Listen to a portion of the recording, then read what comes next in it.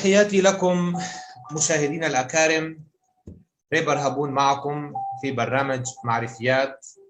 يسعدني اليوم أن أستضيف الأديبة القاصة الشاعرة العراقية زهراء حسن، وهي كاتبة عراقية مواليد النجف 1963. صدر لها لغاية اليوم مجموعة قصصية سنة 2003 بعنوان بطاقة دعوة ليوم زفافي. زواج أجمل امرأة في العالم صدر في عام 2005، وهي عبارة عن مجموعة قصصية.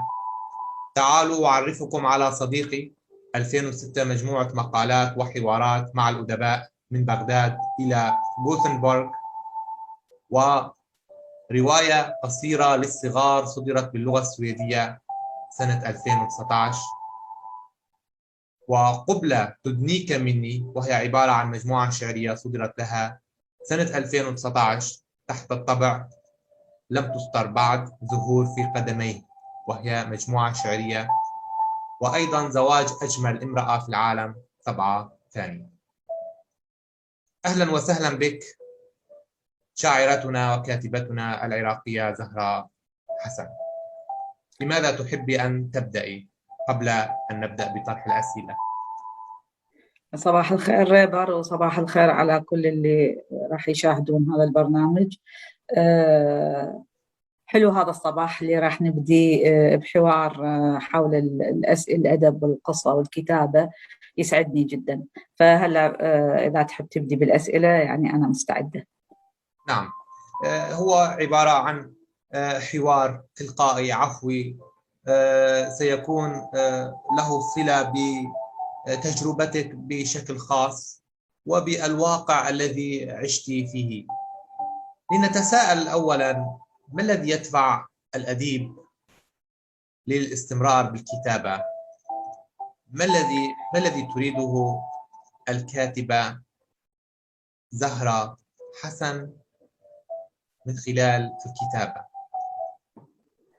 هو الكتابة، الدافع للكتابة دائما إذا كان أكو هناك اتجاه أو فطرة للكتابة يكون موجود دائما أكو دافع. يعني خصوصا في موضوع الشعر أنا مثلا ما أخلي ورقة وقلم وأكتب أبدا.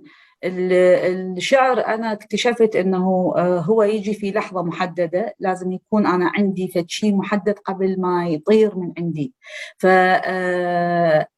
الدافع موجود أساساً، ما أحتاج أي شيء. يعني مثلاً إذا أكون قاعدة بمدرسة أو بمكتب وفجأة صار يعني فد إحساس محدد فأكتب، فيكون أكو هذا الدافع الشعري للكتابة موجود. يختلف الدافع الشعري للكتابة لأنه أنا عن نفسي متأكدة من موضوع الشعر، متأكدة من أنه هو فطرة. يعني أنا فطرت عليها، الشعر فطرة فطرت عليها منذ صغري. يعني من كنت صغيرة كانت أكو أشياء شعرية من حولي، كانت أكو كلمات أقولها يعني إلها علاقة بالشعر. أنت سؤالك عن ما الذي يدفع للكتابة؟ الظلم يدفع للكتابة. الظلم بصورة عامة يخلي الإنسان يريد يتكلم، يبدي رأيه، هذه يقول رأيه. ما الذي يدفع للكتابة هي نفسها الكتابة. أنا ما أقدر يعني أشرح أنه هو شلون ممكن يكون الإنسان كاتب. اللي يدفع للدافع الكتابة لما أنت يعني تتوجه نحو أنه تريد تقول شيء، تريد تبدي رأيك، تريد تكتب بموضوع معين، فيبدي منك أنه أنت تريد تتوجه وتتكلم للعالم، تريد تحدث العالم عن رأيك، تريد تحدث العالم عن الظلم الذي وقع هنا، تريد العالم تشاركك به. هذا جزء من الدافع. الدافع الآخر هو دافع شخصي. اكو دافع شخصي، مثل ما اكو مغني يريد يصير مغني لانه اكو عنده اندفاع للغناء، مثل ما اكو رياضي يريد يلعب كرة قدم لانه هو يعني بداخله هذه القصة، مثل ما اكو محب مثلا للمشي لازم يجي. انا يعني عندي دافع الكتابة انه لازم اكتب، اذا يصير شيء لازم اقول رأيي، لازم اعبر عنه. هذا هو يعني دافع الكتابة ما حولك، أحداثك، حياتك، الفرح، الحزن، الظلم، الحرب، القتل، كل هذا يدفع للكتابة.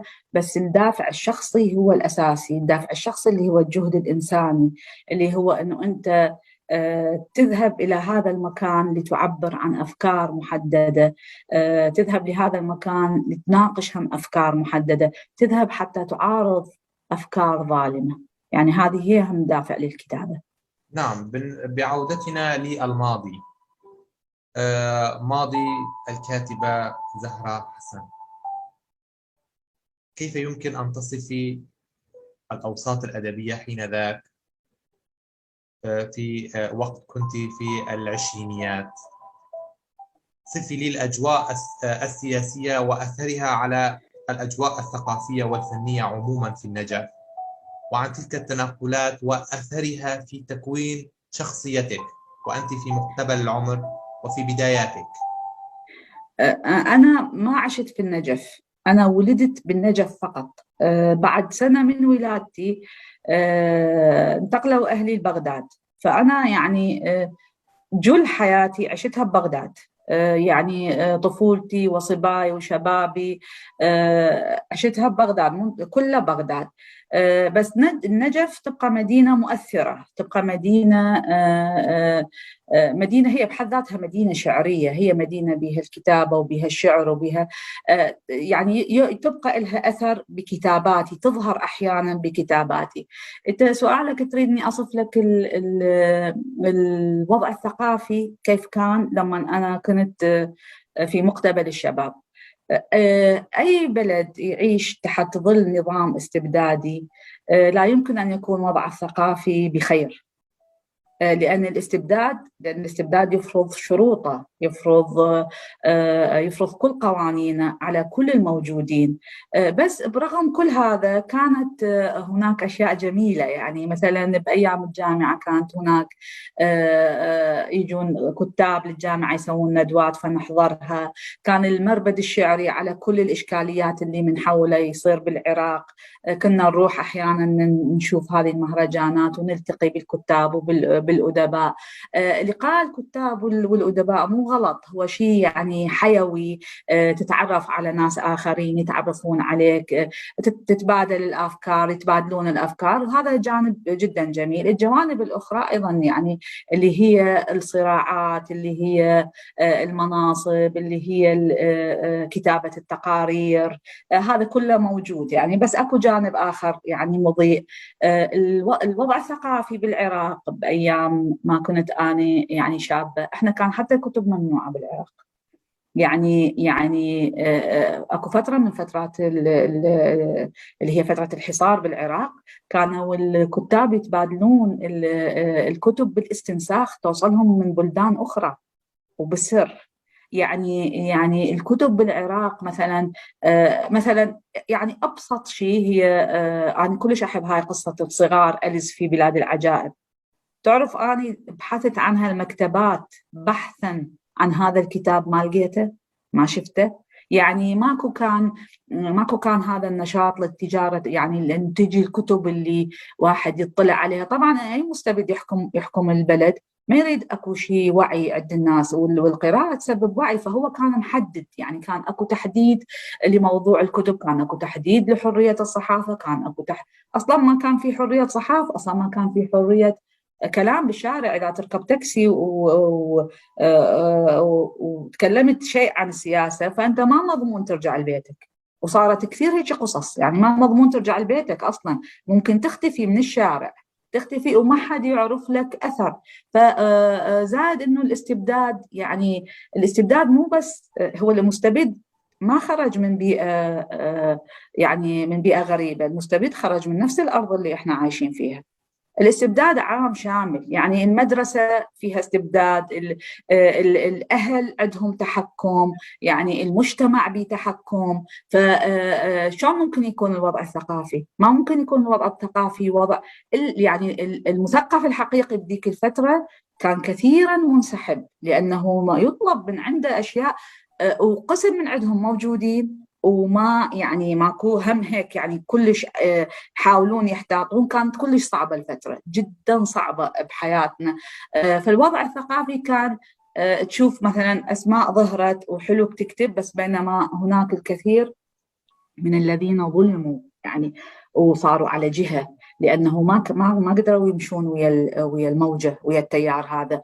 وكانوا كتاب حقيقيين ظهروا يمكن بعد 2003 ظهروا، وكانوا يعني ما وكثير منهم ما نشروا وما بس كتبوا وصمتوا يعني. فهاي كانت موجودة، هيك كان الوسط الثقافي. بس أنا بالحقيقة يعني تعرفت على كتاب جيدين، لا زالت علاقتي لليوم طيبة وياهم. يعني ميسلون هذه صديقتي كاتبة عراقية، لليوم أنا علاقتي طيبة بها. ميسلون كاتبة جميلة أخلاقا يعني. فصديقتي داليا رياض شاعرة، احنا كنا بالجامعة سوا ولحد الآن احنا أصدقاء ونتبادل الأفكار ونتبادل. دنيا ميخائيل كنت أعرفها من العراق، يعني صح هي احنا كل واحد صار بدولة، هي بأمريكا أنا بالعراق، داليا رياض بأمريكا أنا بالسويد، عفوا مو بالعراق، يختلط عندي البلدين.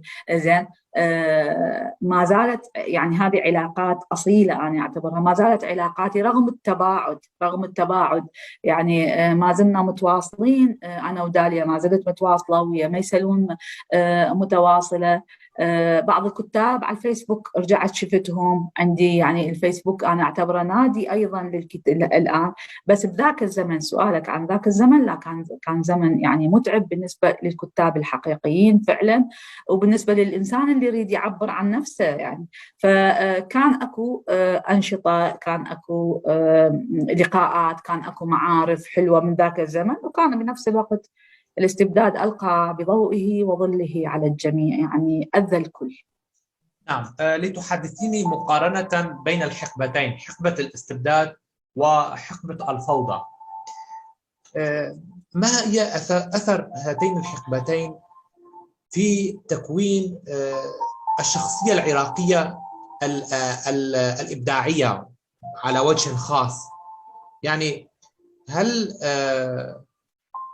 هناك فارق ما بين تلك الفترتين، ما بين الاستبداد والفوضى وأثرهما على الإبداع بعمومه والكتابة بخصوصها؟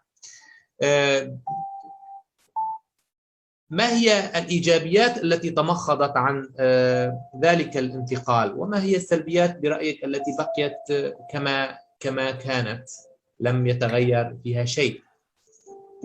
ريبر، أنا عشت بالعراق بس بزمن الاستبداد، يعني بعد 2003 أنا ما كنت موجودة نهائيا. وأنا يمكن إحنا تحدثنا سابقا، أنا جدا أحتاط أن أبدي رأيي في وضع ما عشته، يعني بس أسمع عنه دائما أحتاط. لا، أنا عندي يعني فكرة أنه أنا عانيت منها من كنت أسافر وأقول لهم أنه إحنا كلش تعبانين بالعراق وأنه وضعنا كلش مؤذي، يجيك جواب جاهز يقول لك ليش أنتوا يعني جيدين. فاكتشفت انه الانسان اذا ما يمر بالتجربه، يعني مثل ما نقول النار تحرق رجل واطيها، اذا النار ما حرقت رجل واطيها الاخر ما راح يشعر بكلامك 100% ولا يصدقه. فانا عشت بالعراق فتره الاستبداد، اقدر احكي لك كاملا وبدقه انا شو كانت هذيك الفتره. الفوضى اللي صارت بعدها او ما جرى بعده انا ما كنت موجوده، لكن عندي جواب لكثير يعني من الأسئلة اللي تجي دائما. يقولون شو هسه، مثلا أنا أقول إنه إحنا كان وضعنا سيء، يقولون لنا وهسه. هو إحنا التاريخ الزمن ما منفصل عن بعضه، يعني الحاضر هو مو ابن الحاضر، الحاضر ابن الأمس. يعني الحاضر شنو ابن الأمس؟ يعني الأمس ما تم زرعه راح احنا نحصده بالحاضر. فمدى على مدى العراق ما شاف ديمقراطية حقيقية، العراق ما مر بهاي، العراق يعني مر بأزمنة استبداد كثيرة. فالاستبداد بعد الاستبداد ما راح يجي، ما راح تصير الحياة ورد وربيع. يعني أي مستبد يحكم لمدة يعني 30-40 سنة، بعدها ما راح تبدي الديمقراطية تجي. والديمقراطية اللي اجت هي قسمت، هي مو ديمقراطية طبعا، ماكو ديمقراطية تقسم على أسس طائفية. الديمقراطية تقسم على أساس الإنسان له حق الحياة الحرة الكريمة، أحترمه أيا كان عقيدته وفكره، ماكو اي شيء اخر. يعني اللي اجى هذا صار تقسيم. انا العراق، عند العراق اذا بدي انتخب شخص حسب المنهج تبعه، حسب ما يقدم لي، راح يبني مدارس، راح يغير بالتعليم، راح ما يخلي فقر بالبلد. هذا اللي راح اشوف. انا ما راح اشوف هو من والى من ينتمي. أنا راح أشوف ماذا سيفعل لبلدي. هل راح يحقق البلدي الأمان؟ هذا اللي هذا إحنا ما عندنا، ماكو ديمقراطية جدتي بعد وصفتها فوضى. أنا عن جد ما أعرف شنو أقدر أوصفها، بس أنا كنت أشوف المفخخات بالعراق. يعني يعني أنت شفت العراق شلون صار بالمفخخات يعني. بلا هو هذا وضع غير آمن طول الوقت. الإنسان العراقي يعني عانى الأمرين يعني، وشقى كثيرا، ومعاناته لحد الآن مستمرة. أحد الأسباب موقع العراق الحساس جدا، ولكن حتى إذا موقع العراق هو مو معناتها الناس راح تدفع ثمن. فأنت تقول لي الفوضى الآن، أنا ما أعرف بالضبط شلون أقول لك، بس كل اللي أقدر أقول لك أنا عندي فكرة أنه بعد الاستبداد لا يمكن أن تكون هناك حياة مريحة. لازم أكو فترة من الزمن يدفع الناس ثمن هذه الفترة، يعني مع الأسف يكونون إلى أن يتغير الوضع تماما، إذا أكو هيك فرصة للتغيير، إلى أن تنتهي الأمية، تعليم يصير به ثورة، الاقتصاد يترتب، الاستفادة من الموارد، إقامة علاقات طيبة يعني مع هذا الجوار اللي احنا كل جوار. يعني أنا جيراني هسه، جيراني إذا احترق بيته وما طفيت، ما ساعدته بإطفاء النار ما راح توصل لبيتي. يعني الشرق الأوسط ثروة سياحية، ثروة دينية، ثروة تاريخية، ثروة حضارية. هذه كلها ممكن إذا اتفقوا السياسة والمجتمع، مو بس السياسة لأن الشعب هم له دور، السياسة والمجتمع، ممكن يعني نطلع من هاي الفوضى إذا فعلا هناك فعلا الناس كلها تشكي. يعني أنا اللي التقيت بالعراقيين كلهم ما مرتاحين، كلهم يشكون، يتحدثون عن الكهرباء. يعني اللي هو شهر تموز الحار هسه راح يجي، أو هسه هلا بدأ الحر. يعني تخيل هيك حر الناس ما عندها كهرباء في بلد مثل العراق بموارد غنية. يعني متى تنحل موضوع الكهرباء؟ هذا طبعا أكيد لازم الواحد يحله حتى الناس تكون مرتاحة. فهل هناك فوضى؟ أنا اللي شفته يعني. أنا ما أقدر أدخل بالسياسة، الله أعلم يا ريبر شكو تفاصيل ترتب للبلدان. أنا هذه ما أعلم بها. ما دائما أكو شيء ظاهر بالحياة يقول لا، وأكو بالخلف أشياء كثيرة. هل تعتقدين أن الأديب أو الأديبة يجب أن يتنحى أو تتنحى عن معضلات السياسة؟ ألا تعتقدين أن الإنسان كائنا من كان، أديبا أو سياسيا، هو جزء من الحالة العامة برمتها؟ وهل إلى أي حد يستطيع أن ينأى بنفسه عن الدخول في مواضيع السياسة أو الجدل في التابوهات حتى؟ هو ما ممكن يعني انه الانسان ينفصل عن الوضع السياسي العام او يعيش معزول، لانه السياسه داخله بخبز الانسان، داخله بحياته بكل شيء بكل تفاصيله.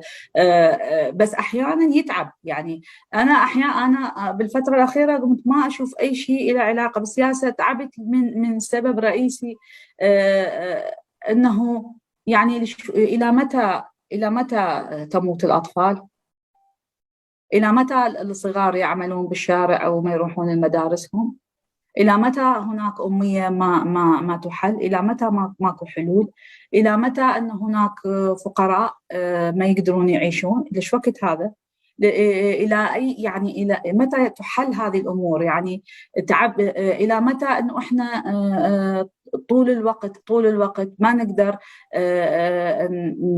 نعرف انه الاختلاف سنة الحياة، مو الخلاف، الاختلاف سنة الحياة. لا يمكن انا اشبه غيري ولا غيري يشبهني، بس المودة والمحبة لازم تكون موجودة على يعني على حتى الاختلافات. لكن إلى متى؟ هل إحنا نقدر ننأى عن السياسة مثل ما أنت سألت؟ هل نستطيع أن ننأى عن السياسة؟ السياسة هي ما ممكن ننأى، لأنه هي داخلة بحياتنا كلنا. أي قرار أي قانون راح يشملني هو قانون سياسي. بس أحيانا ينأى الإنسان من اليأس، يعني من الإحباط، من الأحداث الكبرى المهولة اللي تصير. يعني وأنت لا تستطيع، أنا لا أستطيع أن أمد يدي لأعين. يعني حتى أشعر أحيانا وإذا تكلمت ماذا سيفعل الكلام؟ يعني ما الذي سيفعله الكلام؟ مشاركة. ما الذي ستفعله المشاركة لرعب طفل وصاروخ يجي على بيته، يشوف كل أهل بيته راحوا؟ يعني ايش راح افيد انا هذا الصغير اللي شاف امه وابوه واخته وخواته راحوا هيك بلحظه بصاروخ؟ ايش راح افيد انا هذا الصغير؟ راح اقول له انا حزينه لاجلك مثلا؟ هل انا راح اعيد لعائلته بكاملها؟ يعني الكلام احيانا واحد يصمت لانه الكلام ما يؤدي الغرض امام هاي البشاعه الموجوده بالعالم. فهل احنا نستطيع ان ننأى عن السياسه؟ لا، ما ممكن ان ننأى عن السياسه، بس احيانا الواحد ياخذ نفسه وينعزل لانه يشوف يعني العجز اللي عندنا كبشر. احنا كبشر احيانا عاجزين عن مد يد العون، يعني للصغير للكبير عاجزين احيانا، لانه احيانا ظروف الحياه تخليك بهذا المكان، وما ممكن. لانه مثلا هذا الصغير اللي راحوا اهله بصاروخ هو المسؤول عن اللي ضرب الصاروخ وخلى اهله يروحون بها، المسؤول اللي هذا يعني اللي سوى بهاي العائله هذا الشيء وخلى هذا الطفل يتيتم، هذا هو اللي لازم يتعاقب على هاي البشاعه. ولكن هل هناك يعني عدالة بالحياة مثلا بهاي الأمور؟ ما يعني الحياة تتسم باللا عدالة مع الأسف. بس نحاول نصنع العدالة، نحاول يعني إذا نقترب منها، يعني أحاول الإنسان ما يظلم، وعلى حد قول المتنبي والظلم من شيم النفوس. يعني إذا نحاول الواحد ما يظلم حتى على الأقل يساعد ببناء عالم جميل، يعني عالم مليء بالخير. إذا يعني الشر طغى في العالم يعني بصورة واضحة كلش. فأنا يعني لا أعتقد أنني سأنأى عن السياسة داخلة بحياتي بالكامل، ولكن أحيانا أنا أنعزل لأنه أشعر بالعجز، أشعر أنا عاجزة عن فعل أي شيء. نعم، لفتتني مقولة كتبتها على صفحتك، تقولين فيها: تكتب لك الحياة قصتك، فإذا أضفت عليها بهاراتك لتغير بالقصة وتقود دفتها، ستتدخل لتجعل القصة كما تريد هي، كما تريد أنت، الحياة المستبد الأعظم. ما هي الدواعي التي جعلتك تكتبين بهذه الطريقة؟ هل تعنين القصة كفن؟ أنك إذا أردت أو إذا أراد الإنسان كتابة قصته فإن الواقع سيلزمه بما لا يريد، أو أنه سيكتب ليتحدث عن هذا الواقع وليحيلنا لنتيجة أن الحياة هي المستبد الأعظم. حبذا لو أزلت الغشاوة عن هذه الجملة التي كتبتها، قد لا تبدو واضحة كثيرا، أو سيكون الغموض بكل الأحوال. رابر، إحنا كل واحد عنده قصة حياة. نعم. يعني أنت عندك قصة حياة، أنا عندي قصة حياة، أصدقائك عندهم قصة حياة، والدتك قصة حياة، والدك قصة حياة، والدي قصة حياة، والدي يعني ولد وعاش وتربى وراح للمدرسة، أكو قصص. هاي قصة الحياة. قصة حياتنا إحنا، قصة حياتنا أحيانا مو إحنا نقررها، تقررها الحياة. ليش أنا أقول الحياة المستبد الأعظم؟ يعني إذا أنا مثلا، خلينا نقول إذا أنا مثلا كان واحد من أحلامي ببساطة أن أدرس بلندن، زين، أنا أدرس بلندن، أكمل دراستي بلندن. المانع شو؟ المانع شو هو؟ المانع أنه أنت بنت ما ممكن تسافرين وحدك وتعيشين وتدرسين هناك بلندن وحدك. هذه يعني هذه القصة، هذه قصة الحياة. أنا مثلا لو كان قراري أستطيع هذا القرار أقرره، كان رحت درست وقررت هذا القرار. بس أكو بهاي قصة الحياة من قرر لك. هم قرروا، والحياة أيضا منعت أن يكون كان أكو ظرف بمنع من السفر للعراقيين كلهم. بالحرب العراقية الإيرانية كان السفر ممنوع على العراقيين كلهم. زين. فهذا الظرف من يكون موجود، إذا الحياة دبرت لك هذا الموضوع. الحياة دبرت، استبدت بحلمك، الحياة استبدت بحلمك وما حققت لك إياه. الحياة تعطيك أمل، تقول لك عيش على الأمل، تنطيك وتعيش أنت على الأمل وتسعى إلى هذا الأمل. طبعا أنا لا يعني هنا أنا ما أقول إنه أكو يأس، لأنه أنا هواية أشياء من حياتي أنا قررتها وقدرت أتحكم فيها وصارت زين، وهواية أشياء ما أقدر أتحكم فيها وما صارت. فالأمل تعطيك إياه، تجيب لك الأمل لحد عندك وبعدين تسرقه من عندك هذا الأمل. هذا استبداد من الحياة. يعني أنه يكون حلم الإنسان اللي مثلا تزين له الحياة، أنه مثلا تزين له الحياة أنه هذا السفر إلى هذا المكان من العالم راح يكون جنة الدنيا. زين، تزين له الحياة، هذا شيء. لكن هو من يجي لهذا المكان بالعالم ما يشوف هذا المكان جنة الدنيا، يشوف هذا المكان بهواية أشياء هو ما كان أصلا كان حلمه يريد يسوي هواية أشياء بس ما قدر.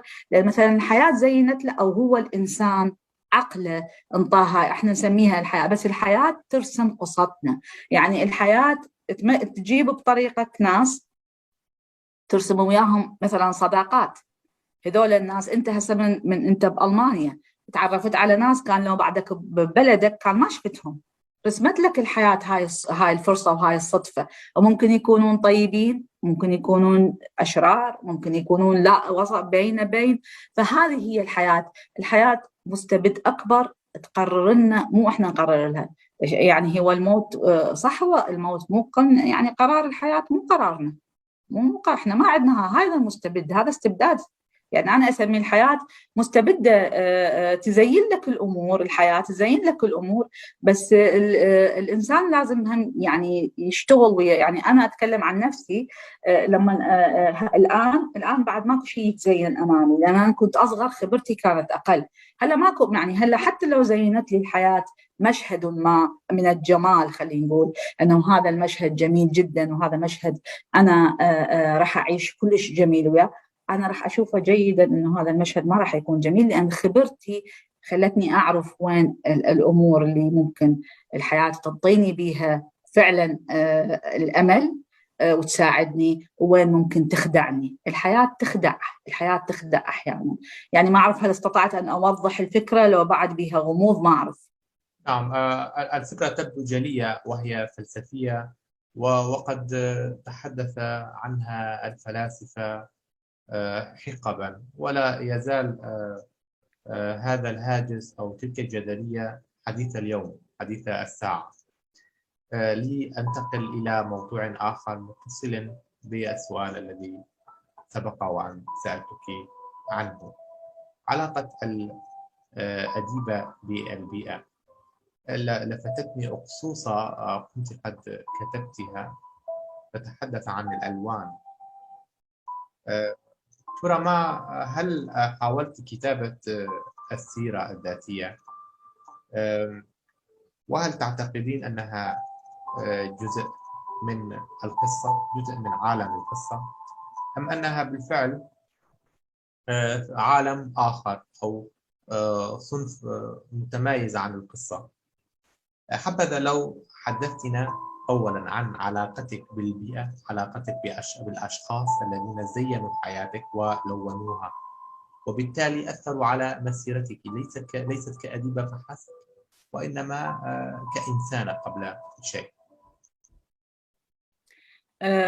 يعني البيئة اللي تقصدها، أنا عشت ببغداد، من كنت صغيرة في بيت من أم وأب وسبع أخوات، يعني خمس بنات وولدتين، أنا أصغر الأخوة والخوات. فعشت بهذه البيئة. والدتي أمية لا تقرأ ولا تكتب، ولكنها واعية كثيرا، يعني عندها وعي بكثير من الأمور. أنا هواية كتبت عن أمي، اسمها مناسك. عندها وعي بكثير من الأمور. واحد من الأشخاص اللي لعبوا دور كبير بحياتي هي الوالدة. أمي أتصور هي من عائلة نسائها يعني يرتجلون الشعر، يعني هيك ارتجالا. أنا عندي عودة على للشعر، لذلك أنا أعتقد الشعر جزء من عنده بحياتي، وراثي يعني فطري وراثي. فالوالدة رغم الأمية كانت يعني إنسانة تحب أن تقرأ، وعندها جوع للقراءة كبير. فدخلت محو الأمية ودرست وتعلمت ونجحت، لكنها لم تستمر بالقراءة. بس اللي كان الأثر الأكبر لها أنه كانت تساعدني ماديا بشراء الكتب، وكنت أقرأ لها الشعر الذي أكتبه، يعني اللي هو كان في زمن يمكن في زمن بدايات 15 سنة. تعرف الواحد يكتب أحيانا خواطر يعني. فكنت أقرأ لها الشعر اللي كنت أكتبه، كانت أشعار عن يعني الحب. شو يكتب الواحد من هو صغير؟ زين. فالوالدة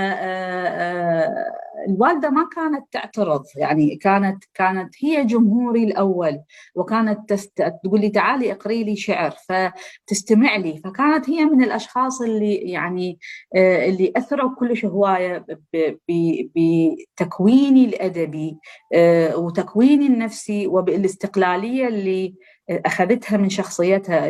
أمي رغم أميتها لكنها كانت امرأة مستقلة، شخصيتها جدا مستقلة.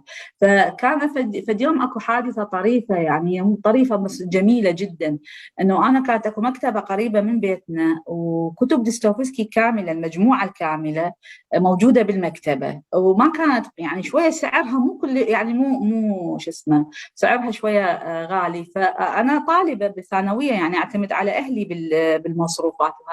فرحت لأمي قلت لها احنا نقولها، قلت لها يما أريد أشتري كتب ديستوفسكي. والله جدتي جابت فلوس وانطتني إياها الفلوس، وقالت لي روح اشتري كتب. بس قالت لي هالشكل يما زهرة، أنا أنطيش فلوس تشترين كتب، بس خاف لا تروحين تتخبلين من القراية. انت تعرف هوايه اكو هاي الفكره انه اللي يقرا يصير مجنون او شيء. فهي يعني هذا اللي هذه يعني هذا رحت اشتريت المجموعه وجبتها للبيت. يعني سعيده انا بهذا المشهد اللي صار. احد يعني واحد من اهم اسباب تكويني الادبي والفكري هي والدتي التي لا تقرا ولا تكتب، يعني امي. هذا الجانب اللي اثرت به. جانب الوالد، الوالد كان يومي العصر. الوالد دارس يعني منتدى أدبي بالنجف، ما يعادل، يمكن ما يعادل الثانوية، يعني رياضيات، قراءة وكتابة، ما أعرف علوم، ما أعرف بالضبط شلون، بس هو كان يحدث يعني كان أكو قبل المدارس هذا الشكل اسمه منتدى أدبي.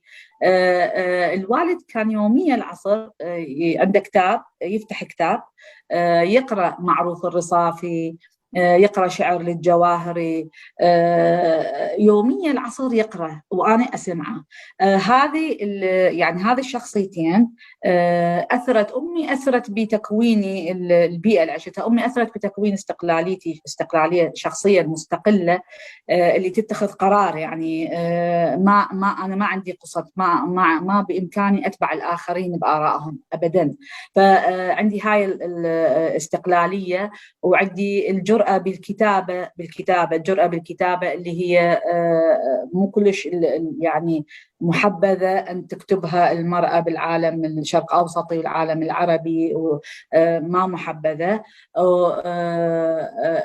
الوالد هذا أخذت، يعني أنا أخذت الاستقلالية من الوالدة، بس الجرأة أنا كونتها، أنا بنيت نفسي بيها. الوالد أخذت من عنده هذا الجانب الإنساني. والدي رحيم جدا، عطوف على الناس، مساعد للآخرين. هذا الجانب الإنساني اللي عنده. يعني المدرسة، خلينا نقول المدرسة اللي الأولى بحياتي كانت مدرسة الأب والأم. أنه مساعد رحوم، زين، عنده ضميره جدا عالي. هذا الجانب الأول اللي من حياتي، اللي كون زهراء حسن، كون شخصيتها. الجانب الآخر النجف، مدينة النجف. من كنا نروح للنجف بيت جدي لأهل أمي مو لأهل أبي. أكو بالنجف سراديب لأنه مو حارة الدنيا كلش، فينزلون بالنجف مدينة صحراوية حارة بالصيف، فينزلون للسرداب لأنه يكون بارد. السرداب تحت الأرض يصير، يعني مكان تحت يعني خلينا نقول طابق أرضي تحت يعني طابق، ما أعرف شلون يسموه، بس هو اسمه السرداب، يكون بارد جدا. أكو بهذا السرداب البيت جدي بالنجف مكان هشكل فد زاوية مهجورة منثور عليها كتب.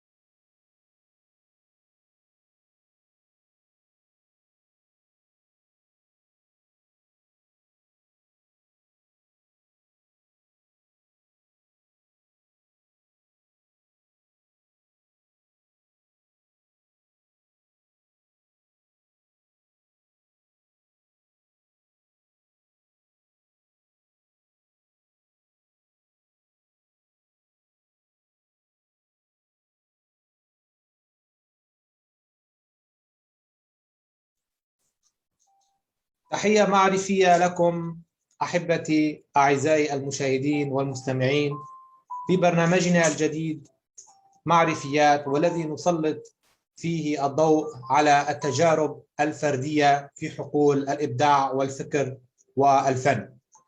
يسعدني الترحيب اليوم بالشاعرة التونسية حنان عباسي، وهي من مواليد تونس 1978، ولها اشتغال في حقل الرياضة، حيث كانت تمارس ألعاب القوى وحازت على البطولة على المستوى التونسي والعربي، وهي تدرس اختصاص علم النفس وتمارس المسرح كممثلة وكمؤلفة، ولديها ديوان جديد نباركها عليه، وهذا الديوان بعنوان كافرة بهم. نرحب بك مجددا، وأود أن أسألك من أنت إذ ما سئلت من تكونين، فبماذا تعرفين العالم عن نفسك؟ حنان، مرحبا. أولا ريبر، شكرا على الدعوة، شكرا على هذه الفرصة للمحاورة ولمشاركة ما كتبت. تقريبا أجد صعوبة شديدة في التعريف عن نفسي، وهو من الأسئلة التي أتجنبها كثيرا في كثير من اللقاءات، حتى ولو كانت لقاءات بسيطة مع أناس غرباء.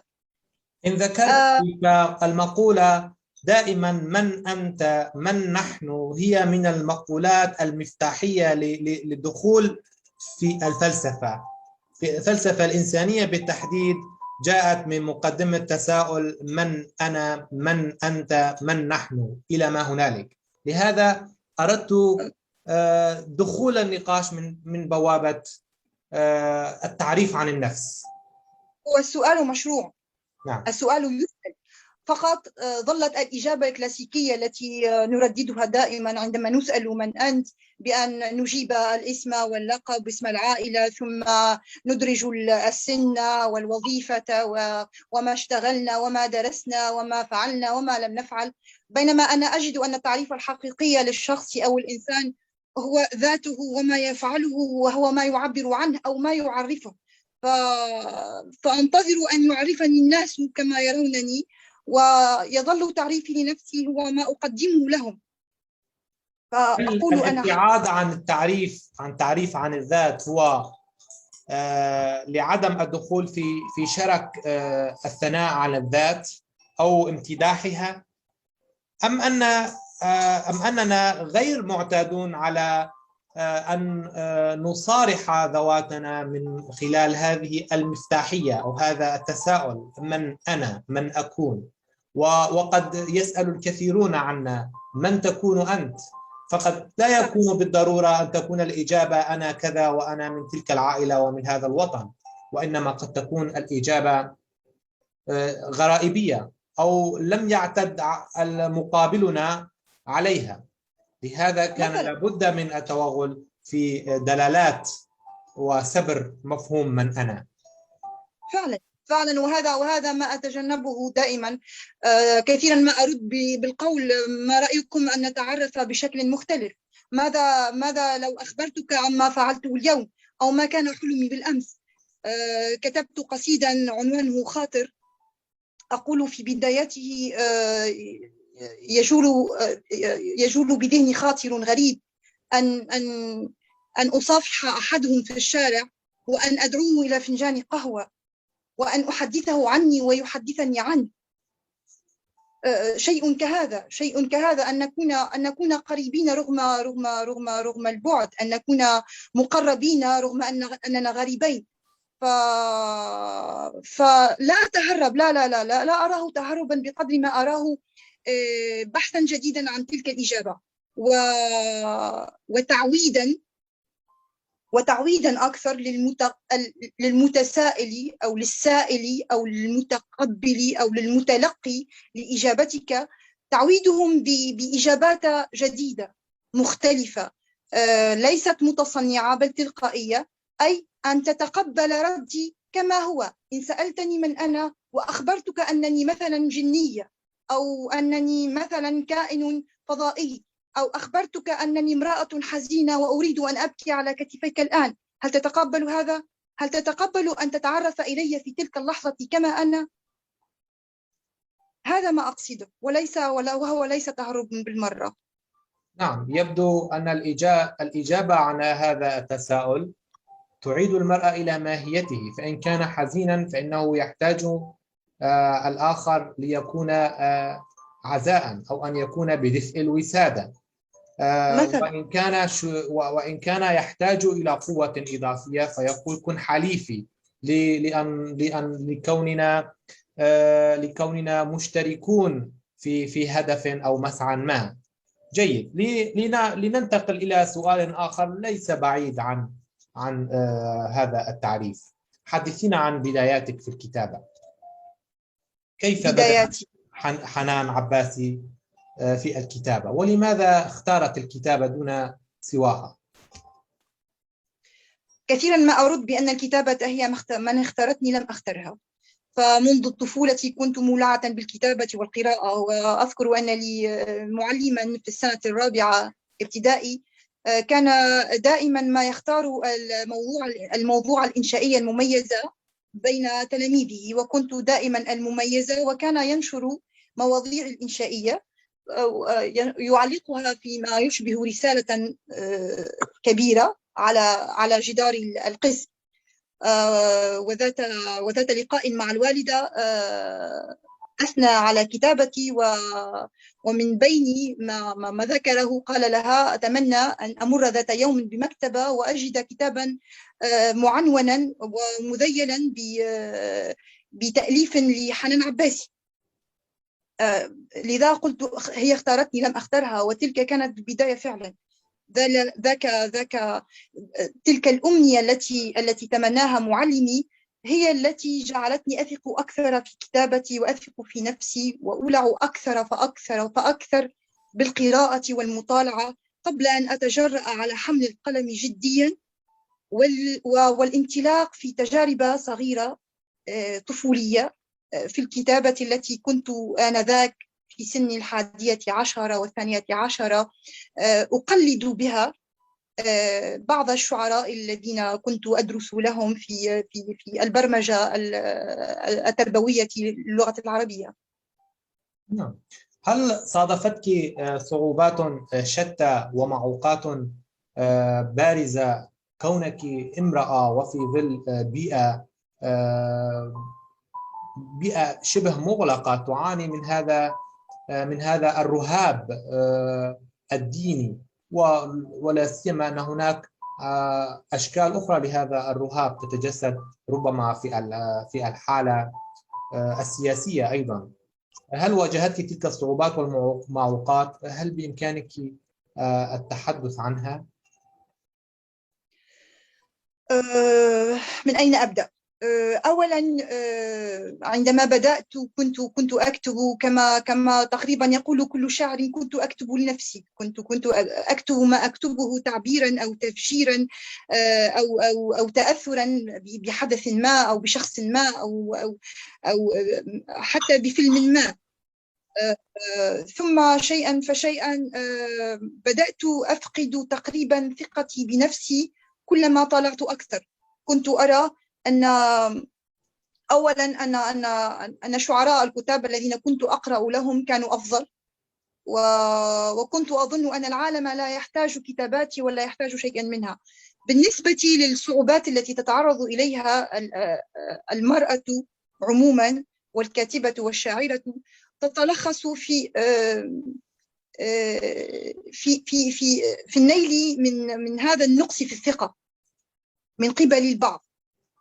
أذكر أن شاعرا ذات مرة أخبرته أنني أريد أن أنشر كتابا، فنصحني بقوله: لا تكتبي ولا تنشري. ما لم يشجعني بالمرة، بالعكس. عندما أخبرته أنني مترددة قال لي: إذن لا تواصلي وافعلي شيئا تثقين أنك تتميزين فيه.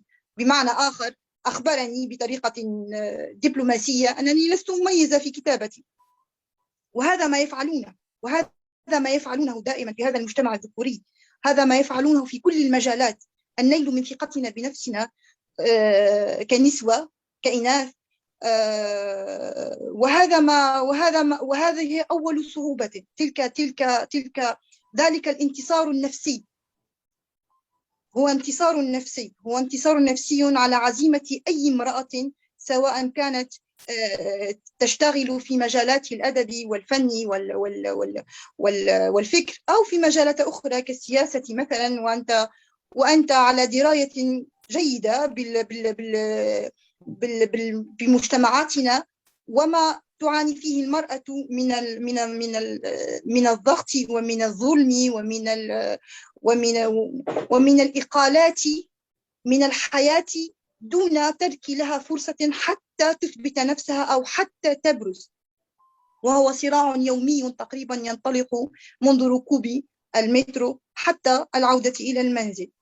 فككل امرأة عانيت من هذا طبعا، عانيت منه، وعانيت من الفكرة التي علي أن أتقبلها لهذا المجتمع، من هذا المجتمع، الفكرة التي يفرضها علي كامرأة، أي يجب أن ألبس كذا وألا ألبس كذا، أن أتحدث في كذا وألا أتحدث في كذا، وأن أحب فلان وألا أحب فلان، أو أن أحب ذاك الشيء أو لا أحب غيره.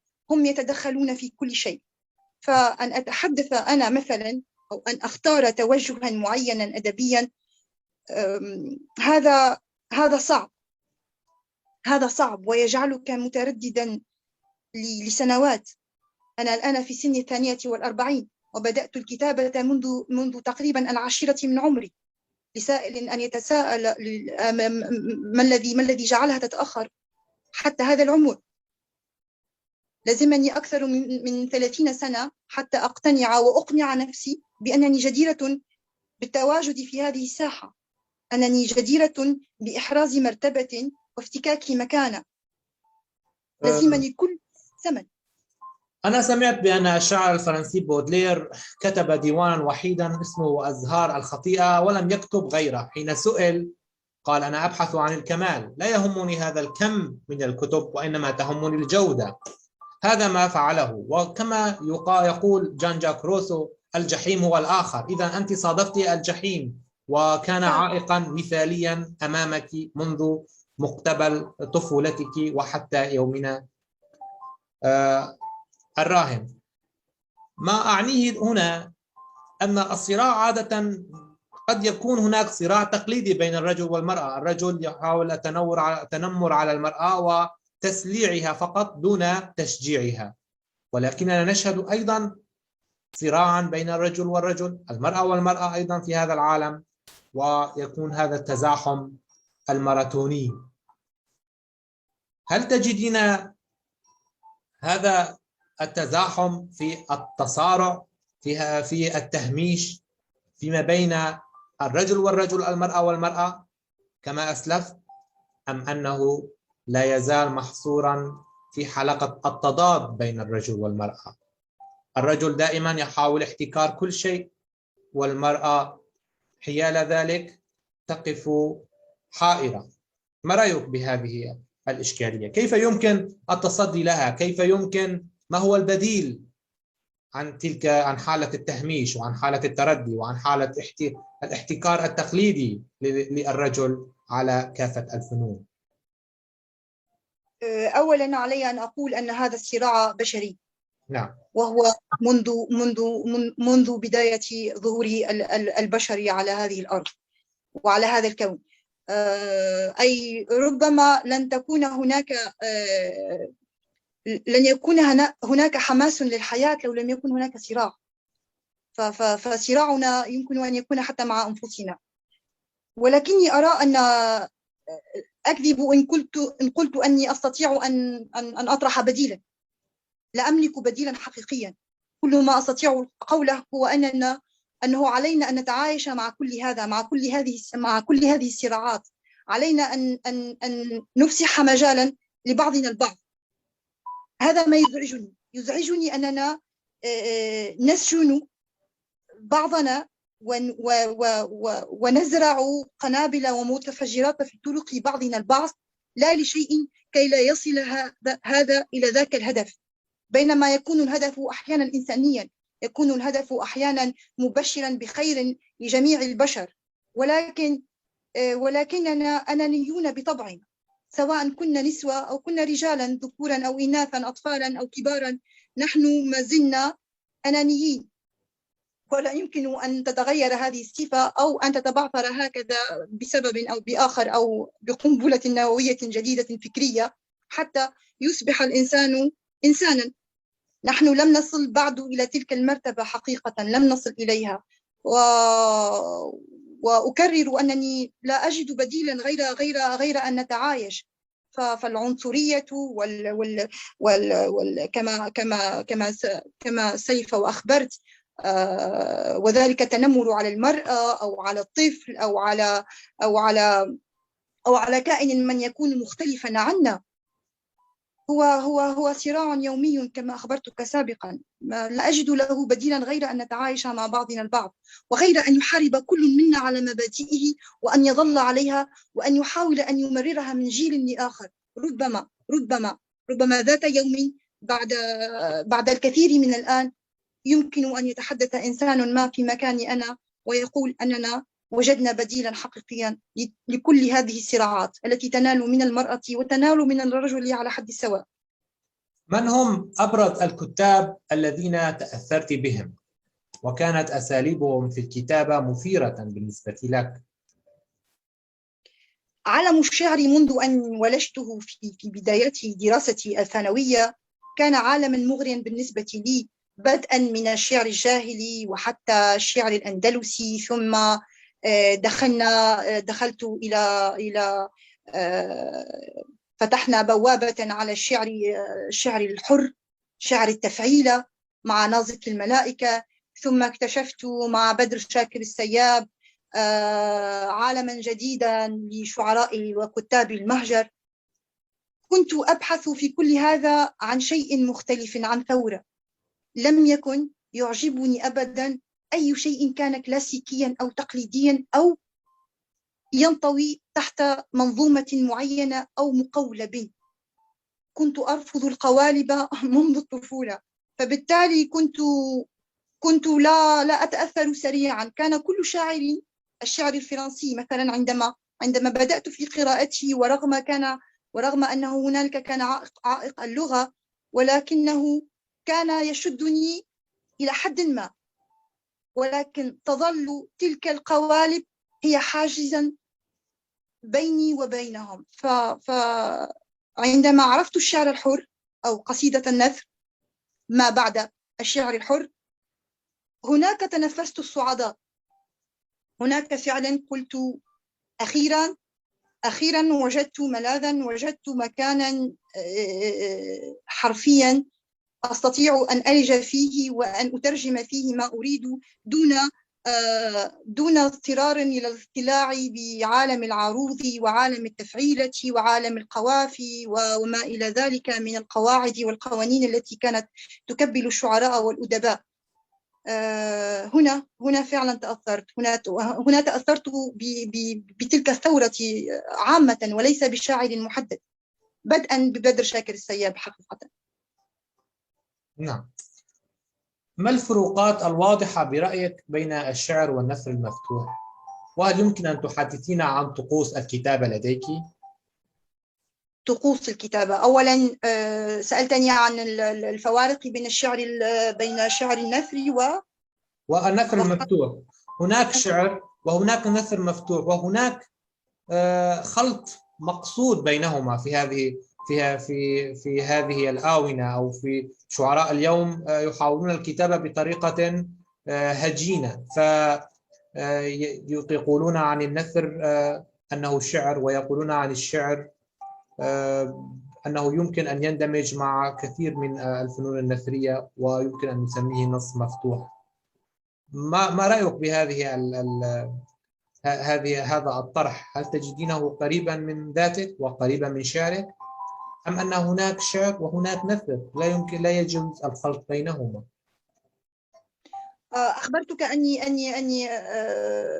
أني أكره القوالب وأكره القوانين أو أكره كل ما قد يفرض على المبدع عامة، على المبدع ليس على الشارع، على المبدع عامة. إن كان مبدعا حقيقيا فسيكون مدفوعا بالخلق، سيكون لديه رغبة فعلية في أن يخلق كائنا فكريا أدبيا جديدا. الصراع أراه كيف أخبرك، أراه غير جدير فعلا أنا شخصيا باهتمامي. فالنص النثري هو نص أدبي أو هو فن في حد ذاته أدبي، له أيضا لا نقول قواعد ولكن له مميزات وخاصيات. فليس من الصعب تحويل نص نثري إلى شعر، إلى قصيد نثري، وليس من الصعب فعل العكس، أي تحويل القصيد نثر إلى نص نثري. التحدي هنا هو أن تخلق تناغما بين المعاني بين المعنى والمبنى. فقصيدة النثر ليست قصيدة هجينة، وليست قصيدة حقيقة لا تطبق قواعد معينة. فهناك دائما يظل الجانب الإيقاع، جانب الإيقاع الموسيقي، وجانب الصورة الشعرية التي يجب أن تتوفر في القصيد كما في باقي مدارس الشعر الأخرى.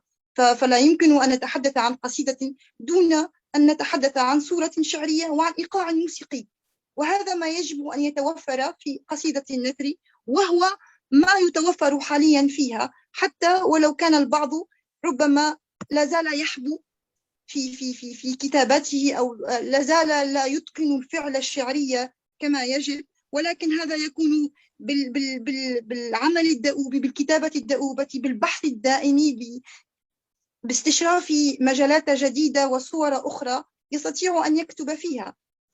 أنا شخصيا لا أقول أنه لا يعنيني بقدر ما أقول أنني لا أهتم، فعلا لا أهتم. أنا أكتب ما أشعر به، وأكتبه بالطريقة التي أحسها وأشعر أن القارئ أو أن المتلقي قادر أن يفهمني. هذا المهم. المهم أن يفهمك الشخص الآخر، المهم أن تبلغ رسالتك، المهم أن تكون في تواصل دائما مع ذاك القارئ أو ذاك الآخر الذي قد لا يكون متبنيا أو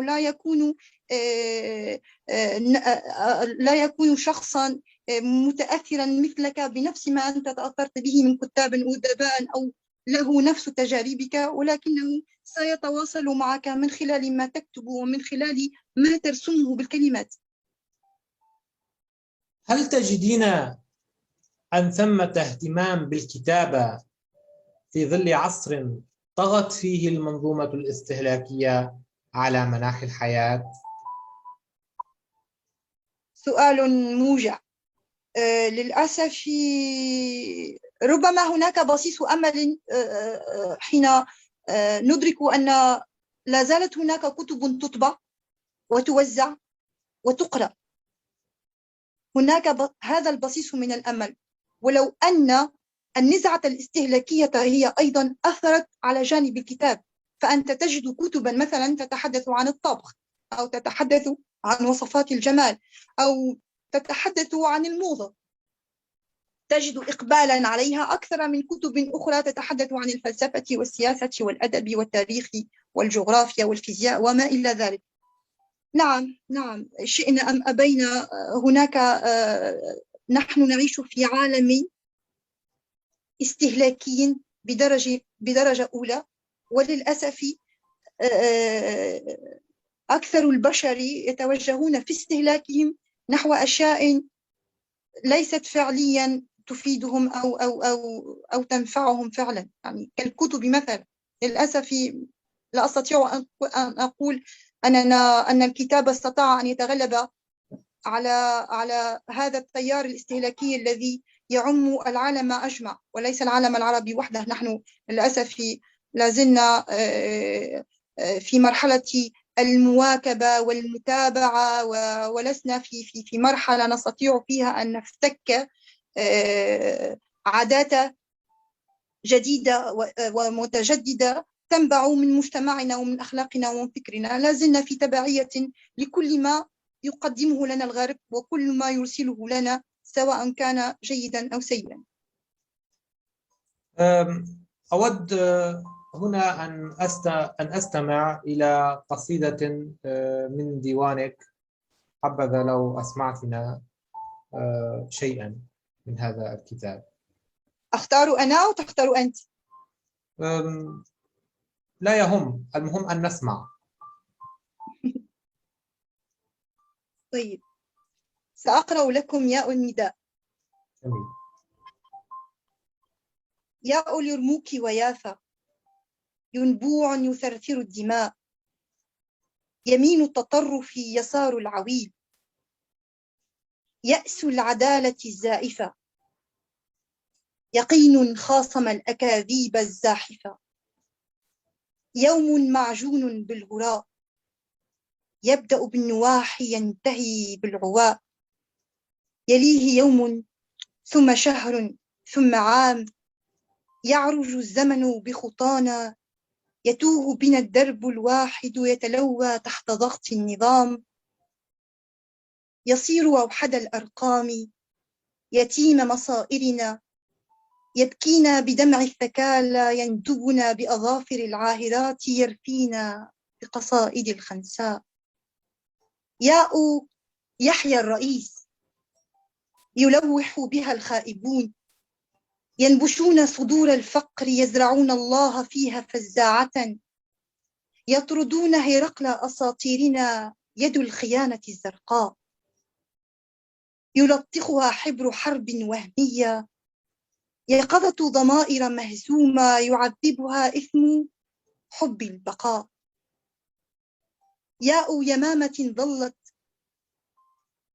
ظلت سربها يخونها الاتجاه، ياء يمامة ظلت سربها يخونها الاتجاه، يلقيها أسيرة قضبان قزحية، يأتي صوتها المبحوح ضيف حزنها، يبيت الدمع في صمتها، يعزفه الليل سيمفونية حالمة، يطير جناحاها، يرفرف قلبها بعيدا، حرة حرة، يطلع النهار تسجن السماء، يوسف يصبح ظالما عندنا، يعقوب يبصر قبحنا، يا ذئب يا ذئب هيا امرح بيننا، يا ذئب هيا امرح بيننا، يلعب شعبنا ها هنا دور المظلوم، يتقن ذاك الدور بكل الرياء. شكرا.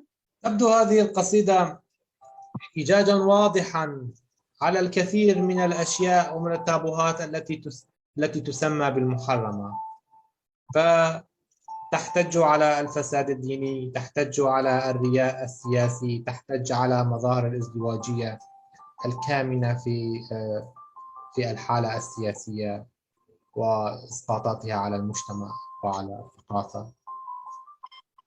يبدو أن هذا الديوان مثير للجدل وبحاجة إلى صبر جاد. ربما. وأنا أتمنى أن يأخذ هذا الديوان حقه، كونه تأخر لكنه حين جاء كان صدمة فكرية. وأنا لا أبالغ هنا لأني أثق بإمكاناتك وأثق بما لديك، ورأيي هذا نابع عن ثقة. ولهذا كانت هذه القصيدة تجعلنا نتوقف عن كثير من الأسئلة. لماذا اخترت هذا اللون في هذا الديوان؟ هل جاء هكذا نتيجة ظروف قسرية مررت بها وحالت دون أن تبرزي كأديبة منذ زمن، وحين تأخر هذا الموعد مع التجلي فاحت من كلماتك كل هذا الاحتجاج، كل هذا الغضب؟ حبذا لو تحدثت، ولو أن هذا الحديث فيه شجون ووجع بالنسبة لك، لكن من المهم والمجدي أن يتعرف القراء على هذا الوجع كي يعتبروا منه؟ حقيقة نحن نتاج كل ما يحدث لنا، كل ما يمر في حياتنا، كله فرح، حزن، ألم، سعادة، كله، ونحن نتاج كل ذلك. تأخرت لأنني برغم أنني امرأة متفائلة جدا، أنا إنسانة متفائلة جدا جدا جدا، وفعلا برغم أن الكثير يقرؤون لي يخبرونني دائما بأنني سوداوية، ولكنني دائما ما أخبرهم أن هي تلك الحقيقة. أنا لا أكتب كذبا، لا أكتب شيئا وهميا، هذا ليس خيالا، هذا واقع، هذا واقعنا. وإن لم نضع إصبعنا على الداء وحاولنا أن نبحث عن الدواء فسنظل حيث نحن في هذا الكم الهائل من السواد. تأخرت لأنني وصلت لمرحلة في حياتي، مرحلة ما من حياتي بلغ بي اليأس حد القناعة بأن الكلمات لن تغير شيئا، لن تفعل. كان لي زميل دراسة كان متحمسا جدا للحرب، وتغيرت طرقنا حيث اتجهت أنا إلى علم النفس بينما اتجه هو إلى دراسة الحقوق. وكان ما يؤكد أن هذا، وكان دائما يخبرنا بأن هذا المجتمع لن يتغير إلا قسرا، إلا بالقوة، وأن الكلمات لن تفعل شيئا، أن الحديث لن يفعل شيئا ولن يغير شيئا. وكنت أضادده وأخاصمه وأخبره دوما أن هذا المجتمع سيتغير، سيفعل، سيستمع يوما ما إلى الحقيقة، وستفتح عيون هؤلاء البشر على الحقيقة وذات يوم سينهض الناس من نومهم هذا، من سباتهم الذي طال، سباتهم الفكري والأخلاقي. وكان يخبرني دائما أنني مخطئة، وأنه هو على حق، وأن على هذا المجتمع أن يصحو ذات يوم على حرب عظيمة حتى يتغير. إلى أن اقتنعت، فعلا اقتنعت أن لا شيء يغيرهم. لكن تقول، ربما تتساءل، ما الذي غيرك الآن؟ ما الذي جعلك تقتنعين ربما أن ديوانا كالديوان هذا قد يغير شيئا؟ ربما لأني وجدت الكثيرين اليوم تجرؤوا أيضا على البوح بأفكارهم بعد الثورة. لا يمكن أن ننكر أن بعد الثورة التونسية تغير الكثير على الساحة الثقافية والأدبية والفكرية والاجتماعية التونسية، ثم العربية، ثم حتى في علاقتنا بالعالم وبعلاقتنا بالآخر. فربما أبواب الحرية فتحت أكثر، ولو إنها كانت مواربة قليلا لم تفتح على مصراعيها. نحن نعيش في كنف حرية بين ظفرين زائفة لم تكتمل بعد، وكأنها رضيع ولد قبل أوانه، لا زال في تلك الآلة تحت النظام الحيوي، ما زال يعيش بالأسلاك حتى يمكنه أن يتنفس أو يمكنه أن يواصل حياته. الثورة لا زالت، فلما لا؟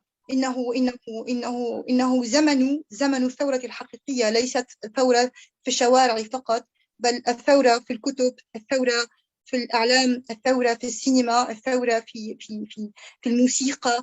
وهذا ما نشهده فعلا ريبر، هذا ما نشهده حاليا في العالم أجمع. فلما لا نكون؟ هل الثورة الذهنية في تونس بدأت؟ لا سيما أن الكثيرين ينظرون إلى التغيير من زاويتهم. تعقيبا على ما كان يدور بينك وبين صديقك في الجامعة، وكان يرى أن التغيير لابد أن يحدث بالقوة. الإسلامي أيضا يرى أن التغيير لابد أن يحدث بالقوة، وأن التغيير بالنسبة لديه هو الحالة الإسلامية. والليبرالي يرى أن التغيير هو الليبرالية، والماركسي يرى أن التغيير لابد أن يكون أن يمر من قالب هذه هذا الفكر الماركسي وهلم جرا. إذا كان كل امرئ يؤمن بالتغيير بهذا بالقوة بالعنف، ألا يعني ذلك أننا نعيش الفوضى باسم الثورة أو الاستبداد المضاد باسم الثورة؟ أنت لخصت المشكلات جميعا، لخصتها فعليا، لأن هذا ما يحدث واقعيا، هذا ما يحدث للأسف، هذا ما يحدث. الصراع الآن لم تعد، كان من قبل كان هناك تفاوت في الصراعات، فتجد الماركسي يتحدث بلغة المثقف الواعي، بلغة المفكر، بلغة ذاك الشخص الإنسان الذي يبحث لمجتمعه عن حلول ويحاول أن يمد يد العون له. الآن أصبح الجميع وكأنهم في ذاك الصراع الذي تحدثنا عنه سابقا. هذا ما نعيشه الآن، صراع من أجل ماذا؟ لا أعلم. إن كان من أجل مصلحة هذا المجتمع فلا مصلحة للمجتمع فيما يحدث. لا أجد إلا أن الجميع يلهثون حول مصالحهم الشخصية. أصبح الجميع يحاولون أن يثبتوا وجهات نظرهم بالقوة، قسرا، تعسفا، تعصبا. هذا ما يحدث، ومجلس نوابنا أكبر دليل على هذا. ذاك المسرح المفتوح على مصراعيه للجميع وللعالم أجمع ليشهد ما وصلنا إليه وما أوصلتنا إليه هذه الثورة التي أصبحت فورة، أو فورة كما ربما يشبه بفورة الحليب. عندما يفور الحليب ويسقط، ينقص من الإناء الكثير ولا تجد له طعما، أو عندما تفور القهوة. هذا أشبه تمثيل، أقرب مثال أستطيع أن أصف به هذه الثورة التي أصبحت فورة عمت وأغرقت الكثيرين، ولكنها لم تبلغ بنا بعد لذاك المرفأ الذي تمنينا، أو الذي حلمنا والذي انتظرنا أن نبلغه عندما ظننا أن ثورة اندلعت في تونس، وأن هناك فعلا مستقبلا فكريا وثقافيا واجتماعيا وسياسيا واقتصاديا ثريا جدا قد يغير حياتنا بشكل كبير. هذا لم يكن. هل كانت فترة ما بعد الرئيس السابق زين العابدين وتولي المنصف المرزوقي الحكم في تونس، كيف يمكن أن تصفي فترة حكم المرزوقي؟ كل الفترات أصبحت الآن طي تاريخ شبيه لا يتغير كثيرا، جميعهم متشابهون تقريبا، يعني بتفاوت طبعا. صدقني لا يمكن أن أتحدث عن فترة المرزوق لأنه لم يكن فيها إنجازات، لم يكن لنا رئيس فعلي، لم يكن لنا رئيس. كان يشبه في ذاك الوقت بالكراكوز. نعم. للأسف أيمكن أن تتصور أن يطلق تشبيه كهذا أو تسمية كهذه أن تطلق على رئيس دولة؟ لا يمكن أن تتصور هذا. لتفهم إذن أنه عندما يطلق شعب أو يطلق شباب هذا الشعب، لأن تسميات هي وليدة فكري ورأي هذا الجيل أكثر منه هو تقريبا على الفيسبوك وعلى الانستغرام وعلى كل على التواصل الاجتماعي. هناك تجد الشباب يتبادلون كل التسميات وكل الآراء وكل الأفكار، فلا يمكن أن أتحدث عنها كأنها لم تكن، كأنها لم توجد، كأنه لم يكن لنا رئيس. للأسف منذ وضع الحزب الإسلامي يده على هذه الدولة لم يعد يمكننا أن نتحدث عن إنجازات رئاسية أو وزارية. هذا رأيي على الأقل، هذا ما أراه، وهذا ما أعايشه كمواطنة تونسية تنتظر منذ الثورة تغييرا ولو بسيطا على جميع الأصعدة. لا تغيير، للأسف لا تغيير. هل هل لعلاقة تولي المرزوقي الحكم بعد زين العابدين له علاقة بحيثيات توغل الإسلاميين للسلطة؟ لا أستطيع أن أجزم بهذا. أنا كأي مواطن تونسي استغربت جدا دخول الإسلاميين لتونس، لأن الكثير منهم كانوا منفيين بقرارات قضائية، فلم يكن مرورهم أو دخولهم إلى هذا البلد سهلا، ولم يكن لهم أن يدخلوا هذا البلد أصلا. كيف دخلوا؟ كيف وصلوا؟ كيف ارتقوا السلم السياسي بهذه السرعة؟ هذه كلها حيثيات وأحداث صدقني لا أستطيع أن أجزم فيها معرفة أو علما، ولكني إلى اليوم أتساءل كأي مواطن تونسي، لو زرت هذا البلد يوما وتحدثت مع أي مواطن عادي، ليس عليك أن تتحدث مع مفكرين أو مثقفين أو فاعلين في المشهد السياسي، يكفي أن تتحدث إلى مواطن عادي ليبثك كل تساؤلاته والكم الهائل من الاستفهامات التي تحوم حول وجودهم، حول أسباب وجودهم وكيفية وصولهم إلى الحكم. لا نفهم هذا إلى حد الآن. إذا ننتقل الآن إلى سؤال آخر. فالسياسة ومتاعبها قد ترهق رهافة حس الإنسان الشاعر أو الأديب، رغم أن الأدب يدخل في كل المسارات، والأدب تعبير عن التغيير ولكن بصورة العلوم الإنسانية. هل ينبغي على الأديب أو الأديبة أو المبدع عموما أن تكون لديها علاقة بالإعلام والمنابر الصوتية والمرئية، بخاصة في زمن تعدد وسائل التواصل الاجتماعي؟ أستطيع أن أجيبك إجابة نعم نعم نعم،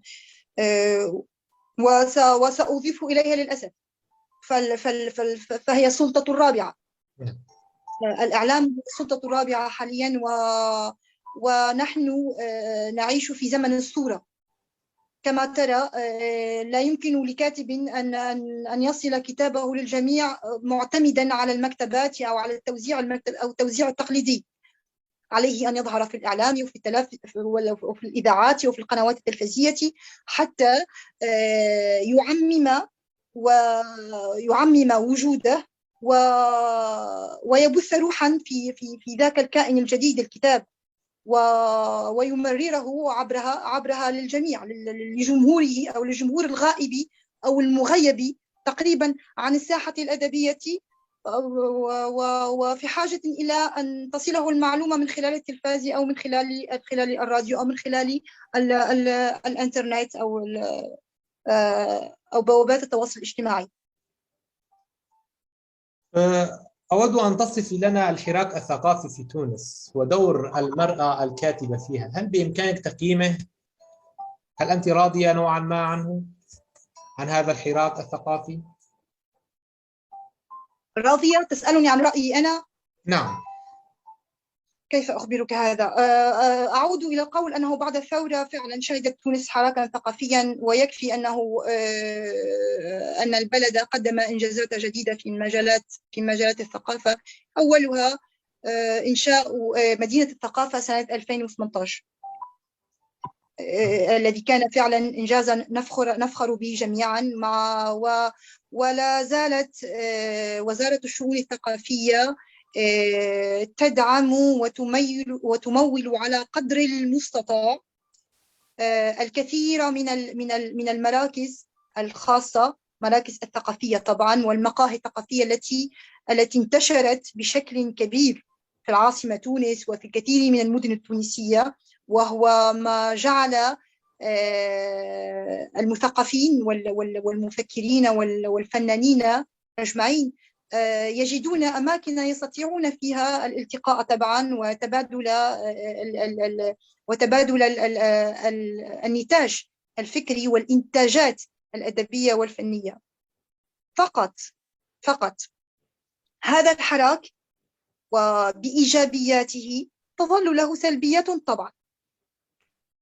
أولها أننا سنعود الحديث عن ذاك الصراع الصراع الثقافي الناشئ بين النساء والرجال، الإناث والذكور، بين الشباب والكهول أو لنقول أصحاب الخبرة أو الأكبر سنا أو الأكبر تجربة وما إلى ذلك. حتى في المجتمع الثقافي والفكري هناك طبقات، وهناك تجمعات ومجموعات وأحزاب، شئنا أم أبينا. فيظل الحراك الثقافي في تونس لا يظل نوعا ما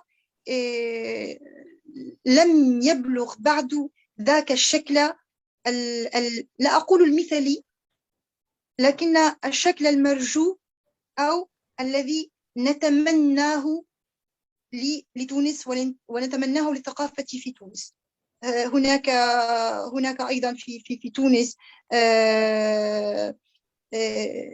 يقال أو يقول البعض أو ما يسميهم البعض دخلاء، وهذا في جميع المجالات طبعا، في الإعلام وفي الفن وفي الأدب وما إلى ذلك. لذلك يظل الحراك أحيانا ناقصا أو معوقا أو يبلغ أحيانا حد الشلل، لأن هناك مجموعات قادرة على الفعل، قادرة طبعا على الفعل وقادرة على الحراك، بينما لا تقدم جديدا. بينما هناك ذاك الشق الآخر من المجتمع الذين دعني أقول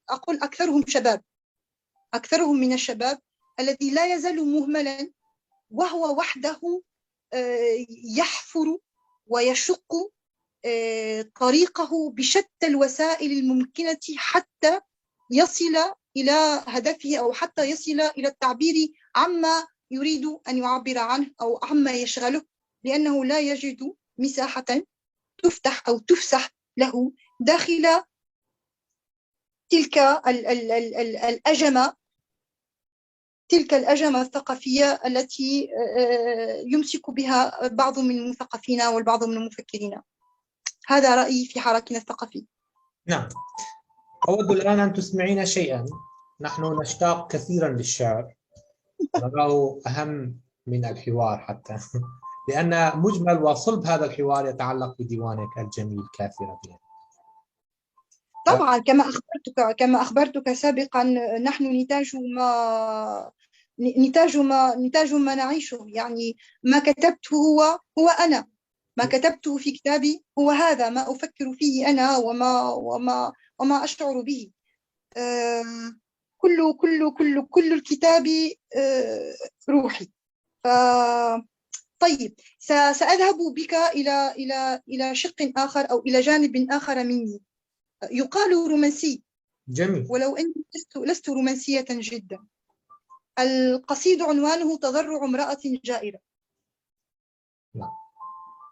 أحتاج رجلا يغتالني حبا، يمزق قلبي من شدة الشوق إربا إربا، يحول وجهة كلماتي، يغتصب جهر النبضات، يتلاعب بي بعدا وقربا. أحتاج رجلا خرافي الملامح، يأخذ ما شاء غصبا، يهمل الآداب في حضرتي ويحدثني كذبا، هوائي المزاج صاخب الحضور، يهديني في اللقاء حربا، ملائكي الوجه شيطاني الفعل، لا أرى منه إلا عجبا.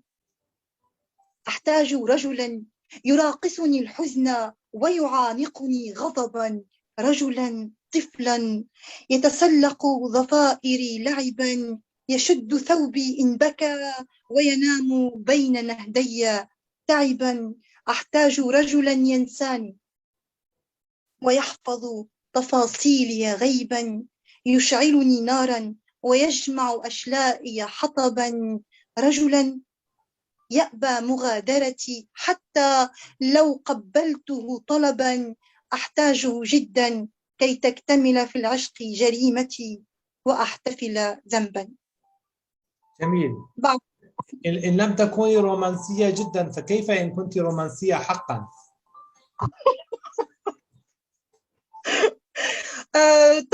تظل مفاهيمنا مختلفة لا أكثر لا أقل. نعم. ما لم يفهمه البعض حد هذه الساعة هو أننا ليس من الطبيعي أن نكون متشابهين. إننا نبحث دائما عن التشابه. كلما عرفنا أحدا نقول إنه يحب تلك الأكلة مثلي، إنه يكره تلك الأشياء مثلي. نبحث عن شبيه. لماذا؟ أنا كذلك، أنا أحب ذاك الطعام، أبحث عن شبيه. لماذا؟ المفروض أننا لا نبحث عن الشبيه، بل نبحث عن من يكملنا، عمن يجعلنا نتواصل معه حتى في عيوبنا. أن أكون مثلا شخصا عصبيا فأجد شخصا له عصبية مختلفة، ليس عصبيا مثلي، عصبيا بشكل مختلف، لا أدري شيء. جميل. هل تعتبرين نفسك أديبة نسوية؟ أم أن المرأة أو الرجل المبدع عليه أن يتخذ الإنسان موضوعا في كتاباته، متجاوزا أو متجاوزة بذلك الهم الجنسوي؟ طيب، أولا لنتخلص من عليه. أنت فهمت أنني أكره تلك القوالب. لنتخلص من عليه أو عليها. نعم. أنا شخصيا حنان عباسي أتحدث إلى الإنسان وعن الإنسان عندما أتكلم أو عندما أكتب أو عندما أشعر أو عندما أحكم على أحد. أحكم كإنسانة، لست نسوية، لأنني لا أرى أن المرأة في حاجة أن تبحث عن مساواة مع الرجل أو تبحث عن حق هو حقها الطبيعي. لا يمكن مثلا أن أخرج في مظاهرة لأطالب بتمكيني من عين أو من تمكيني من الإبصار، بينما أنا مبصرة، ولدت مبصرة. فكيف لي أن أخرج لأطالب بحقي في البصر وأنا مبصرة؟ هذا رأيي في هذا الصراع بين المرأة والرجل. فأنا لست مطالبة بالدفاع عن شيء هو حقي شرعا، هو حقي أن نكون متساويين. فنحن متساويان، فنحن متساويان بتفاوت ومختلفان بتفاوت. فلا أنت مطالب بأن تبحث في فرض نفسك أو في فرض حقوقك علي، ولا أنا كذلك. المفروض أننا لسنا مطالبين بهذا الصراع. هذا الصراع ليس من شأننا أبدا. لسنا حيوانات. ربما الحيوانات تتصارع في هذا الشأن. ربما تجد ديكا ودجاجة يتصارعان عمن يبيض أو عمن يريد أن ينهض هذا الصباح ويصيح. ولكن أن أكون امرأة ورجل طبيعيين، خلقنا هكذا، خلقنا بكل تلك المكونات المتشابهة مع اختلافات طبيعية تجعلنا نتواصل مع بعضنا البعض. فلماذا نتصارع ونبحث عن قضايا لنتصارع فيها ونتخاصم ونتجادل ولا أنا لي الحق في كذا وأنت لك الحق في كذا، وليس لك أن تفعل وليس لي أن أفعل. فقط أعود لأنهي حديثي بأني مع الإنسان ومع الأدب الإنساني والبشري. ليتنا أمنيتي الأعظم، ليتنا كنا شعبا واحدا ولغة واحدة، ولولا أن تلك اللغات على جمالها وتلك الحضارات على إبداعاتها هي ما أثرت تاريخ البشرية وتاريخ الحضارة البشرية، ربما كنت في دعاء وحيد إلى هذا الخالق. تمنيت لو أننا كلنا من عرق واحد إخوة ونملك لغة واحدة نتواصل بها دون إشكالات ودون حدود ودون صراعات ودون تجنيس وإجناس. نعم. أنا قمت بمشاهدة أحد الحوارات النادرة مع اللاعب الرياضي. كونك رياضية، أنا أتحدث لاعب الكونغ فو بروسلي، أسطورة الكونغ فو. قال جميعنا تحت هذه السماء، تحت سقف هذه السماء عائلة واحدة. فعلا. نعم. أنا أؤمن بها. وهو المعرفي الفذ الذي نقل أسرار لعبة الكونغ فو من الدائرة الصينية إلى الدائرة العالمية، رغم تزمت الصينيين حينذاك ونقده ومحاربة ما ذهب إليه. دائما ما يجد هؤلاء الذين يبحثون عن الإنسان ويطالبون بجعله هو القيمة الأساسية في الحياة، دائما ما يتعرضون لهذا التنكيل السياسي الديني الاجتماعي. لا أفهم لماذا، لا أفهم ما مشكلة الدين أو مشكلة الساسة مع الإنسان عموما، مع البحث عن الإنسان، أو مع كل أولئك الأشخاص الذين يعبرون عن إنسانيتهم ولا أقول يدافعون عنها، بل يحاولون تمريرها للجميع. هذا يحيرني جدا، فعلا يحيرني ما يفعلونه، حتى يجعل الإنسان لا إنسانيا. نعم. اعتمدت التمرد والتهكم في مجموعتك الشعرية كافرة بهم. ما سبب ذلك؟ هل هو تأثر بالكتاب الذين اعتمدوا التمرد واللامألوف في تصوراتهم، أم لأن التمرد وكسر القوالب من مهمة الشعر الحديث الحصيف، محاولة لفهم الإنسان وخلق التغيير المنشود؟ أخبرتك قبلا أنني لم أختر، فعلا لم أختر التمرد. كنت هكذا منذ الطفولة، منذ أيام الكتاب. كنت مع المؤدب في المؤدب الكتاب، كنت في علاقة معه،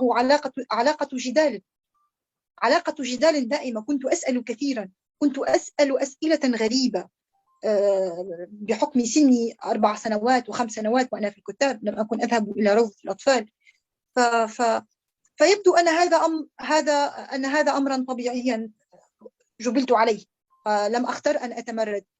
ولكن صدقني، كلما حاولت أن أكتب كالجميع، وعندما كنت أنظر إلى السماء لا أستطيع أن أكتب عن السماء كما هي، بزرقتها وصفائها وشمسها ولا أدري. لم أستطع أن أكتب هذا، لم أستطع حتى وإن حاولت. كنت حتى كما أقرأتك قصيدي الآن، حتى في الحب وفي العلاقات، لم أكن أبحث عن تلك الأشياء التي تبحث عنها الفتيات. ولست أظنني الوحيدة، أنا لست نشازا، ولست استثناء، لا أظن أنني كذلك. فقط كلما كتبت أو كلما قرأت قصائد أخرى أجد أنني ما الإضافة التي سأقدمها إن كتبت في نفس المظاهر أو في نفس المواضيع؟ ما الذي قدمته؟ أن أكتب قصيدا غزليا أو هجاء أو رثاء أو لا أدري، أو في أي من تلك أو وطنيا، أو حتى قصيدا وطنيا. ما الذي سأضيفه؟ إن لم أكن سأكتب فيما يشغلني حقا.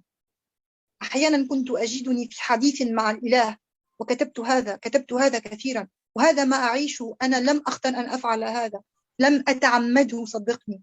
لم أتعمد أن أكتب قصيدا أتحدث فيه عن الإله، أو أن أتخيل الإله متربعا على عرشه وهو يتساءل ماذا فعل الإنسان بما هو أعطاه له من خلق. كانت تلك الصور تختال أوقات نومي أحيانا. فهذا ميقاتها مع الثورة ومع هذه الجائحة التي فتحت أعيننا على الكثير، والتي تشغل العالم الآن وتغير من عاداتنا وتغير من قوالب حياتنا، وتجعلنا في أوقات كثيرة نفكر فينا وفيما أمضينا الحياة الماضية وفيما سنمضيها قدما. فعلينا أن نتمرد، لست الوحيدة، كلنا علينا أن نتمرد. هذا الزمن عليه أن يكون زمن التمرد الحقيقي، لأنه خلاص يكفينا التبعية للجميع، يكفينا تبعية للماضي، تبعية للموتى، تبعية للغرب، تبعية للتكنولوجيا، تبعية لكل ما هو مسقط علينا. متى يمكننا أن نتوقف قليلا كما فعلت بنا جائحة الكورونا، وجعلت الكرة الأرضية التي كانت في دوران مستمر جعلتها تتوقف، وجعلت الجميع في منازلهم يعيشون كما يقال في اليوغا شيئا من التأمل فيما أصابهم، وفيما قد يوصلهم هذا المصاب، أو إلى ماذا سيوصلهم هذا المصاب، وماذا بعد الكورونا. نحن الآن فيها، ثم ماذا بعدها؟ ستستمر الحياة، ولكن كيف ستستمر؟ وإلى أين ستستمر؟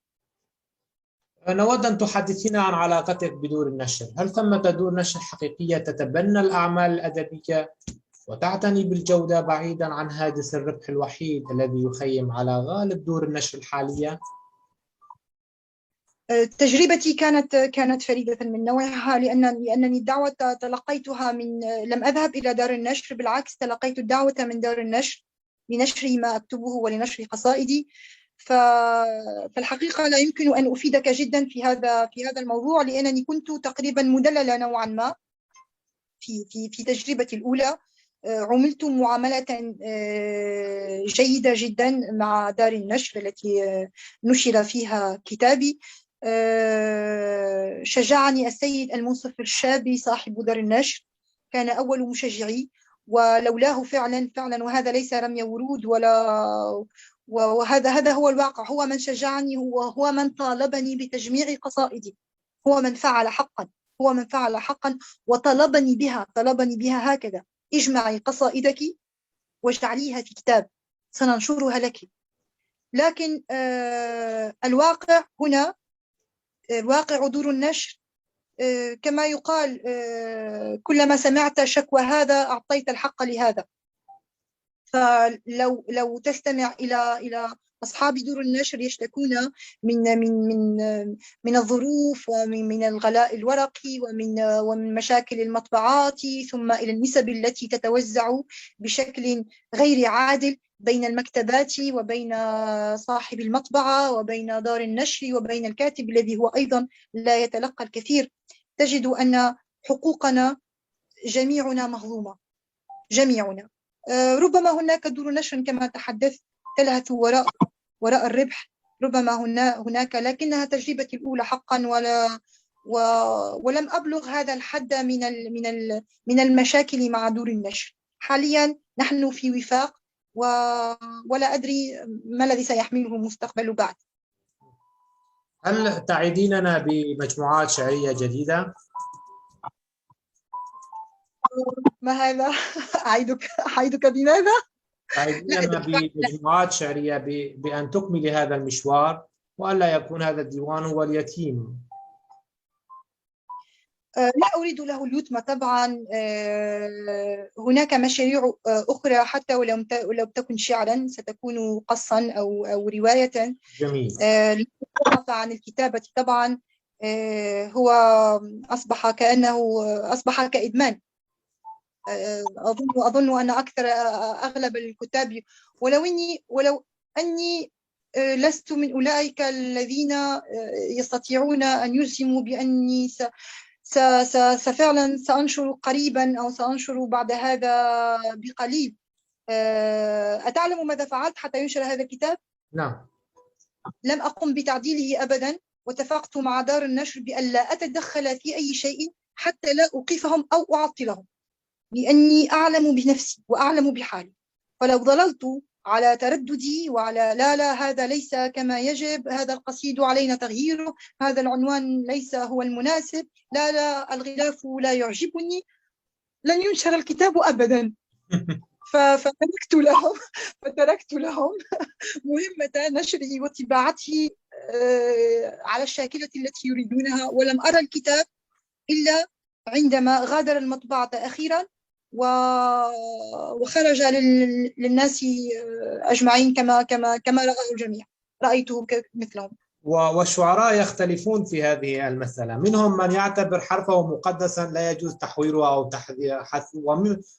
ومن الشعراء من يتعامل مع ثقافة الحذف فلا يعجبه العجب، فيقوم كل فترة بحذف ما لا الأشياء التي هي دون المقاييس برأيه، دون المقاييس الفنية برأيه. طبعا هذه العملية أنا أؤمن بثقافة الحذف، أنا أؤمن أنا من الأشخاص الذين ينسفون ما يكتبونه ليبقوا فقط على المؤثر، وما هو مؤثر بالنسبة لي قد لا يعني الآخر، وهلم جرا. إذن المسألة لهذا قيل أن أصعب أنواع الكتابة هي الشعر، كون المزاج دائما يتغير والحالة الفنية تتغير، وإذ كان هناك جيد فهناك أفضل، وهكذا. أريد أن تسمعين قصيدة أخرى أيضا، حبذا لو اخترت من بين هذا الديوان الطازج الذي لم تمسه أصابع التحوير والحذف. تفضل. طيب، كل قصيد يقع أمام عيني أريد له أن يقرأ. نعم. طيب، سأقرأ لكم إبادة الآلهة. جيد. سترزق السماء ابنا من عناقيد الدعاء، ستسكب عيونها دموع فرح قمرية، ستتلوى من السعادة على سرير أمنيتها التي بعد اليأس تحققت. لا صلاة على الأحياء حتى يعتنقوا المجون ويصوم الحياة. عاقرة تلك الكوابيس لن تعرف إنجاب خوف واحد بعد الليلة. هذا زمن الرقص، فإيقاع الصرخات مغر يدعو الصمت للتمايل دعوة ملحة للطأل من العواصف، لإبادة الآلهة المزيفة، لكتابة النهاية خارج أركان السلام، وإعلان الحرب برصاصات سماوية. سينتهي كل إثم، سيندثر الإثم، لن تبقى إلا الحقيقة محفورة كالوشم على ذراع ذاك الذي قيل أنه الغيب. جميل، أحسنتي. هنا السؤال يطرح نفسه وهو متعلق بالكتابات في المجمل والأعمال الفنية أيضا. هل تعتقدين بوجود نقد حقيقي منصف ونقاد حقيقيين في العالم العربي على سبيل المثال؟ وما سبب انتفاء وجود النقد في أوساطنا الأدبية؟ أنت تضعني في مأزق الآن. طيب، في تونس على حد علمي الله يرحم السيد توفيق بكار، تقريبا لا أستطيع أن أذكر أو لا يخطر ببالي ناقد آخر ربما له من مريديه البعض في تونس، لا أذكر أسماءهم، ولكنه أكثر أدبائنا ومفكرين والذين يمكن أن يقال عنهم أو يوصفوا بناقد، بكلمة ناقد أدبي. على حد علمي لا توجد لدينا مدرسة نقدية في تونس، نحن متأثرون جدا بالغرب في هذا. لم نبلغ بعد من درجة في النقد تخولنا افتكاك مكانة حقيقية. ولكن الأسباب، ولكن لماذا؟ ربما لأن سأعود بك إلى مبدأ المحاباة ومبدأ التجمعات والمجموعات الذي أصبح الموضة المشتركة الآن في كل الميادين. فلا يمكن أن تنقد صديقا، ولا يمكن أن تضرب شخصا مقربا منك في أدبه بالقول أو بالإساءة.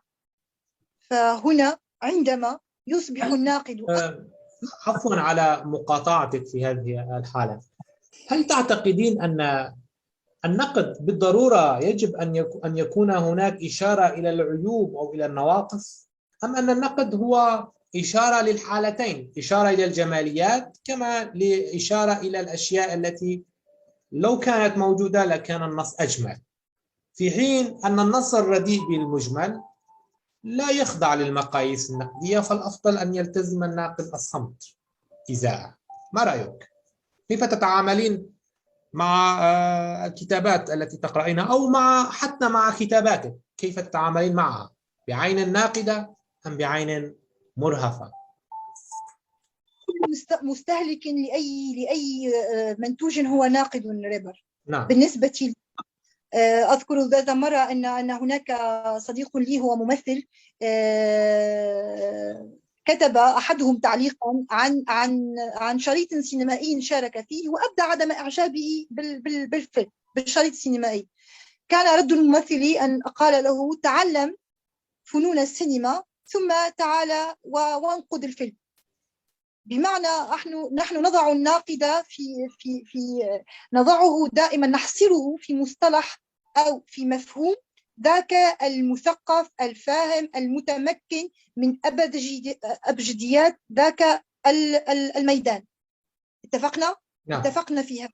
طيب، أنا أرى أن الناقد هو المستهلك الذي يبدي رأيا بغض النظر عن خلفيته الفكرية والثقافية، فلا يجب أن ننتظر من شخص ما أن يستهلك منتوجا أدبيا وفكريا أو ثقافيا وأن نخبره بأنه لا يمكن أن يبدي رأيه في ذاك المنتوج، فهو مستهلك، سواء كان ناقدا أو سواء كان أديبا أو سواء كان شخصا أو مواطنا عاديا، هو استهلك ذاك المنتوج ومن حقه أن يبدي رأيه. وكما أخبرتنا الآن أنت، هو يستطيع أن يكون رأيه إما إيجابا أو سلبا، أن يعجبه أو لا يعجبه، أن يكون هناك، أن يرى هينات في الإنتاج أو أن لا يراها، أو أن يرى أن هذا الكتاب، لنتحدث عن الكتاب، أن يرى أن هذا الكتاب عموما هو كتاب متميز وما إلى ذلك من المميزات ومن المصطلحات التي الإيجابية. هذا رأيي في الموضوع، ولو أنني لا أرى أن هناك نقد في المجتمع الأدبي التونسي. لم أرى إلى حد الآن نقدا. أرى أناسا ربما ينزلون مقالا كذا عن كتاب كذا لأنه صديق لفلان أو صديقة لفلان، أو ربما يقع تنويه بذاك الكتاب لأنه تحصل على جائزة بغض النظر عن محتواه، ثم تجد هناك من يقدم كتابا ما لأنه صديقه أو لأنه من معارف صديقه أو أنه من معارف دار النشر أو صاحب دار النشر وما إلى ذلك. هذا ما أردت أن أخبرك به. لكن ربما هناك نقاد حقيقيون أنا لا أعرفهم، لا أستطيع أن أتحدث عن جهل، أتحدث فقط عما أراه وعما ألمسه في بعض المقالات التي أقرأها، سواء كان على بعض مواقع الصحف الإلكترونية التونسية أو على بعض صفحات التواصل الاجتماعي، سواء كان على الفيسبوك أو على الإنستغرام أو على تويتر. نعم. ما الهدف الواضح بالنسبة لك من الكتابة؟ أهناك قضية معينة تؤرقك؟ أم أن الكتابة فن أكثر من كونها رسالة متصلة بواقع الحياة الإنسانية وقضاياها التي قد لا يستطيع الأدب وحده احتوائها؟ ما رأيك؟ الهدف من الكتابة بالنسبة لي أولا وقبل كل شيء ليس فقط رسالة، بل هو واجب حقيقي. أنا أرى أنه من واجبي اليوم أن أكون ضمن تلك النخبة، لأقل نخبة لأنهم قليلون، الذين يستطيعون اليوم بالجهر بمواقفهم من الدين ومن السلطة الدينية. أريد أن أفتك أنا أيضا مصدحا أستطيع به أن أصرخ بأعلى صوتي كتابة وأقول: كفاكم تزييفا للواقع، كفاكم جرنا إلى مستنقعاتكم الفكرية والأخلاقية، كفاكم تحويل وجهتنا ووجهة عقولنا إلى أماكن أو إلى طرق نحن لا نريد أن نمشي فيها. اليوم أنا أكتب لأقول أنني لا أؤمن بما تؤمنون، وأنني أكفر بما تؤمنون، وأنني لن أتوقف عن قول هذا ولن أخاف من قول هذا. اليوم علينا أن لا نخاف. أنت في بداية الحوار تحدثنا نوعا ما عن سلطة الدين، وأخبرتك أنه الإشكال ليس في أصحاب الدين، بل حتى في المجتمع، حتى في المواطن العادي، حتى في الإنسان العادي الذي أصبح يتبنى قضية ليست قضيته، ويتبنى فكرا لا يؤمن به حقا، فقط هو إرث مرر إليه فتبناه بكل تعصب ودون سابق معرفة أو تمكن. هذه رسالتي الآن، وهذا ما أريد أن أبلغه. فقط يظل كل شخص هو حر طبعا في أن يمرر رسالته كما يشاء، ولكني مع كل شخص مبدع وكل شخص له فكر وقادر به أن يرفع من شأن هذا العقل البشري، خاصة في مجتمعاتنا العربية، لأننا للأسف ما زلنا بعيدين سنوات ضوئية جدا عن المجتمعات الغربية وعما بلغته من الحرية الفكرية والعقلية والأدبية والسياسية أيضا. ما هي رسالتك ككاتبة للاتي يدخلن لتوهن لغمار الإبداع؟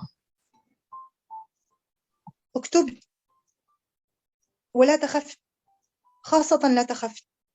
وسأعود أيضا إلى تلك الثقة في النفس التي تضرب من خلال الانتقاص من شأن ما يكتبن، أو الانتقاص من شأن مواضيعهن، أو من آخر أو من أخريات النوادر مثلا أنه أصبح كل تعليق لشاعرة هو بالضرورة نوع من أنواع المدح مثلا لجمالها وليس لما تكتبه.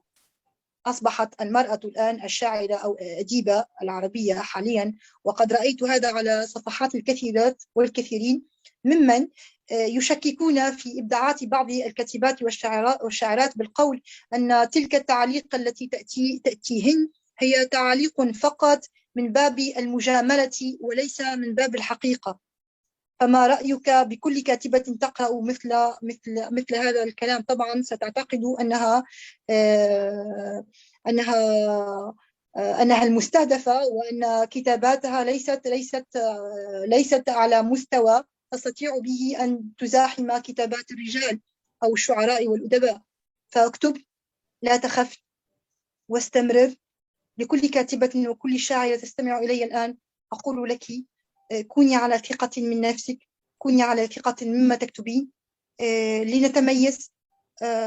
لا يجب علينا أن نتوقف أبدا.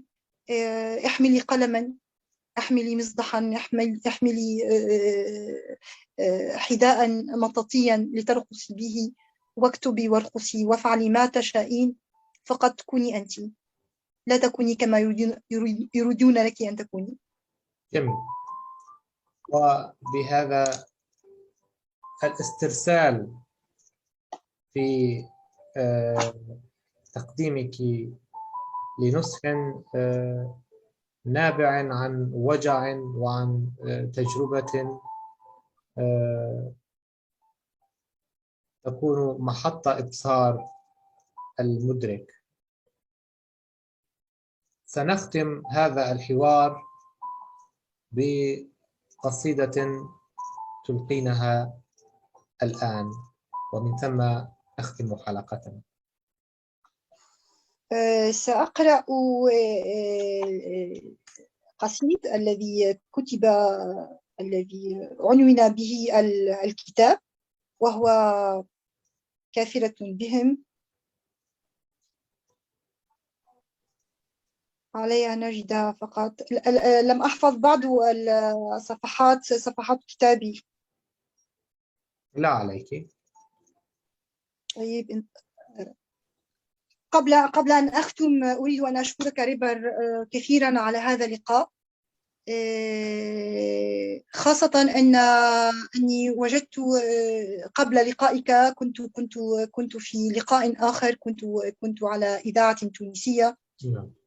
للأسف لا زلنا لا نستطيع مزاولة الحديث عن الدين أو عما يكتب فيه كما يجب.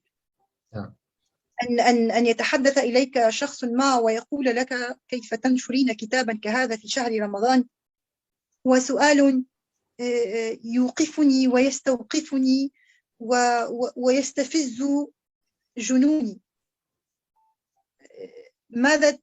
ماذا تعني بكيف تنشرين كتابا كهذا في رمضان؟ ماذا فعلت للناس في رمضان؟ أنا وأكتب في أي زمن وفي أي مكان. لست أحتاج إلى تصريح زمني حتى أنشر فيه أو أن أقول فيه كلمتي. وهؤلاء أستطيع هنا أن أقول أن مؤسساتنا أو الراديو أو قنوات التلفزة التابعة لتلك المؤسسات لا تزال تستثمر ذلك الخطاب أو هذا الخطاب الشعبوي بطريقة ساذجة. لهذا كان لابد من أقنية بديلة، وتلك الأقنية يمكننا بأنفسنا أن نشيلها. مثلا هذا البرنامج هو ردة فعل عن تلك المؤسسات أو عن القائمين عن تلك المؤسسات، والذين باتوا يديرون حتى الحراك الثقافي والمؤسسات الثقافية وحوارات وكل شيء يتعلق بالثقافة، ويديرونها بطريقة ساذجة وليسوا تماما من أهل الاختصاص أو من الذين يحملون. أنا دائما أقول على مقدمي البرامج سواء في الراديو في التلفزيون أو في الأقنية الأخرى أن يكونوا على درجة من الثقافة وأن يكونوا بالضرورة كتابا. يعني لهذا كان عنوان هذا البرنامج معرفيات معرفيين.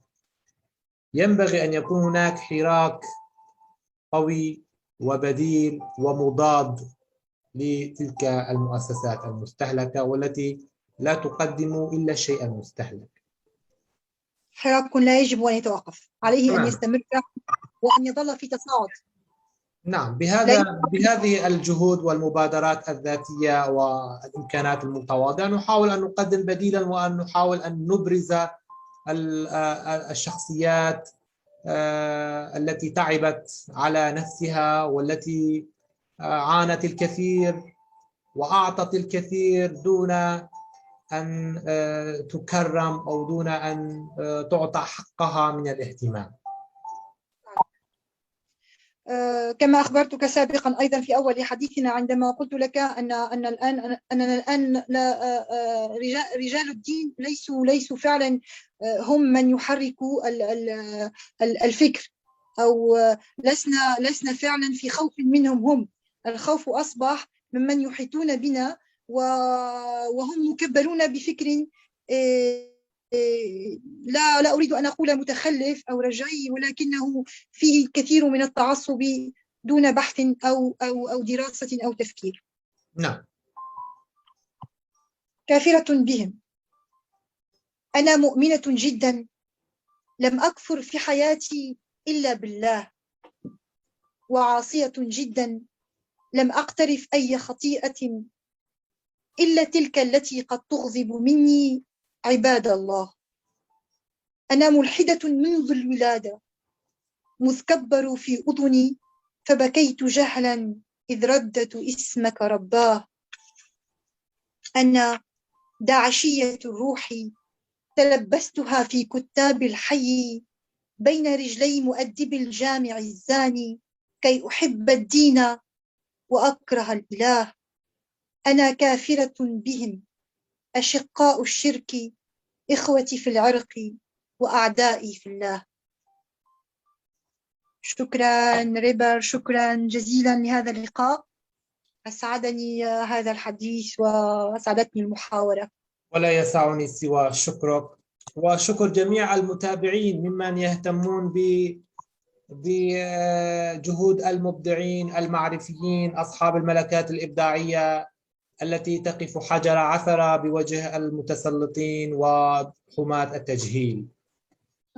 إلى أن نلتقيكم في حلقة أخرى وفي برنامج آخر. لكم مني كل المحبة، كل التقدير والاحترام. هل كنت تريدين أن تقولين شيئا؟ نفس المحبة ونفس الاحترام ونفس التحية حارة ومشتعلة من تونس إلى كل المعرفيين في كل ركن وفي كل ضوء وفي كل نور. نحن في حاجة إليكم كثيرا، فدوموا بكل المعرفة وظلوا عليها. دمتم بخير وإلى اللقاء في حلقة قادمة.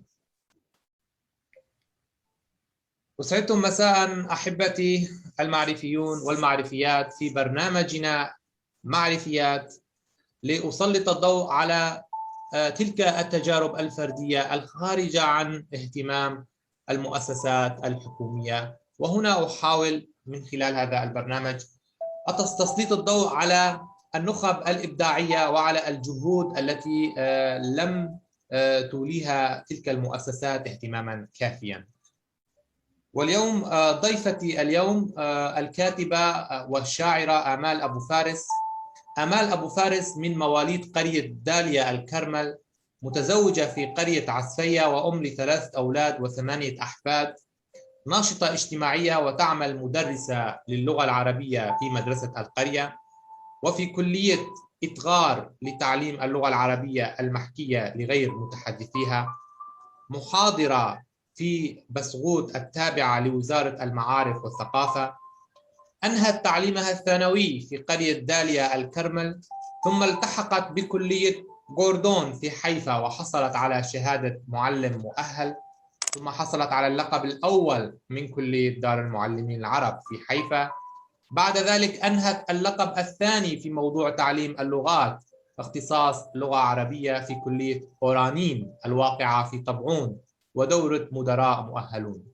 شاركت في كتابة كتب التراث المدرسية من قبل مركز مطاح لأعداد الكتب المدرسية.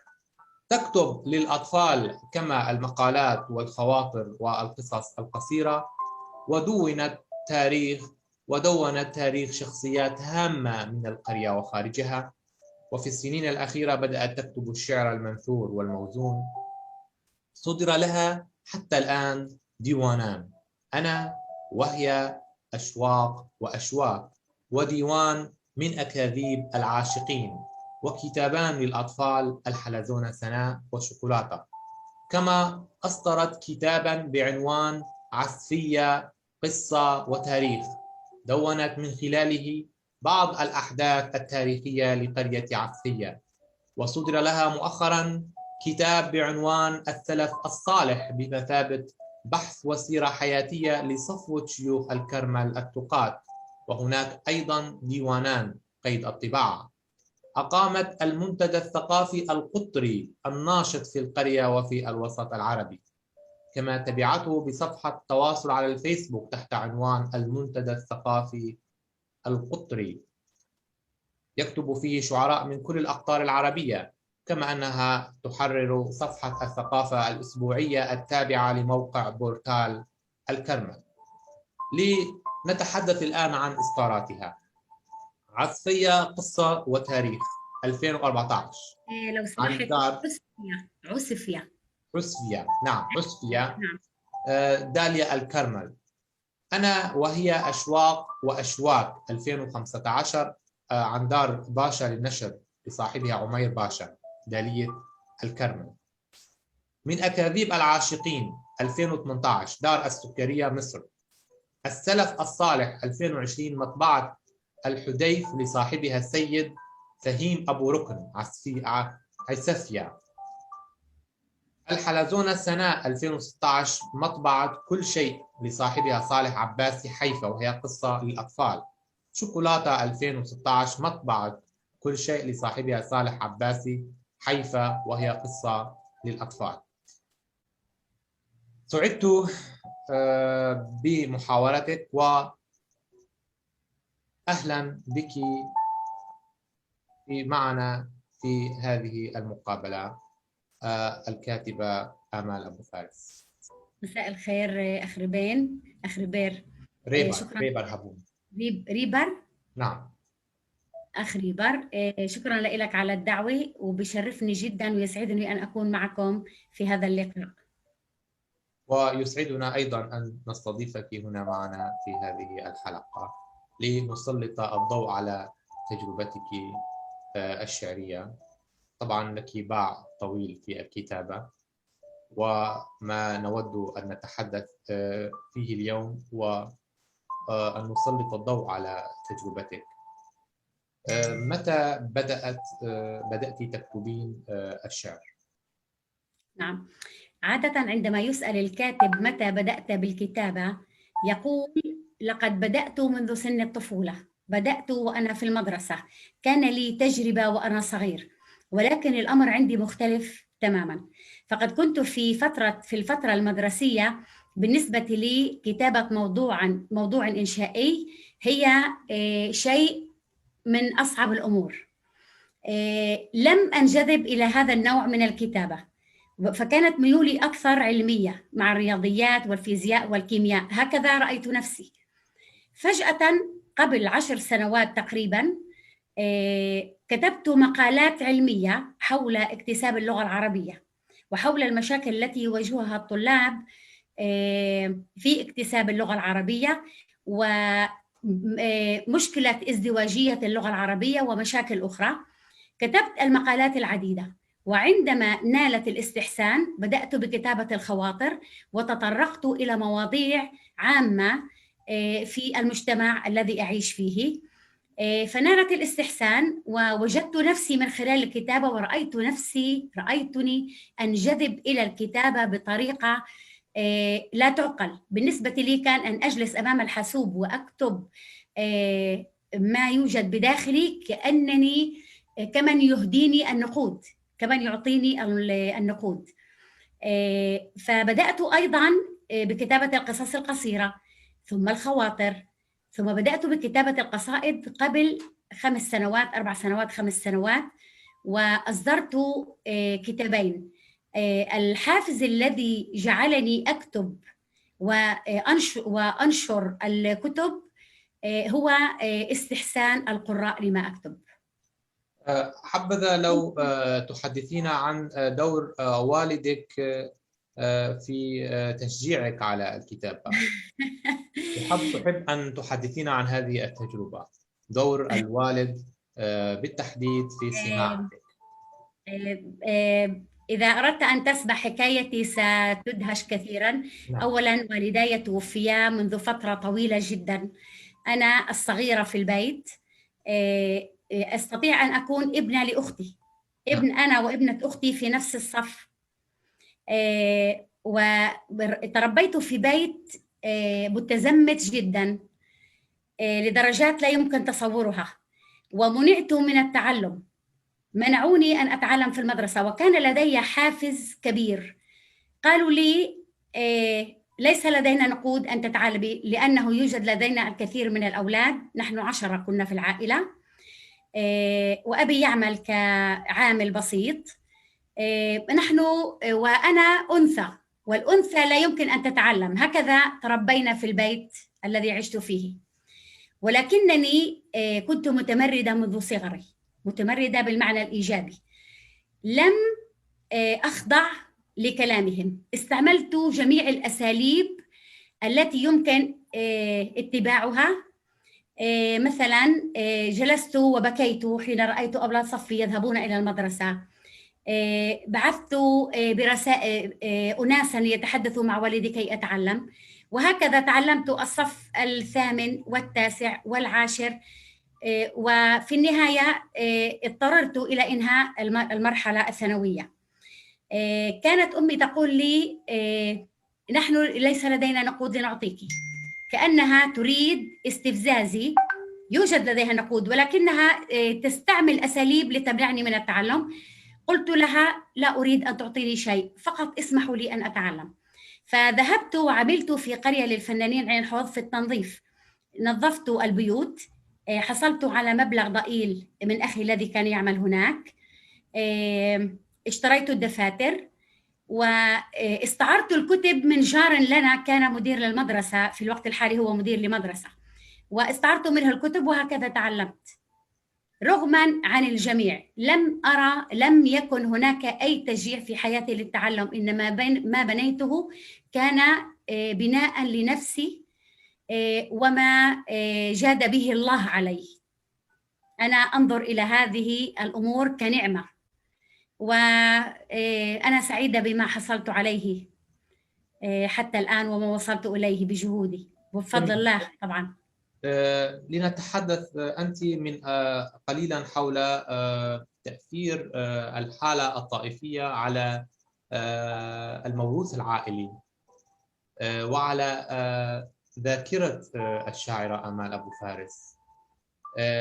هل للحالة الطائفية، كونك من الطائفة الدرزية طائفة الموحدون، دورا في تكوينك النفسي، وهل هذا التكوين النفسي انعكس على تجربتك ككاتبة أيضا؟ من ناحية إيجابية أم سلبية تقصد؟ من جميع النواحي، إيجابية وسلبية. أريد أن نتحدث حول هذه النقطة. إذا فهمت السؤال، أنا لا أربط بتاتا بين ما أنا عليه كموحدة درزية وما أنا عليه الآن. أنا أرى بأن الإنسان يبني نفسه في كل مجتمع.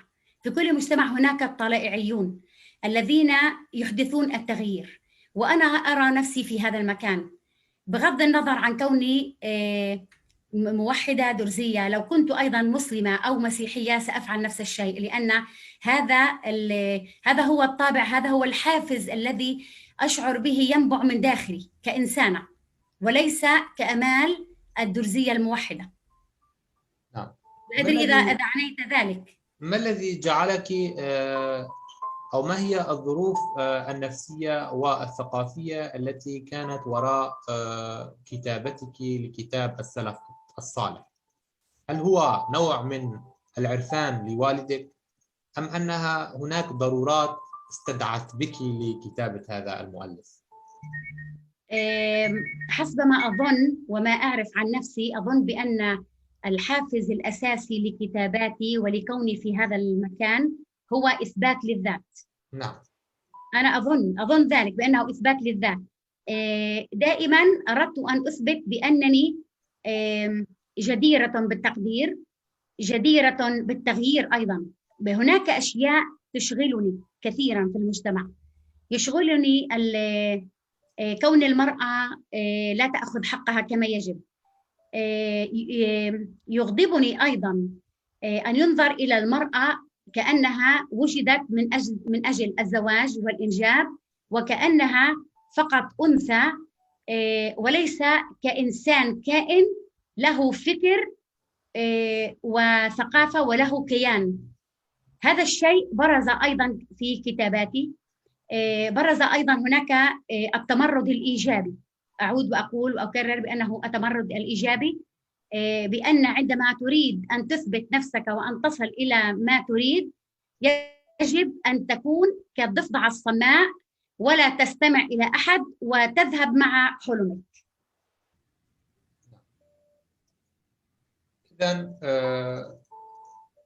أردت من هذا الكتاب هو أن تجسد. ولكن أردت أن أعقب على شيء هنا. نعم. كانت هناك أيضا ازدواجية بالنسبة لي ولوالدي. نعم. من ناحية عندما كنت صغيرة كان أبي معجبا بي جدا، وكان يطلب مني أن أقف أمامهم وأن أقول لهم الأناشيد وأن أقول لهم كلاما تعلمته في المدرسة.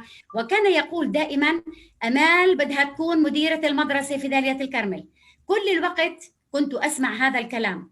فمن ناحية نشأت على هذا التشجيع، وعندما وصلت إلى سن البلوغ والمراهقة وجدت وجها آخر، وهو الخوف من المجتمع، وأن أكون كباقي الفتيات ولا أسلك في طريق مختلف عما تربينا عليه، أن أكون كما كانوا أخواتي. نعم.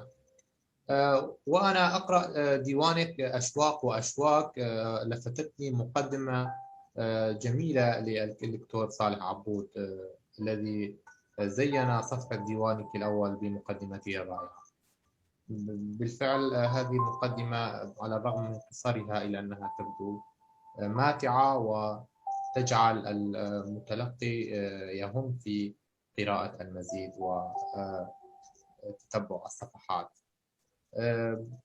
هل له أثر أو له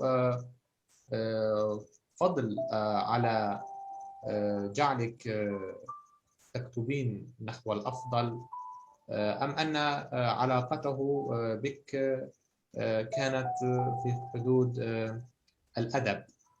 هل له أثر في وعيك وتشجيعك؟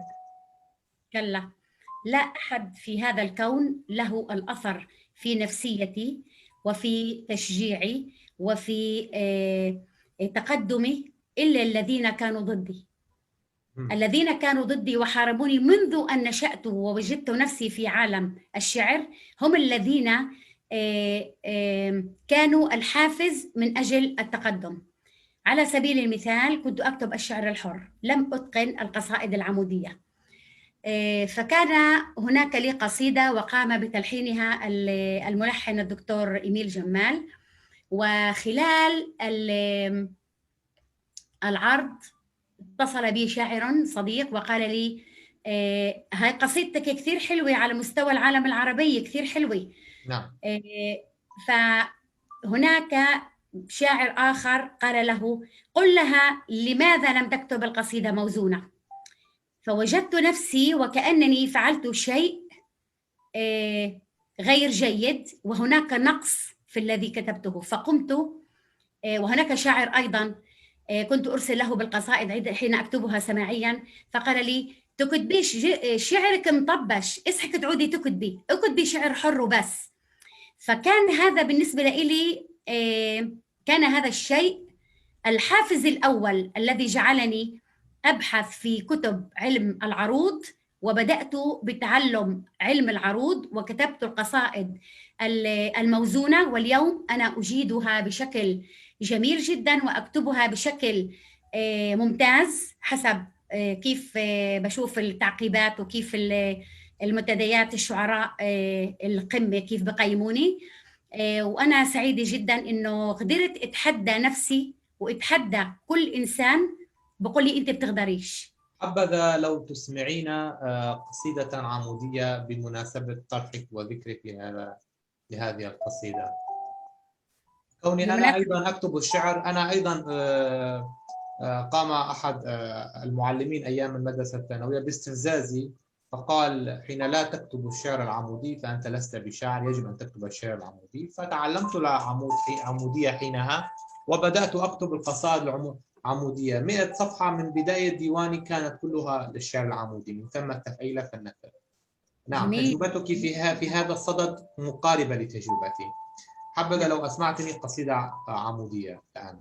حقيقة المجمع شعراء الفصحى في الأكاديميون في الأردن، أنا تابعة لهم على صفحة الفيسبوك، ويطلبونك أسبوعيا سجال من جميع الشعراء الموجودين معنا، ويطلبون أن نتقيد بكلمات معينة وبعدد الأبيات وبالقافية أحيانا، وأنا أشترك معهم دائما أشترك معهم في هذا السجال. السجال الأخير كان يوم أمس حسب حروف أهلا رمضان. فالبيت الأول يجب أن يبدأ بالحرف ألف، ثم بالحرف هاء، ثم بالحرف لام، وهكذا كتبت على الألف. أقم الصلاة والصيام برهبة إذ أنت في رمضان شهر العفة. هل الهلال والسبان بنوره وقت عظيم يرتجى باللهفة. لانت قلوب المؤمنين بذكره وانثال شوق في رجوح الكفة.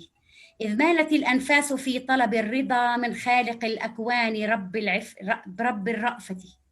ربي أجرني من عذاب لاحق يوم القيامة من عظيم الرجفة. ما دامت الأقطار في وسط السماء لا أرتجي إلا بياض الصفحة. ضاعت عطور الروض من ذكر له عطر الصلاة لفي ثنايا الشفة. أنت المليك يا شفيعي في الورى، أنت الحبيب ومنذ من النفحة نصر أتاني في محبة خالق، يا رب اجعلنا خيار الصفوة. جميل. جميل. نعم، ولكن لم يكن حرا، ولكن تقيدت بالأحرف أهلا رمضان حسب الحروف على البحر الكامل. نعم. هناك سجلات أخرى كانت جميلة أخرى أيضا حسب أنت عمري. نعم. هذا السجال كتبت هكذا: أسابق في دروب الخير دوما ولا أرضى الأسية للأنام، نقاء النفس في حب عظيم وكل الخلق يحظى باهتمامي، تراني لا أفرق بين قومي ولا أرضى شروعا بانتقامي، عفاف النفس يبدو في سمات تزين جبهة دون الكلام، مصير الحقد بين الناس دوما خصام لا يبشر بالسلام، رضا القربى لغاية نبض قلبي وأطلب دائما حسن الختام، يعيش المرء في الدنيا كريما إذا الأهلون جادوا باحترامي. أيضا هناك تقيد في حسب حروف أنت عمري، ولكن أنا هذه القصيدة أعتقد أنها من البحر الوافر، أليس كذلك؟ نعم. نعم. أنا أظن أن بالفعل أنه من لا يكتب الشعر العمودي هو لا يكتب. أنا لدي هناك ديوانان على الحاسوب وفي خلال الطباعة من أجل الطباعة، ولكنني بدأت أقرأ بهما وبدأت أجد بأنه بمجرد تصفية كلام. صحيح. ليس كالشعر العمودي. الشعر العمودي هو القول الحكيم الموجز يصل إلى القارئ دون لف ودوران، دون الكلام المبهم. وهناك أيضا ما يثير الرغبة في عدم قراءة الشعر النثري عندما يكون بمجرد كصورة صورة تشكيلية من خليط من الكلمات، وأنت عليك أن تجلس وتفكر ماذا أراد الشاعر أن يقول. هل هذا هو المطلوب؟ ليس هذا المطلوب طبعا. الكتابة موقف، على المرء أن يعرف ماذا يكتب. يعني هناك شيء رسالة في الحياة، وأن تكون له رسالة في الحياة. بالضبط. رسالتي هي الإنسانية. نعم. ومحبة الله. هذه هي غايتي في الحياة أيضا. نعم، هذه الغاية التي يتحلق حولها المعرفيون في كل أنحاء الوجود، المعرفيون الأحرار الذين يجدون في المشتركات ضرورة في الوقوف عليها ومحاربة كل ما يودي بالمرء إلى مزالق الكراهية والتعصب. نعم، نعود الآن إلى التحدث وسبر مكنونات ديوانك أشواق وأشواق. هنا أجد: ساعديني يا حروف الأبجدية وحلي لي هذه القضية، قضيتي أني أعاني عزة النفس الأبية، ليتني كالغير أغدو لا أبالي أي قول لا أرد الكيل نية. أنا أجد هنا نوعا من الحداثوية والنزعة الغنائية. من كانوا ملهميك وقدوتك في الشعر نتيجة قراءاتك الأولى؟ حبذا لو تذكرين لي الذين كانوا لهم الأثر في صناعتك وتمكينك اللغوي في كتابة الشعر. أظن بأن التمكن اللغوي هو جاء من داخلي، وكأن بنسميها انتليجنسيا لوجت، يعني شو بقولوها في العربي؟ انتليجنسيا لوجت.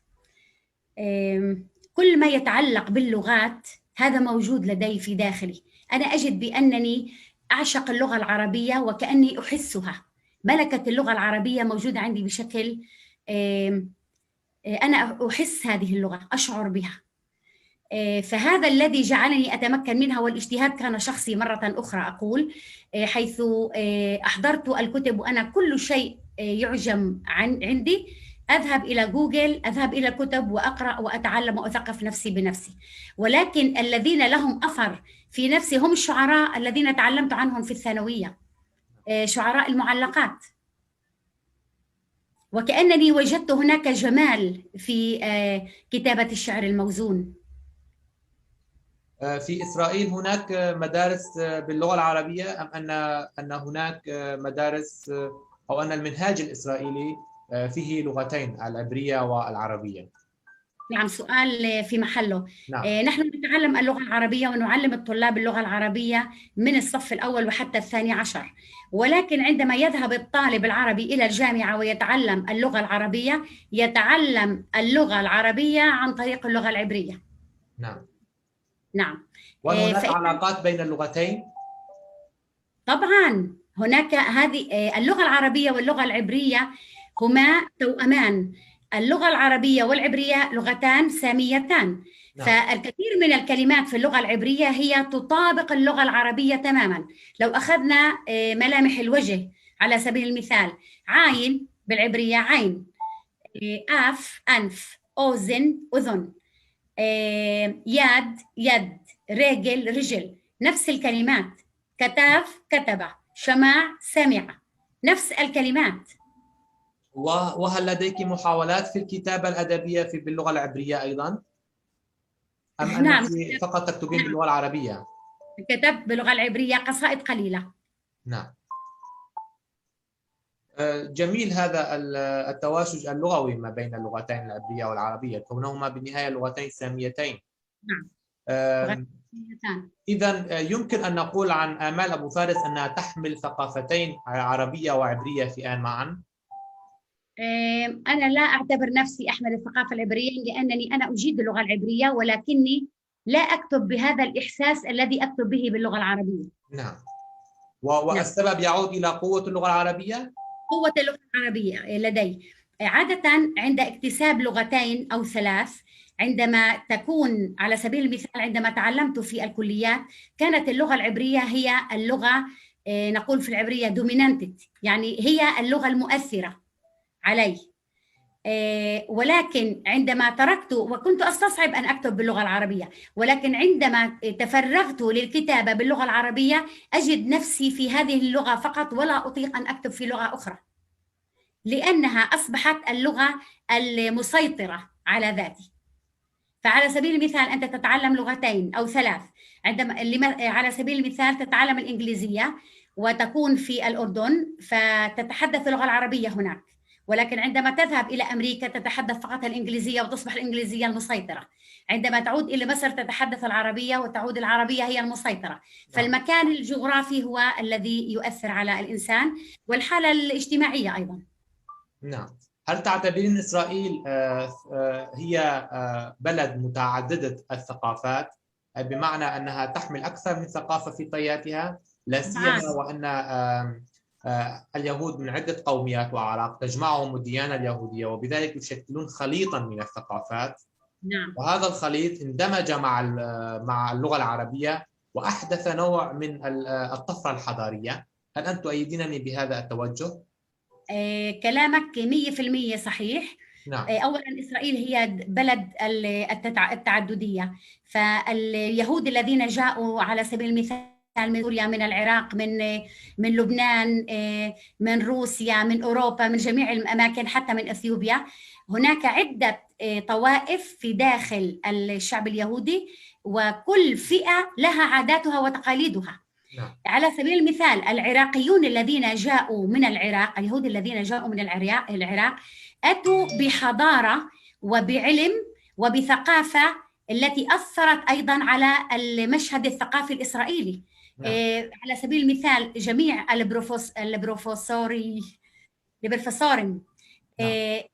الذين جاءوا من العراق يعلمون في الجامعات في جامعة تل أبيب وجامعة حيفا يتقنون ويجدون اللغة العربية، وهم أساس اللغة العربية في إسرائيل، وهم مثقفون إلى درجة عالية. هناك لي أصدقاء أيضا عراقيون يزورونني دائما في البيت ولا يستمعون إلا إلى الأغاني العربية الأصيلة لعبد الوهاب وأم كلثوم وأسمهان، ويتحدثون بالعربية بشكل جيد جدا. لهم حضارة هناك في العراق. ولكن وأيضا العرب، هناك الدروز، هناك المسيحيون. هذه الدولة الصغيرة تجد فيها خليط من جميع دول العالم. ولكن السؤال الذي أتيت به هو سؤال جميل جدا وأعجبني. لماذا؟ لأن اللغة العربية فيها ازدواجية. هناك اللهجات الازدواجية، أي اللغة الفصحى واللهجات أو اللغة المحكية. واللغة المحكية فيها آلاف اللهجات. ولكن في إسرائيل الغريب أن اليهود بدأوا يتعلموا لغتنا العربية وأدخلوها على القاموس اللغوي اليومي. ونحن أيضا هناك كلمات تعلمناها من الشارع ونتحدثها في خلال السياق اليومي، فأصبحت اللغة العربية المحكية ليست نقية، وإنما هي خليط بين اللغة العربية والعبرية. فتجد طفلا صغير يقول لك هل تريد أن تأكل؟ على سبيل المثال تسأل ابنها هل تريد أن تأكل أو تذهب معي إلى السوق؟ بسادر باللغة العبرية تعني حسنا. في يوم من الأيام طالب في المدرسة يقول لي، قلت له لا تتحدث في اللغة العبرية عندما نتعلم اللغة العربية. فقال لي هل كلمة بسادر هي لغة عبرية؟ لم يشعر بذلك. أيضا في الشارع اليهودي آلاف الكلمات العربية دخلت على القاموس العبري، وأصبحت اللغة المحكية العربية والعبرية خليط بين اللغتين، ونسميها اللغة العبرانية. نعم، عربانية حتى. هذا التواشد وهذا الاندماج الحضاري هو مصدر قوة ومناعة أي دولة وأي أمة تقطع هذا الخيط بينها وبين الحضارات والأمم الأخرى. هي أمة عقيمة. نرى مثلا الدول القومية المجاورة لإسرائيل تعاني الأزمات تلو الأزمات الطائفية والعرقية، كونها لم تعتني بهذا الفسيفساء المتواجد في داخلها. لهذا هذه نقطة تحسب لإسرائيل، كونها قادرة على أن تحتوي هذا الخليط الجميل، الفسيفساء الجميل من الحضارة. صحيح. أريد أن أتوجه إلى سؤال يخص علاقة الأديب بالمكان. جبل الكرمل وآمال أبو فارس، ما علاقتك بالبيئة التي عشت بها؟ أثر البيئة في تكوين شخصيتك وتعلقك في البيئة. حدثيني عنهما. لا شك أنها حكاية ذات شجون. حقيقة نشأت في قرية دالية الكرمل. نعم. وتزوجت في القرية المجاورة لها، قرية عسفية. ولكني طبعا كغيري ككل إنسان طبيعي يحن إلى البيت الأول، البيت الأول الذي نشأ فيه. فقرية دالية الكرمل هي قرية مميزة بأناسها. هناك شعب بسيط كريم محب. يعني هذا البلد قد ما أحكي لك عنه بكون قليل فيه، على الناس المتواجدين فيه. ناس طيبين، ناس مناح، ناس محبين. ما في عنا ضغينة، ما في عنا حقد. بنتقبل الجميع. ربما هذا الإشي كمان. أنا نشأت في بيت اللي ما في عنا تعصب، كمان ما في عنا تعصب طائفي، ما في عنا تعصب ديني ولا لحدا. فنحن أصدقاء. وأنا تربيت في بيت كمان إنه ما حدا بحرضني على ديانات أخرى. فهذا الإشي أثر علي وخلاني عندي نوع من التقبل لكل إنسان. أنا أعتبر كل إنسان موجود في الدنيا هو أخي بالإنسانية، لا يهم الدين ولا العرق ولا اللون ولا أي شيء ولا المعتقد. لديك قصيدة حول قصيدة إلى جبل الكرمل، وهي قصيدة شعبية، زجل شعبي. حبذا لو تسمعيني إياها. شو بيشبهك؟ أنا لا أحفظ جميع القصائد التي أكتبها عن ظهر قلب. نعم. ولكن اللحظة سأجعلك ترين القصيدة وتقرأينها. هناك ميزة في هذا البرنامج تجعلنا. هل تقول لي البيت وأنا أكمله؟ نعم، اقرأي الآن. نعم، عندما أرى الصفحة. نعم، شو بيشبهك؟ لو سمحت بس قدم لقدام شوي. نعم.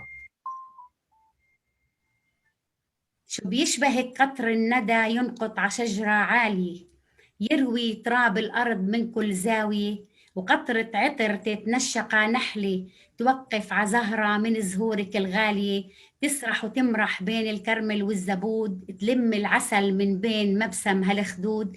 انت يا كرملنا عروسة هالبلاد، ومن بعدك الدنيا كلها فانية. نعم. شو بتشبهك شبابة الراعي الفقير، تزت الحزن عجبال محملها ثقيل، ومن قال إنه الحزن منبع للضمير. الحزن بيكون للغني قبل الفقير، الحزن بهالدنيا الله مكرمه، ولا نعرف شو قيمة السعادة يا أمير. شو بتشبهك إيدي الكريم بمالها، كلها سخا يا رب تعز الكرم كرمالها، وحاتم إذا ما وقف من قبالها بيخجل لأنه ما قدر على حالها، وبيقول يا الله اغفر زلتي، فكرت حالي فوق كل رجالها. شو بتشبهك صورة ورد خجلان، يغض الطرف عن مبسمك سكران، شو بيستحي منك يا زهرة المنثور في نيسان، لملم عطورك على الشمال وعلى اليمين، يفتح عيونه منقول إنه هالورد نعسان. شو بتشبهك دمعة حزن تنزل غزر من أم الشهيد عغياب ابن المائل، بهالدنيا الفاني نصيب، تقطع قلب تمسك ورد وترشها على مدفنه، وتقول يا أمي يا ريتك ما تغيب. شو بيشبهك مجنون ليلى قيس في عشق الهوى، مجروح قلبه يجيب لجروحه دوا، داير يفتش عن دوا ضد الهوى.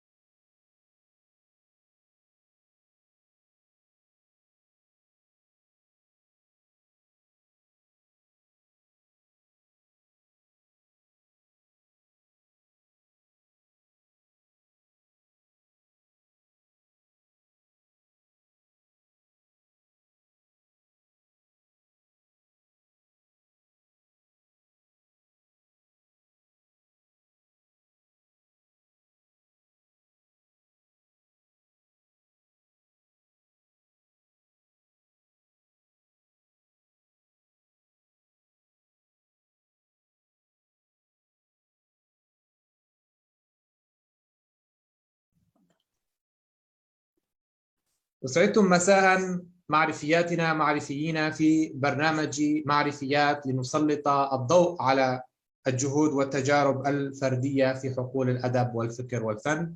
وتسعدني استضافة الكاتبة الأردنية الغنية عن التعريف رولا حسينات، وهي مواليد 27/9/1976، بكالوريوس إدارة أعمال جامعة اليرموك، ولديها ماجستير إدارة أعمال جامعة اليرموك في الأردن، وهي أديبة وقاصة وباحثة كاتبة في موقع الحوار المتمدن، عاشقة لفنون الأدب والبحث وتجريد الأشياء على حقيقتها ثم كسوتها بلون آخر أكثر تشويقاً وإبداعاً، تسعى لتغليب النظرة الإيجابية في طرحها لأي قضية، وتحاول جاهدة أن تضع الحلول الممكنة وتطرحها بأسلوب يحكمه المنطق والعقلانية والموضوعية. لا تتحيز في كتاباتها لفئة دون أخرى، وقضية المرأة تشغل جزءاً مهماً من النتاج الأدبي خاصتها، غير أنها تميل إلى بيان أماكن ضعفها وبخاصة مع شريك حياتها. ولديها مسابقة في الأدب النسوي تحمل اسمها، مسابقة الأديبة الأردنية رولا حسينات في الأدب النسوي، ومسابقة القصة القصيرة المسجلة صوتيا مع الكاتب المبدع هايل المذابي، ومجلة مناهل الفكر والثقافة. من الجوائز التي حازت عليها مسابقة القصة الومضة العالمية للعام الأول، مجموعة قصصية قصيرة جدا تأهلت للمرحلة الأولى وفازت بجائزة التميز سنة 2014. حازت على مسابقة في شعراء من أجل التغيير، مسابقة القصة للتغير المناخي في اللغة الإنجليزية 2014-2015، وقد رشحت للنشر. قصة بعنوان المهاجر لمسابقة مدونة صبري رضوان، وقد فازت بالمركز الأول المستوى الأول، وتم توزيع الجوائز في قصر ثقافة الفيوم يوم 6/2/2014. مسابقة أتكية 2015، مجموعة قصص قصيرة جدا رشحت للتصفية النهائية. مسابقة زحمة كتاب الدولية بمجموعة قصصية للأطفال 2015-2016، حيث فازت بالمركز الرابع في أدب الأطفال. قصة ذكريات صامتة 2014، زحمة كتاب المركز الأول في القصة القصيرة، وهي عضوة في تجمع ناشرون، وهو تجمع أدبي عربي، وقد فازت بلقب فارسة الموقع. وفازت مسابقة أوتار في الإلقاء دون مؤثرات صوتية 2015. ولديها العديد من الجوائز التي حصلت عليها في منعرجات النسيان من المجلس الأعلى للثقافة المصري، ومسابقة حروف منثورة بمقال الرأي وقصة قصيرة، وقد فازت بالمقال على مستوى وطن عربي. أستطيع أن أوجز هذه السيرة، وباقتضاب أنها أديبة متمرسة وعاملة في ورش الأدب والثقافة والإبداع. أرحب بك ثانية، والكلمة لك الآن، فأرجو أن تبدأي. أهلا وسهلا بك، وشرف عظيم أن أكون بينكم الآن بين مبدعين ومفكرين، وشاكرة لك هذا التقديم الجميل. يمكن أن أوجز أيضا سيرتي الذاتية بأن لكل مجتهد نصيب، وأن من يسعى سيجني بالأخير عسلا، بالتأكيد عسلا. هنالك الكثير من إبر النحل، هنالك الكثير من العقبات، المطبات، الهفوات، ولكن الذي يستطيع أن يثابر ويصمد حتى النهاية هو الذي سيجني ثمار عمله. وأنا فخورة الحمد لله رب العالمين، كوني أم، وكوني أعمل، وكوني أدرس، وكوني كاتبة، فهذا بمجمله يعني لي الكثير، وإنجاز الحمد لله أسعى إلى المزيد منه. الحمد لله رب العالمين. هل كتبك التي تمت طباعتها كلها ورقية أم أن بعضها منها إلكترونية؟ وهل تثقين بدور النشر الإلكترونية اليوم على كثرتها؟ هل تعتقدين أن القارئ العربي متمرس على قراءة الكتاب الإلكتروني كما أنه كان قد اعتاد منذ زمن طويل على الكتاب الورقي؟ أيهما تجدينه أكثر حظاً في الوصول للمتلقي؟ بصراحة بدايتي كانت بالنشر الإلكتروني، طبعاً لصعوبة الوصول لدور النشر ليس جغرافياً أو مكانياً، لكن دور النشر الورقي تعمد إلى الكاتب المرموق أو الكاتب المشهور، فتعتبر أي مراهنة على أي كاتب جديد هو مراهنة بالفشل. فلماذا يفعلون؟ فلذلك تكون التكلفة مرتفعة، لا يساهمون مع الكاتب بنصف التكلفة مثلا، أو أن تكون على حسابهم. فكانت البدايات ربما صعبة، فكانت إلكترونية بالتأكيد.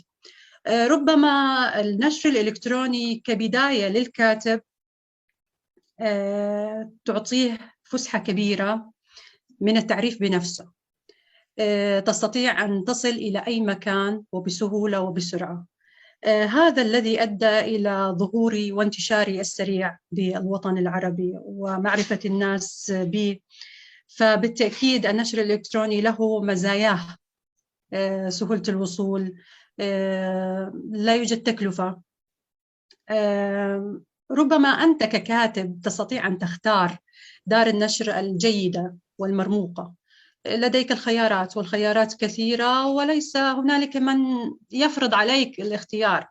فكان اختيارنا لدار حروف منثورة، لها باع واسع في النشر الإلكتروني ودعم الكتاب والتعريف بالكتاب.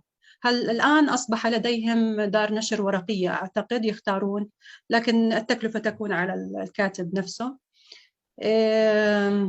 دار حفظ أيضا هي جيدة ومتميزة، ترقى بالفكر.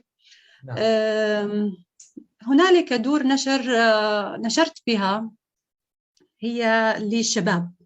نعم. أعجبني فكر الشباب أنهم يريدون أن يدخلوا مجال النشر الإلكتروني.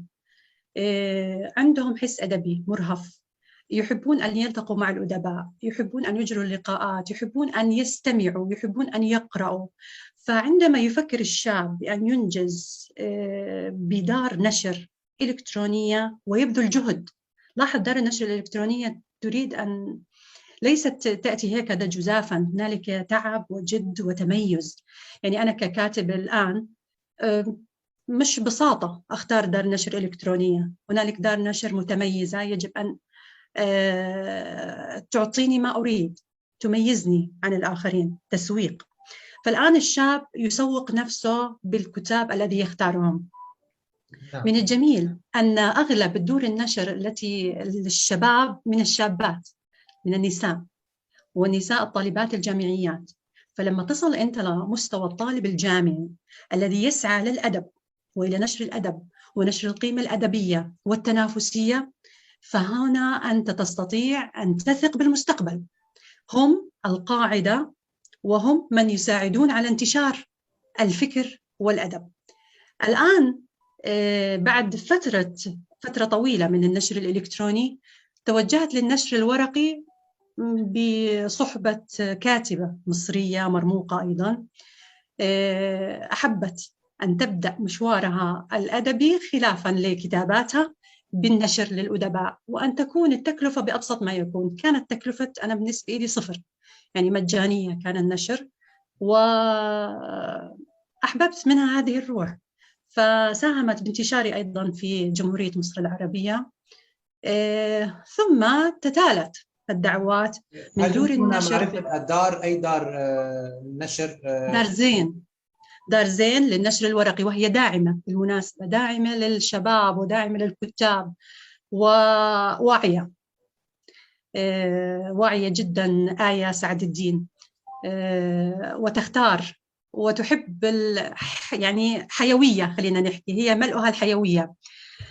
ثم تتالت بعد ذلك دار النشر للعالمين، هي أيضا لكاتب شاب جزائري حاز على العديد من الجوائز بفرنسا، يجيد بالتأكيد اللغة الفرنسية لأنه يترجم ما يكتبه إلى الفرنسية، ففاز باللغة الفرنسية.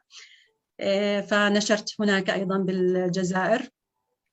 دور النشر الورقي هي جيدة، لكن ربما الوصول إلى الوطن العربي بأكمله فيها صعوبة، لأنه مش كل دور النشر تستطيع أن تصل إلى المعارض بكل منطقة بالبلاد العربية. ربما تختار مناطق على المناطقية، خلينا نحكي، بالإضافة إلى أنه التكلفة تكون مرتفعة عليهم، فتكون التموقع عندهم الجغرافي في منطقتهم، يعني مصر فقط، مثلا بمصر أو فقط بالجزائر، لأنه كدور نشر جديدة أنت تعنى بالتكلفة، فيبقى إنجازك بمنطقة معينة جغرافيا، يعني بالجزائر مثلا وبمصر.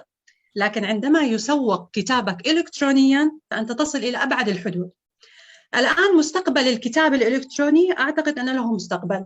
أنا أقرأ إلكترونيا، أولادي يقرؤون إلكترونيا، كثير من الشباب أعرفهم يقرؤون إلكترونيا، على الرغم من أنهم يقولون أن الكتاب الورقي هو أفضل بكثير لأنه يبقى لديك، تسهر عليه، لا تضر عينيك مثلا، فيميلون إلى الشيء اللي امساكه بيدهم. لكن من تعرف هل المستقبل هو للكتاب الورقي أم الكتاب الإلكتروني، أم هنالك منافسة بينهما، أم ستكون هنالك توازن وتوازي بالعلاقة بين الكتاب الإلكتروني والورقي. يبقى الرهان على وعي الإنسان ومثابرته وجدته وفكره في هذا الإطار، لا يمكن الحكم عليه بالتعميم. صحيح. إذا حدثينا عن بداياتك وبدايات علاقتك مع الكتابة، وعن أبرز الداعمين الروحيين لك في مسيرتك الإبداعية. بدايتي قبل عام 2013. كنت بالبداية طبعا مع أولادي، أحب الرواية، أحب القصة. بالمدرسة أيضا كنت أفوز بالكثير من الجوائز على مستوى محافظة إربد. فزت بالعديد من الجوائز في القصة وفي المقال وفي المسرح. أنا مثلت المسرح وفزنا بالمركز الأول على محافظة إربد. هذا اللعب وهذا الهوى يؤدي دائما إلى أن تمسك قلما ويسرح خيالك إلى البعيد. كنت أروي القصص لأولادي كثيرا، وعندما ذهبوا إلى المدرسة ماما ساعدينا بالقصة، فأفرد الخيال ومساحات منه وخذوا من هذا الخيال. حتى هم الآن في منهم شاعر، في منهم كاتب مقال، يحبون الورقة والقلم والكتابة، الفكر والخيال. أنت تنضج منذ الصغر، وأنا نضجت في هذا الفكر. كنت أنا صغيرة لدينا مساحة فارغة في المنزل، أصف الطاولات، أجمع كل الكتب الموجودة في البيت، أقص الشريط وأقول هذه دار النشر الخاصة برولا حسين. تصور منذ الصغر.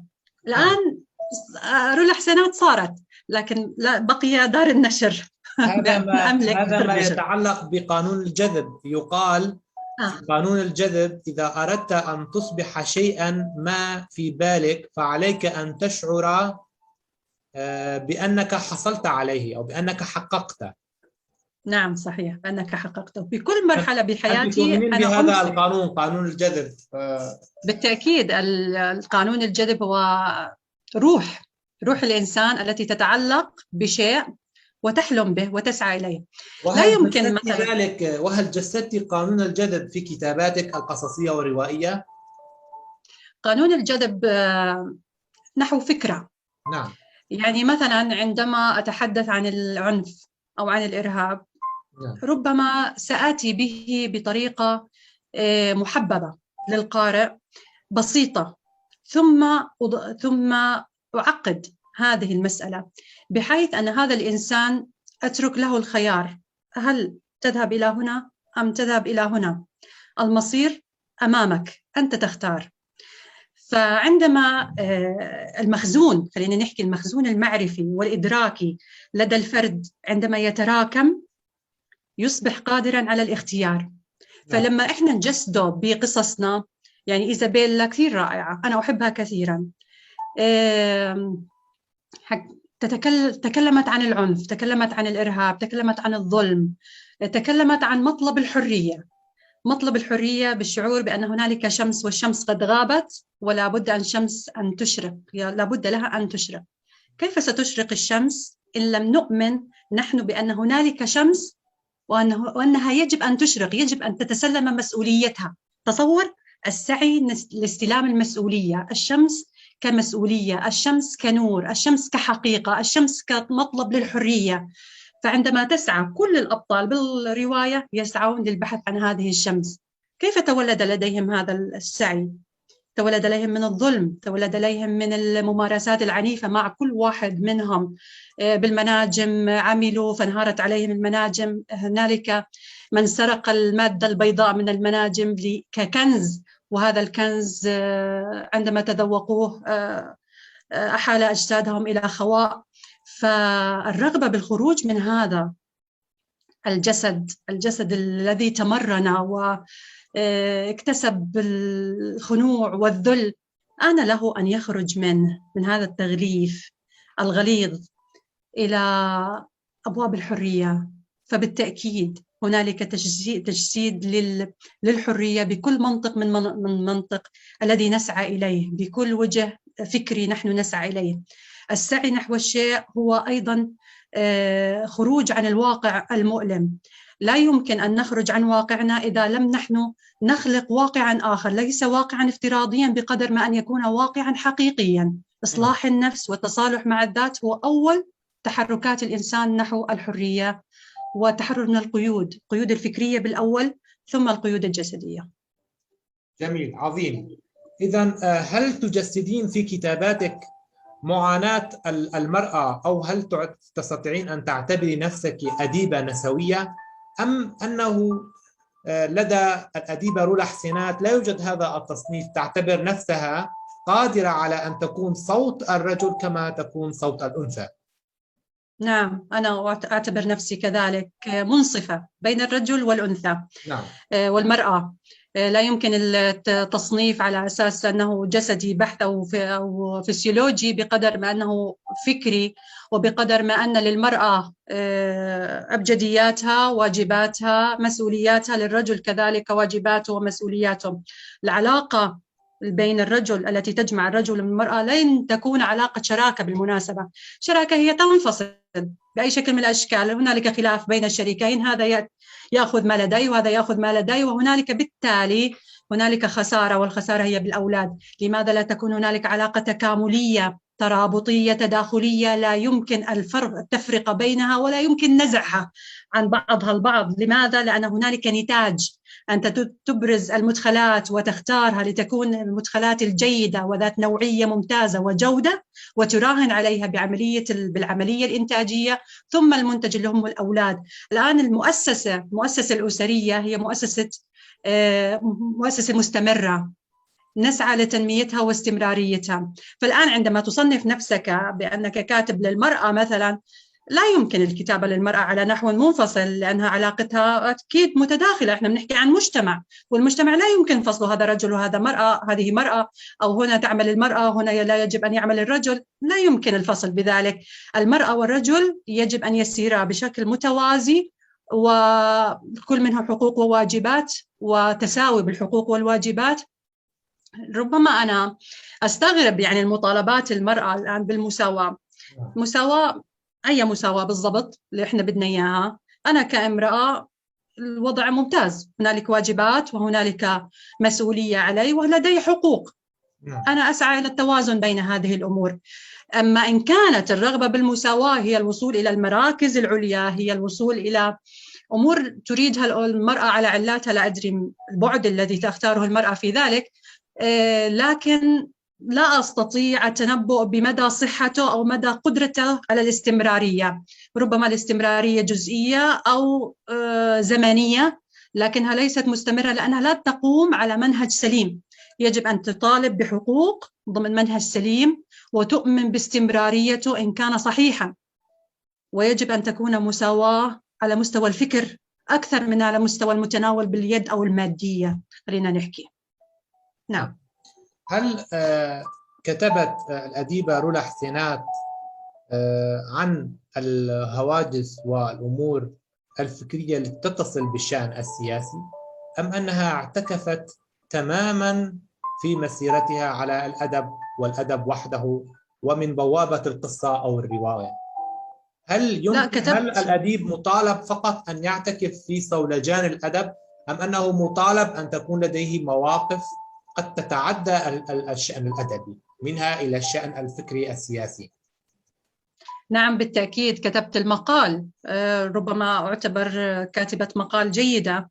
نعم.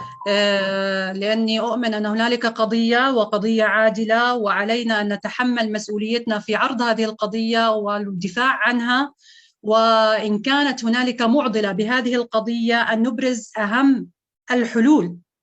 أن تكون هنالك قضية، أي نعم نتفق على ذلك، لكن إن أبرزت أنت الحلول فأنت تستطيع أن تعبر نصف الطريق أو أن تنجز نصف حل لهذه القضية.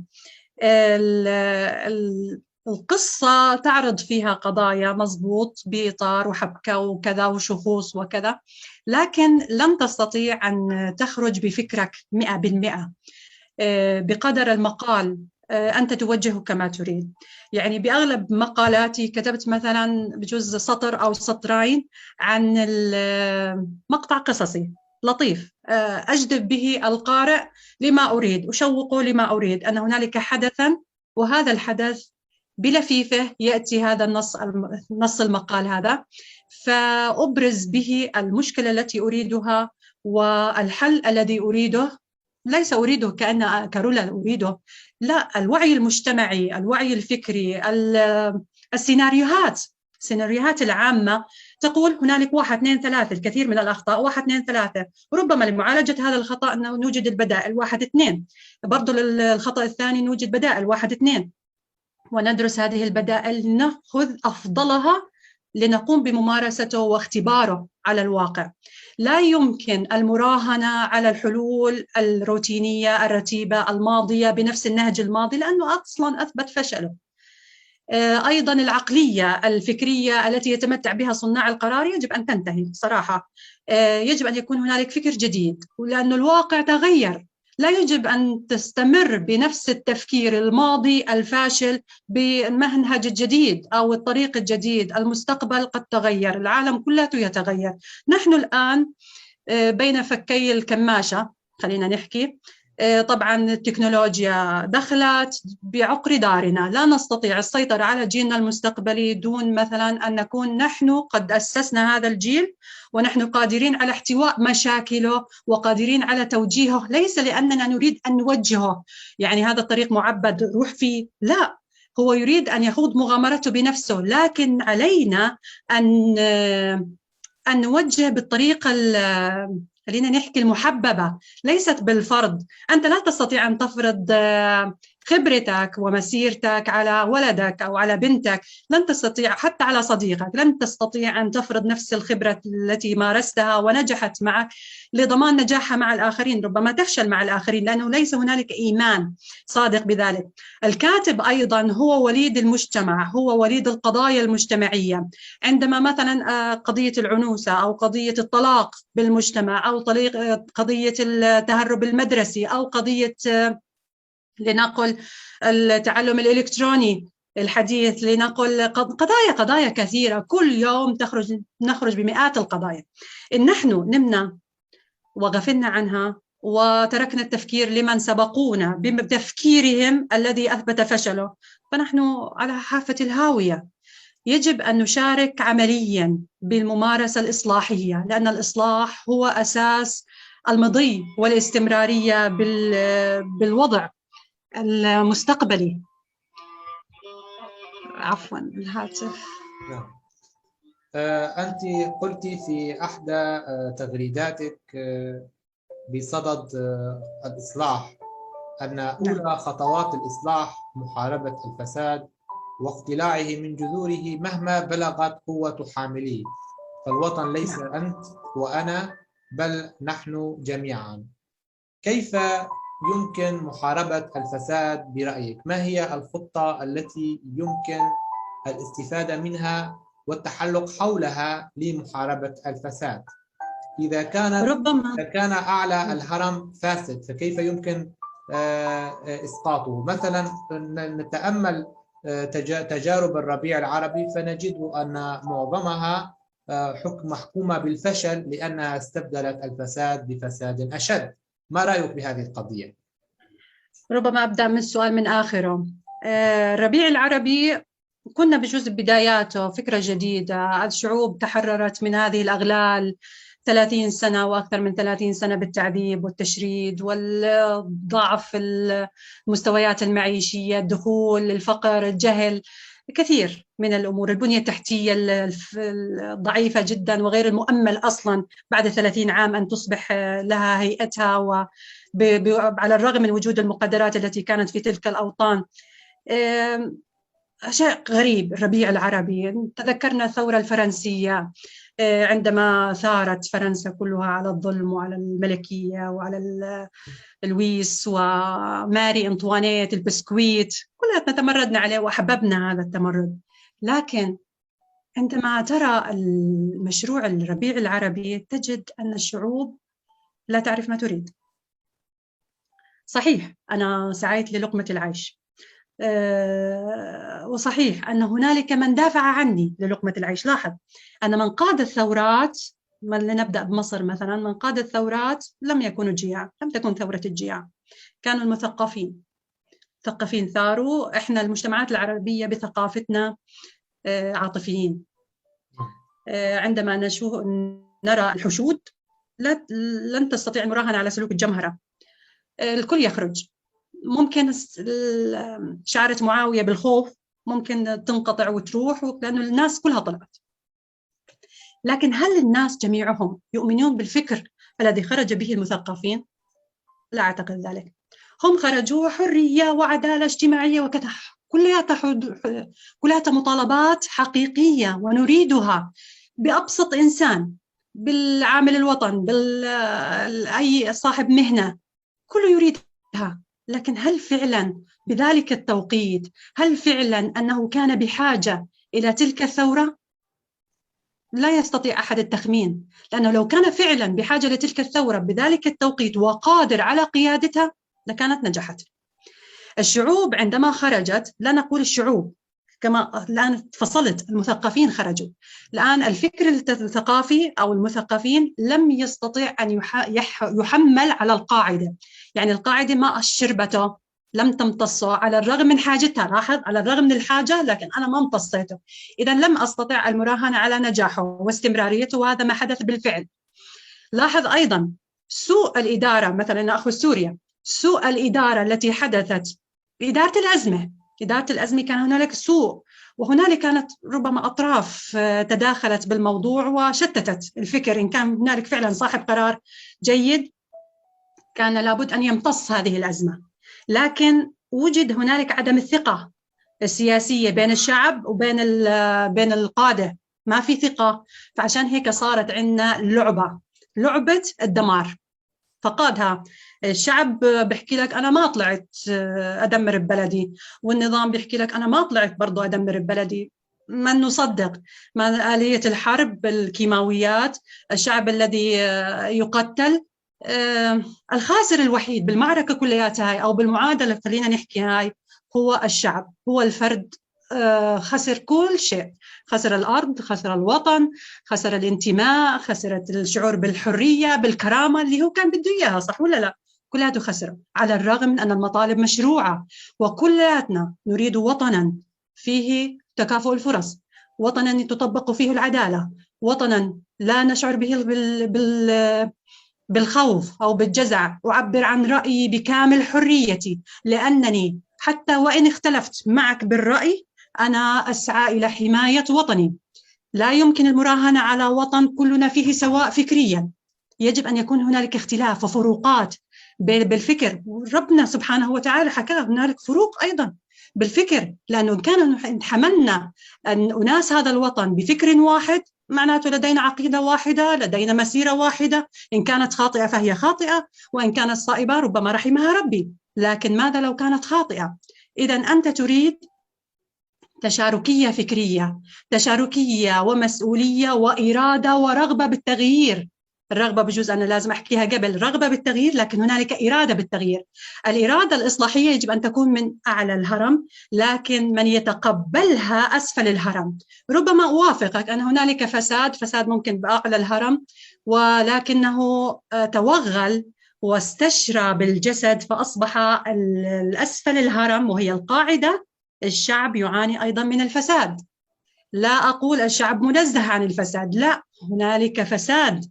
يجب أن أنا بداية كفرد من هذا المجتمع، كجزء لا يتجزأ من هذا المجتمع ولي حقوقي في هذا المجتمع، أن أسعى إلى محاربة هذا الفساد بأبسط مستوياته. أنا ما بدي أمسك سيف وأحارب، ولا بدي أحارب كل بني آدم، أحكي له أنك فاسد ولازم أحاربك ولازم نزاهة وكذا. لا، يجب علي أن أمارس أبسط حقوق الوطن علي.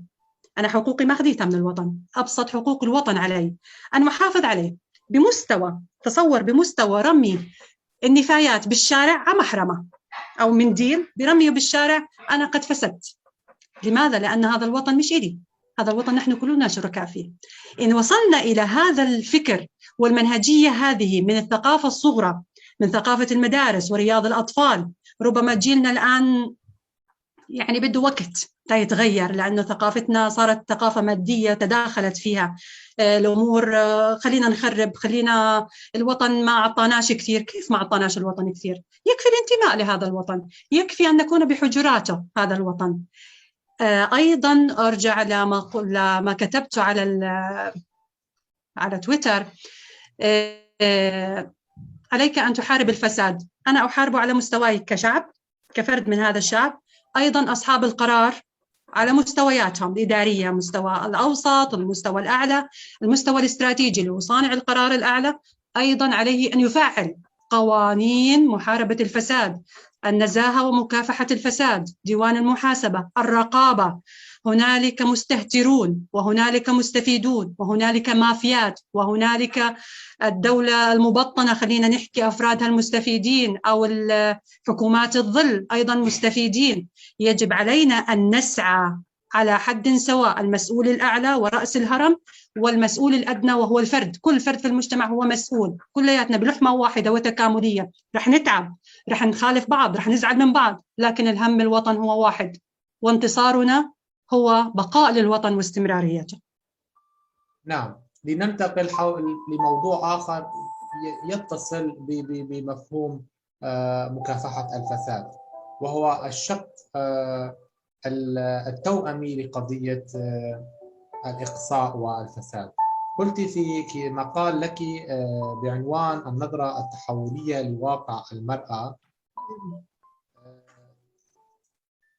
الغريب في أن المفكرين يرغبون في التغيير لحال المرأة وواقعها، فهل التغيير وحده يفيد في إيجاد حلول ناجعة لما تعانيه المرأة في الحياة وبين صفحات الكتب؟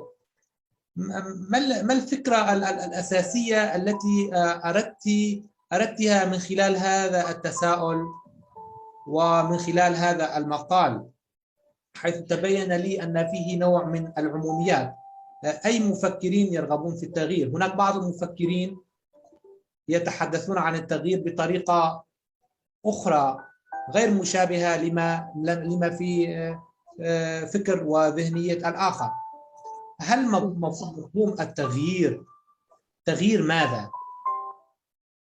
يتحدثون كثيرا عن التغيير في هذه الآونة، ولكن أي لاحظ كلمة ما التغيير في فكر الأديبة رولا حسينات؟ أي تغيير لحال المرأة أو لحال الرجل في ظل وجود منظومة سياسية إقصائية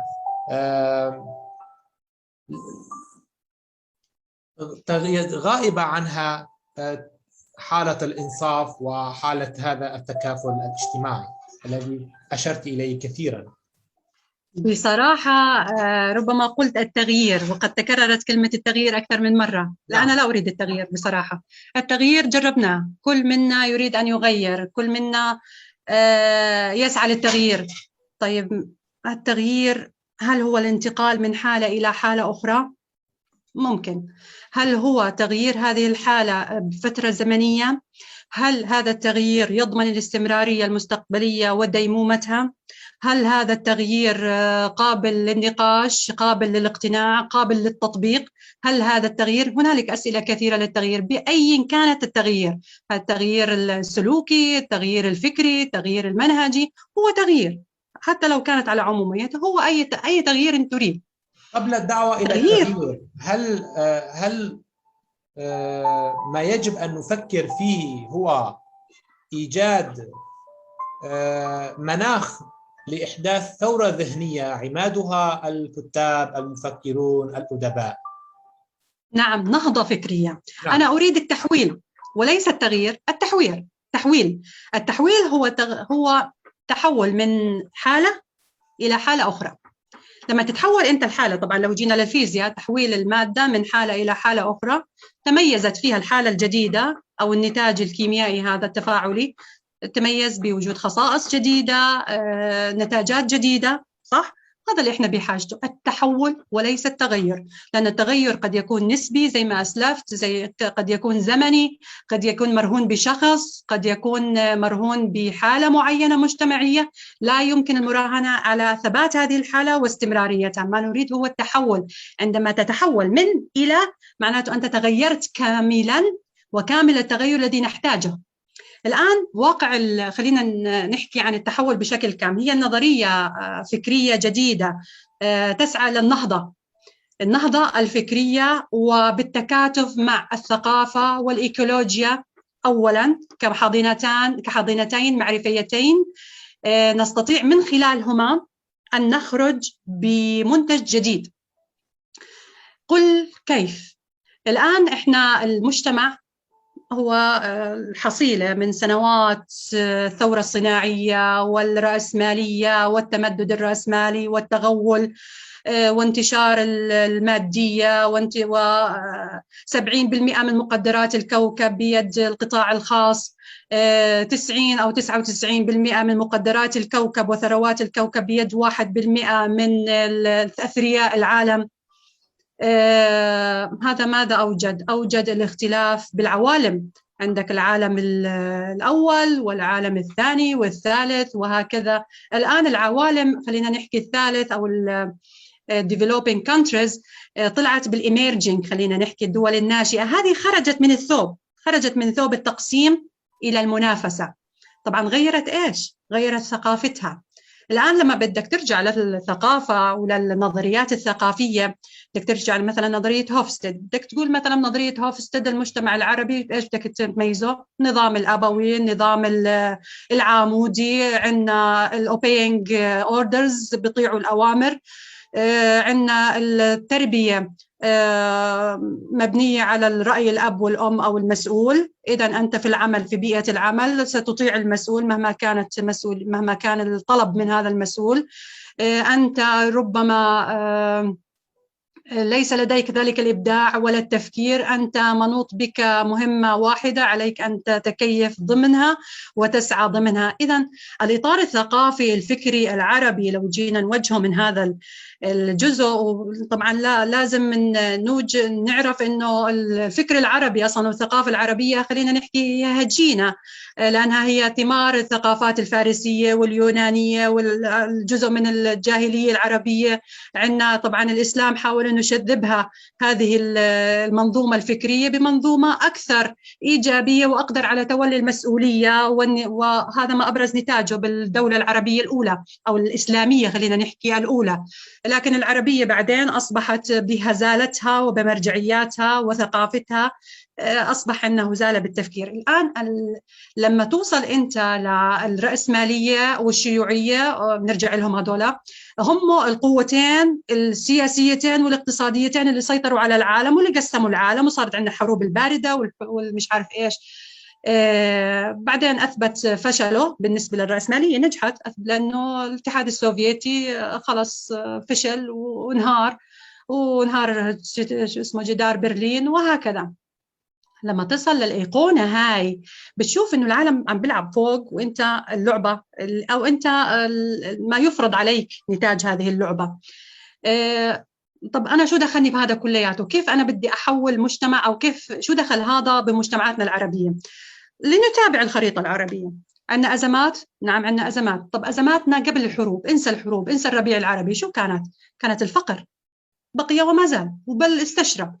عندنا غياب طبعا الطبقة الوسطى، ما فيش عندنا طبقة وسطى. عندنا البطالة، عندنا عدم العدالة، عندنا فيش تكافؤ فرص، في عندنا دخلت الفساد والمحسوبية والواسطة وشغلات كثير دخلت عندنا بالمجتمعات العربية. فأنت لما تصل لهذا المنحنى أنت قد أفرز عليك هذا النتاج، يعني أنت أصبحت تتحمل نتاج المادية العالمية بأنت بضعفك لأنك استسلمت. هذا الاستسلام فرض عليك هذا النتاج. فالآن إذا أنت ما زلت تطالب بالاقتصاد الرأسمالي أن يبقى كما هو، بجوز يحكي لي حدا تاني طب أنت بتطالبي بالاشتراكي ولا الشيوعي ولا شيء. لا ما بطالب ولا بهذا ولا بهذا. أنا أطالب بالمنهج المجتمعي الذي يستطيع المجتمع أن يؤمن به وأن يتكيف معه كالكائن العضوي، ينمو ويتكاثر معه هذا الناتج ويؤمن باستمراريته ويدافع عنه. أنت تصل لهذا الناتج الاقتصادي، تأخذ من الإسلامي، تأخذ من الرأسمالي، تأخذ من الاشتراكي، تأخذه بمجتمع بنتاج أو نموذج مجتمعي تطبقه على مجتمعك، ويؤمن هذا المجتمع بمدى صلاحه ومدى استمراريته لأنه يخدم هذا المجتمع ويكفل له الاستمرارية. إحنا لعبتنا الآن لأنه كوكبنا الأم قاعد عم بنهار، وإحنا ما زالت العجلة التكنولوجيا، وخاصة الآن التكنولوجيا الرقمية الرقمنة، فهي أكثر وبالا على البيئة. فالانهيار البيئي هذا لا يعول على بقائنا كثيرا إن نحن لم نسعى إلى التغيير. فعندما نغير الآن نغير بحاضنتين، حاضنة ثقافية بأنك تؤمن بالثقافة، برجوعك إلى بيئتك، برجوعك إلى عالمك. أنا كامرأة ليش ما أتفاعل مع البيئة؟ الطبخ مثلا على أبسط مستوياتنا، اللي إحنا المرأة بتطبخ طبخ بالفخاريات، صح ولا لا؟ ليش لما نرجع ببيئتنا باستخدام الوقود؟ لأن الوقود أصلا قاعد استنزاف الطاقة. ليش ما نستفيد من الطاقة الموجودة لدينا؟ ليش ما نعيد إعادة التدوير بالمنتجات؟ أنت لما تيجي بتغير بالثقافة هاي وبتوجه الفكر الرواسخ المجتمعية، كيف زمان كانوا عايشين وقادرين إنهم يعيشوا. الآن روح على جنوب إفريقيا مثلا أو على إفريقيا بشكل عام، مش قادرين يتعايشوا مع البيئة؟ أليسوا هم أصدقاء مع البيئة؟ بيحكوا لك زمن الصيد ما لازم يكون بهذا الزمن، مثلا لهم أوقات للصيد، لهم أوقات بيعرفوا فيها مثلا الطوفانات، أوقات فيها للزراعة، أوقات فيها لقطع الأشجار، وإن ماتت شجرة بيزرعوا واحد بدالها. فهكذا الميران والخبرة مع الطبيعة أصبحت هي النتاج التحولي الذي نسعى إليه. لا يمكن أن تعزل طفلك عن البيئة وتحكي له هاي التليفون العب فيه 24 ساعة وأنت رح تصير مبدع. لا، ما بده يبدع. شو بده يبدع؟ شريحة.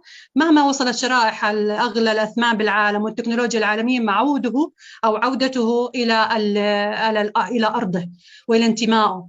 الآن برضو هذا يقودنا إلى أربطه مع مين؟ أربطه مع الربيع العربي ومع الآثار السلبية اللي صارت، التهجير الكذا، مع البلدان التي فقدت مقدراتها وبيعت كثير من الثروات الطبيعية في هذه الأوطان.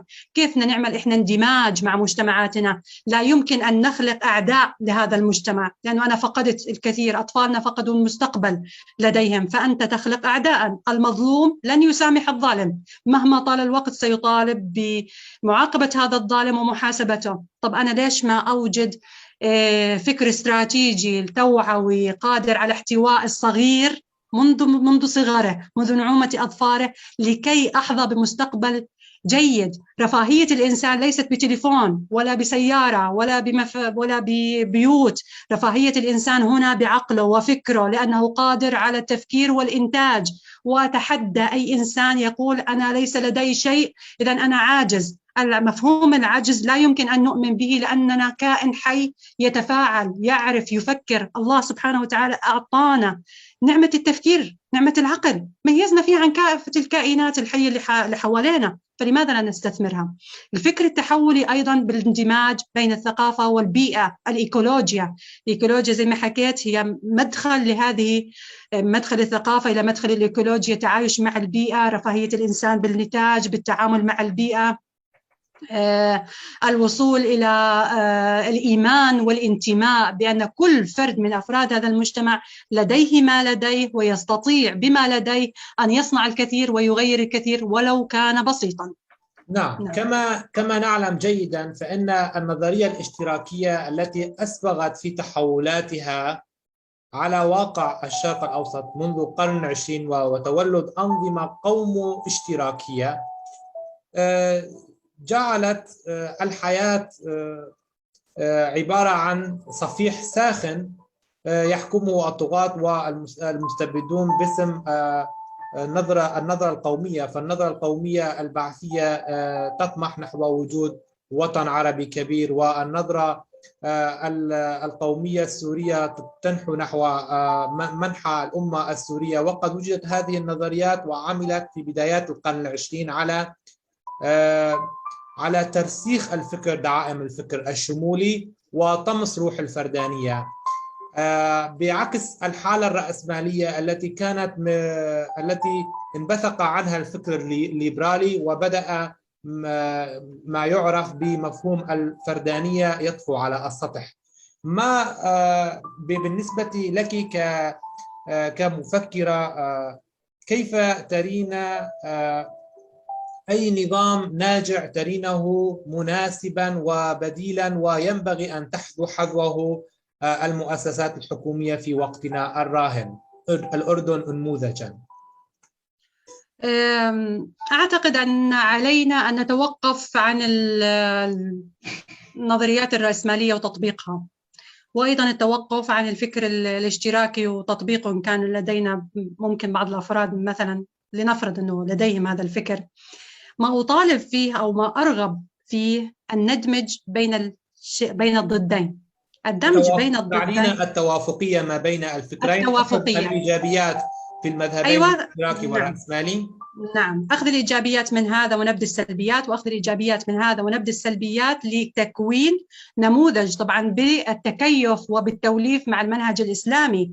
لاحظ المنهج الإسلامي أثبت نجاحه بالدولة الإسلامية الأولى، أثبت نجاحه وأشرك جميع فئات المجتمع به دون تفرقة وبمساواة وبعدالة. نرجع للمفاهيم اللي إحنا بدنا إياها، العدالة، تكافؤ الفرص، الحياة الكريمة.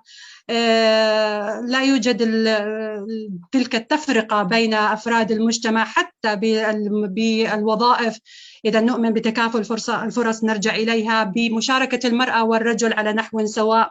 أيضا بهذه المعادلة، هي معادلة بالفعل، هي معادلة حضارية، وزي ما حكيت الآن هي المجتمع اللي هو إحنا بدنا إياه، النموذج هذا يتقبل المجتمع ولا يرفضه ويؤمن به ويؤمن باستمراريته ويدافع عنه.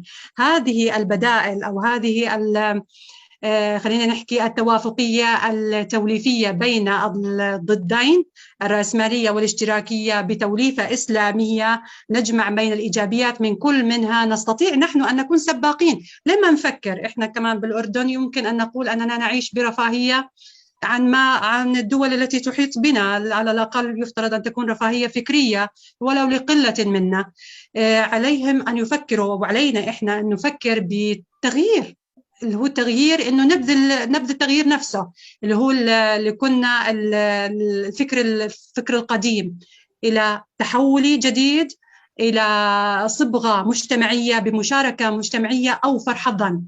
لا يمكن تهميش المجتمع. الآن رجعت البدائل كلياتها ورجعت الخيارات والممارسات كلياتها بيد الشعوب. إن الشعوب آمنت بقراراتك وآمنت بسياستك وآمنت باستراتيجياتك، أنت تكفل لنفسك الاستمرارية. لكن المجتمعات إن لم تؤمن أو إن وجدت أن هنالك كثير من الخلل بالمنهجية التي تطبق أو المطبقة أو أصحاب القرار الموجودين بعدم أهليتهم، أو خلينا نحكي بعدم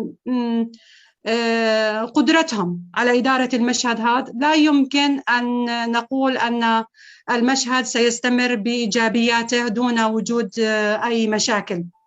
إذا التعويل الآن على الفكر التحديثي أو الفكر التحولي بدءا زي ما حكيت لك من الصغر، ونستمر نستمر بالفكر التراكمي المخزون المعرفي الذي نفتقده الآن. الشعوب العربية في عندها مخزون معرفي، أصلا القساسة والقادة يراهنون على ذاكرة الشعوب، مراهنة بأن الشعوب دائما تنسى، ذاكرتها سمك. نعم. فالآن عندما الشعب يؤمن بنفسه ويؤمن بقدرته على التحول وقدرته على التكيف مع بيئته، على الاستثمار وتسويق نفسه وتسويق بيئته وتسويق البذرة المصغرة، خلينا نحكي، لتكوينه برحلة معرفية بدءا من الإيمان بالذات، الإيمان بالفكر، الإيمان بأن الشخص قادر على التحول وقادر على قيادة المشهد، إلى البروز المعرفي، بأن هنالك ذخائر معرفية خلينا نحكي، لأنها هي أسلحة. الذخائر المعرفية هي أسلحة وعلم وثقافة. أن تتضحى بهذا الفرد هو قادر على الإبحار إلى العالم، وأن يستفيد من هذا النتاج المادي الذي يلتمسه بمشاريعه. مشاريع الشركات مثلا هي أموال، صح ولا لا؟ هذه الأموال إن كيفتها الشركات أو اتخذتها لتطوير نفسها بدون المعرفة، بدون مسؤوليتها المجتمعية وبدون عودتها وتركزها بالمجتمع ومشاكل ومعالجته، إذن هي منسلخة عن قضاياها وقضايا المجتمع ولا تضمن نجاحها. لكن إن كانت عادت بجزء ولو قليل من هذا النتاج مسؤوليتها المجتمعية، هي تضمن بقائها وبقاء المجتمع التي هي تستثمر به. جميل. إذن البعض ينتقد وضع المنهاج الديني في الدولة، وأن يكون هناك نظام حكم إسلامي، لأنه يصر على أن هذه المكونات عرقيا وإثنيا ودينيا متعددة، فمن الإجحاف أن يصبغ عليها طابعا دينيا محددا أو عرقيا قوميا محددا. ويذهب أنصار هذا الاتجاه في أنهم يرون أن ربط الدين بالسياسة أو ربط القومية بالسياسة تعني المزيد من الأزمات والمزيد من الفوضى واللا إنصاف. ما رأيك بهذا؟ لنقول أن الدولة التي نريدها، سميها ما شئت، سميها دولة علمانية، دولة مادية، دولة ظل، دولة إلى ما هناك، أيا كانت تسمية الدولة، لا خلاف عليها. لكن ما نريده زي ما حكيت لك الآن، نريد الدولة التي نطمئن بها، الدولة التي نمارس بها حقوقنا وواجباتنا بكل أريحية، التي نضمن بها العدالة وتكافؤ الفرص والحرية في التعبير، الحرية بالمنافسة الشريفة، أن أصحاب القرار ليسوا هم وأولادهم لهم صبغة الألوهية بأخذ المناصب. مثلا هنالك أيضا الشعب لديه قدرة ولديه منهجية ولديه تفكير بأن يتولى ويصلح ويصبح قادر ويصبح شريكا أساسيا بهذه اللعبة، لأنه الشعب هو شريك استراتيجي بالفعل بأي قضية من القضايا. الآن لو أنا أصبغت الدين، بجوز التجربة المصرية كانت إلى حد قريب أساءت، خلينا نحكي بعد الثورة، لأنها هي قامت زي ما حكيت لك على، خلينا نحكي، الشراهة، عدم غير المنظمة، الفكر غير المنظم، سنوات من التعثير، سنوات من الاعتقالات، سنوات من القيود، ثم برزت لهم بدفعة واحدة على كف عفريت، خلينا نحكي، أو بمصباح علاء الدين كدولة. الآن أصبحوا ساسة وأصبحوا قادة، لكنهم لم يستطيعوا أن يديروا المرحلة. لماذا؟ لأنهم حاربوا، بأول ما حاربوا الفن، حاربوا الأدب، حاربوا أمور كثيرة، حاربوا الأفراد. أنت أتيت لتقضي على فكر وثقافة داخلة ومتجذرة بالمجتمع، فكيف تضمن وجودك؟ كيف تضمن أن هؤلاء بكثرتهم أو قلتهم لن يحاربوك حتى لو كنت ديني؟ الدين ليس مفاده أن تعتقل الحريات، وليس مفاده أن تنحي أناسا وتجلب أناس آخرين. الدين لا يعني الوقوف على حاجات أشخاص وإبرازهم دون حاجات المجتمع. الدين هو تكافل، الدين هو تضامن. الآن أنا الفكر الديني لا ربما الدولة خلينا نحكي العلمانية أو الدولة المدنية كدول العالم بقيتها على نحو ما جيدة. لا يهم أن تكون الدين هو الصبغة الأساسية خلينا نحكي للمؤسسات. افصل المؤسسات عن الدين. الدين إن أنت آمنت أنه الفرد اللي عندك لا تخاف منه، الدين ليس مخيفا. إن أنا كنت صادقة مع نفسي وأؤمن أنه أنا إنسانة مسلمة، صدق، الأمانة، الأخلاق الحميدة، إذا أنا ما بسرق، إذا أنا ما بحتكر، إذا أنا ما أؤذي الجاري أو أؤذي مجتمعي أو أؤذي وطني الصغير. إذا مفهوم الإيذاء أنا أجنبه للمجتمع. النتاج اللي أنا ببرزه اللي بخرجه من بيتي للمجتمع هو نتاج خادم للمجتمع، لأنه أنت كفرد قادر وتحمل فكر وفكرك إسلامي راسخ منظم، حتى لو مش كان إسلامي بالمناسبة، أنت تؤمن بعقيدة، خلينا نحكي نبرز العقيدة بأي كانت، سواء إسلامية مسيحية، حتى لو كانت من البشر وضعوها البشر، هنالك ضوابط كلها اشتركت فيها، الضوابط اللي هي الأخلاق، خلينا نحكي هي الأخلاقية بالبند العريض، الأخلاق. إن أنت آمنت وترسخت لديك هذه الأخلاق وهذه المعتقدات وكانت بالسلوك، من الفكر للسلوك، إذا أنت تضمن أنه نتاج المجتمعي هو نتاج يستطيع أن يكون خادم للنظام، خادم للبنية المجتمعية، خادم للاستمرارية، للتطور، هو استثمار. كأنك أنت بتحكي أنا بدي استثمر بهدول الأفراد اللي عندي، فكيف بدي استثمر فيهم؟ طب لنفرض أن أنا قمت الدين، يا جماعة إحنا خايفين من الدين وهدول مش عارف إيش، بدناش لا يصلوا ولا يصوموا ولا يزكوا، نسيهم الإسلام، نسيهم القرآن، بلاش يقرأوا قرآن، يعني بلاش يعملوا أبسط الأمور اللي ممكن أشعر إنها قد تؤدي إلى إيذاء النظام تبعي. بعرفش أنا كيف مفهوم الإيذاء اللي عندهم، خليهم بلدين هدول، بدناش الشعب يكون متدين. طيب شعب بلا دين، شعب بلا ضوابط، الشعب بلا منهج، الفرد عندك كل فرد يحمل رأيه أفكاره، حر، كل واحد حر، صح ولا لا؟ أنت قمت الغلاف اللي بده يحميك، قمته، بس ما بدك إياه. إذا تركت الوضع على علاته، ليش؟ لأنه المنهج اللي أنت حطيته أول شيء ما كانش منهج، ثاني شيء لو فرضا كان منهج هو عاجز ومنهج غير قادر على الاستمرار، لأنه ما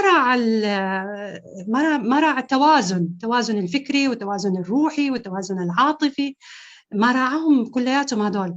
فأنت مثلا أنا بدي أحكي لابني لا تسرق، طب ليش ما أسرق؟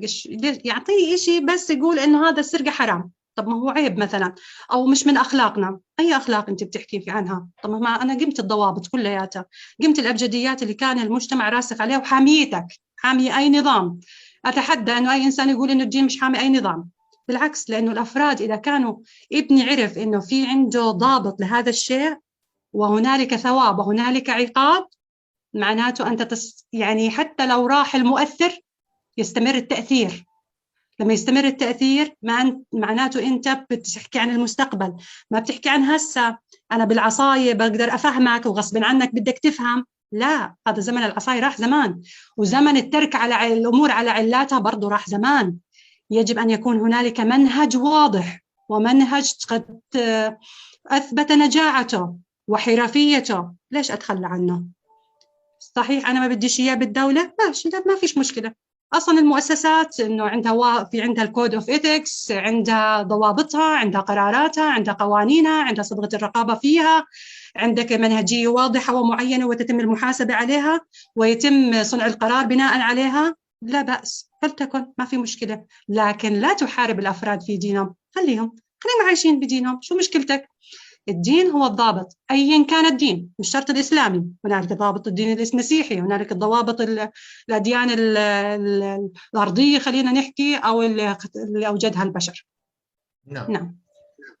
في نهاية الحوار لا يسعني سوى شكرك على وجودك هنا في هذا المنبر المتواضع، وأحب أن أسمع منك كلمة نصح توجهينها للكتاب والكاتبات بشكل خاص التي يشرعن في الكتابة وتجذيب الأنماط الأدبية. تفضلي.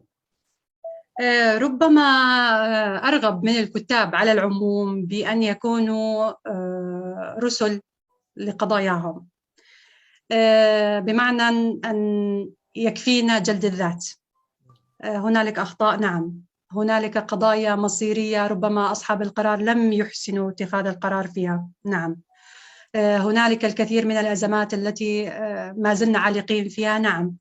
هنالك حقائق قد زيفت، نعم، لكن هنالك وطن، والوطن أكبر منا جميعا. الوطن نحن شركاء ونحن متكاتفين، علاقاتنا ترابطية فيه وتكاملية، لا يمكن أن ننحي أحدا عن أحد. الوطن لنا جميعا على كافة أطيافنا، كافة أشكالنا، ألواننا، لغاتنا، عاداتنا، تقاليدنا، بفكرنا الأيديولوجي. الوطن يحتوينا جميعا، فنحن كأدباء وكأصحاب فكر وكأصحاب رسالة علينا أن نكون منصفين، ولا نكون لجانب على جانب آخر. يجب أن نحمل العصا من المنتصف لكي نستمر. لا يجب أن نكون خداما للسلاطين ولا حاملي العصا السحرية، لكن على ما قد أوتينا من علم ولو كان قليلا ومتواضعا نستطيع أن نوجد نقاط التوازن ونقاط التي تضمن للمجتمع أن يبقى يدا بيد في ضمن هذه الأزمات وضمن هذه الأعاصير التي تحيط بنا وتلزم علينا أن نشترك بها أو نضيع. يجب أن نعود إلى ثقافاتنا، يجب أن نعود إلى عاداتنا، إلى تقاليدنا، إلى قيمنا، إلى مبادئنا. لا يوجد فكر واحد ولا فكر أوحد، هنالك تشاركية وتكاتف بالفكر حتى ولو كان بسيطا. الكاتبات الشابات لا يمكن التعويل على الجانب العاطفي من القصة أو من الرواية، إنه هو الهدف للشهرة. الشهرة معيارها قصير وحبلها قصير. ممكن أن تعرفي بحسناتك وممكن أن تعرفي بسيئاتك، ممكن أن تصلي إلى العالمية، وربما العالمية قد يصلها الإنسان بسهولة إن ترك أخلاقه وقيمه ومبادئه وتخلى عن مسؤولياته وشرع بالكتابة بلا ضوابط. هنالك ضوابط، هنالك قضايا. المرأة هي جزء لا يتجزأ من المجتمع، عليها ككاتبة أيضا أن تكون هذا الجزء والجزء الفعال، لأنها هي تنتج المجتمع. أصلا المرأة ببساطة هي منتجة للمجتمع. لا يمكن أن أقول إنه السارق أو الفاسد أليس ابني أو ابنك أو ابن أي حدا منا، هو نتاجنا. إذا نحن لا قد أخلينا بمسؤوليتنا وتشاركيتنا وفاعليتنا في هذا المجتمع وقلت الربح المادي هو الأفضل، العالمية بلا ضوابط هي الأفضل، الانزواء تحت أي غطاء هو الأفضل، لا، المجتمع والوطن هو الأعم والأشمل، والقضايا المجتمع العربي أيضا هي الأعم والأشمل. مسؤوليتنا عظيمة، مسؤوليتنا كبيرة، مسار الشهرة طويل، ولا يمكن أن نحكم أنه هذا الإنسان إذا كان مشهور معناته هو قادر على أنه يحكي لي أنه رسالته فعلا كانت قيمة. كثير من المشهورين لا، بصراحة أنا لا أتابعهم ولم يكونوا هم روحانيين أصلا، ربما لا أستطيع أن أقرأ سطر للكثير منهم. هنالك من الكتاب من لديهم قيمة، نبحث عن القيمة. خلينا نحكي الثقل والميزان هو الأوعى والأكثر وعدا للمستقبل، لنعمل معا للمستقبل. نعم. جميل. كلماتك طيبة، وكما قيل في القرآن شجرة طيبة، كلمة طيبة كشجرة طيبة أصلها ثابت وفرعها في السماء. نعم.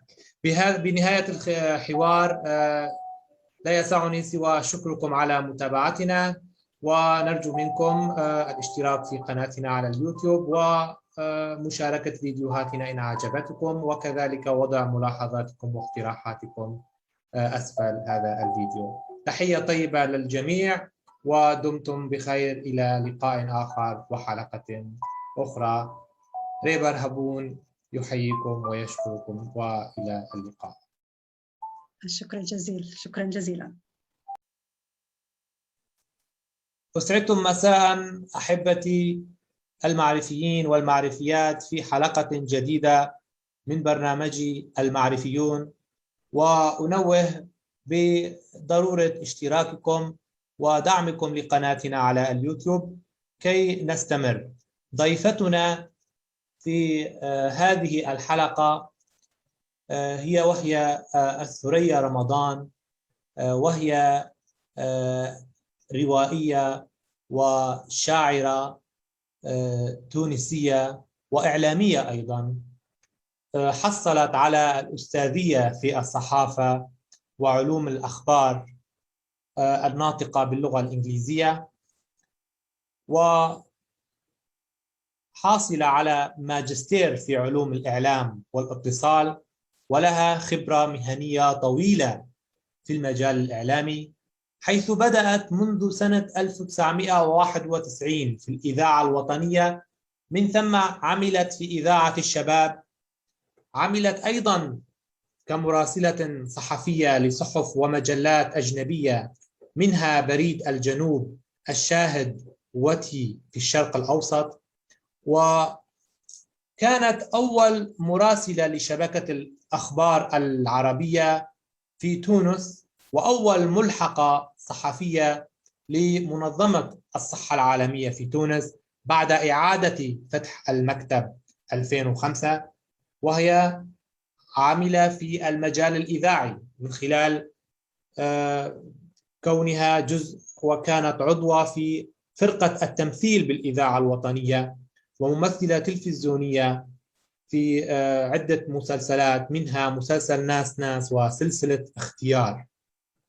رئيسة تحرير مجلة المنارة سنة 2012، مديرة تحرير بإذاعة راديو 6 2013، سكرتيرة تحرير وكالة أخبار المرأة منذ سنة 2011 وحتى يومنا هذا، وهي عضوة في شبكة المدونين العرب، وعضوة أيضا في اتحاد الكتاب التونسيين، صاحبة موقع منارة الثريا. شاركت في العديد من المهرجانات الثقافية الجهوية بتونس والأمسيات الشعرية. كرمت من قبل وكالة أخبار المرأة لما قدمته من خدمة إعلامية للمرأة العربية. كرمت من قبل عدد كبير من المهرجانات. تم تكريمها أيضا من قبل اتحاد المثقف العام بالعراق، وتم منحها وسام الإبداع لسنة 2016 عن رواية ريح الصبا. شاركت في عدة محافل ثقافية عربية لتمثيل تونس كمعرض الكتاب بالجزائر سنة 2016، وخلال فعاليات الأقصر عاصمة الثقافة العربية 2017، وفي الملتقى الأدبي الوطني الأول لإبداع نشيد السلام ولاية الجلفة الجزائر 2018. حازت على جائزة عليسة للإبداع الأدبي عن أفضل مخطوط شعري شفاه مثقوبة 2019. عضوة في تنظيم مهرجان 6 فبراير للإبداع والفنون 2020. لديها 5 إصدارات أدبية. قصة غدا يشرق النيروز عن دار كارم الشريف تونس 2012. مجموعة شعرية عارية أنام والخطايا عن دار لزهاري ليبتر الجزائر 2015. رواية ريح الصبا عن دار فضاءات للنشر الأردن 2016. مجموعة شعرية قاب حبين أو أكثر عن دار القلم للنشر والتوزيع تونس 2019. مجموعة شعرية شفاه مثقوبة جائزة عليسة للإبداع الأدبي دار عليسة للنشر والتوزيع 2019. صدر لها مجموعة من النصوص الشعرية في عدد من الكتب العربية مثل طروادة نون النسوة مصر، ونصوص مترجمة إلى الكردية في كتاب لو أنبأني العراف كردستان، وتعريف كامل بها ككاتبة تونسية في كتاب أنطولوجيا مختارات من الأدب النسوي العراقي العربي، مخطوطان روائيان في الطريق ومخطوط شعري جاهز. أمام هذا الكم والزخم الفكري والإبداعي لها لا يسعدني إلا أن أنحني وأرفع لها القبعة. يسعدني الترحيب بك مجددا الروائية والشاعرة ثريا رمضان. في البداية أود تحدثينا عن بدايات دخولك لعالم الشعر. أهلا بك أولا، وأهلا بكل المشاهدين الأعزاء. أقول دائما وكما تعودت: الشعر لا يدخل له، إنما الشعر ينمو بداخلنا ويربى منذ أن نكتشف هذه الموهبة، لأن الشعر بالأساس والفن بشكل عام موهبة وليس حرفة. يصبح حرفة عندما نتعلم تقنية الكتابة أو طريقة إصلاح النص الخام.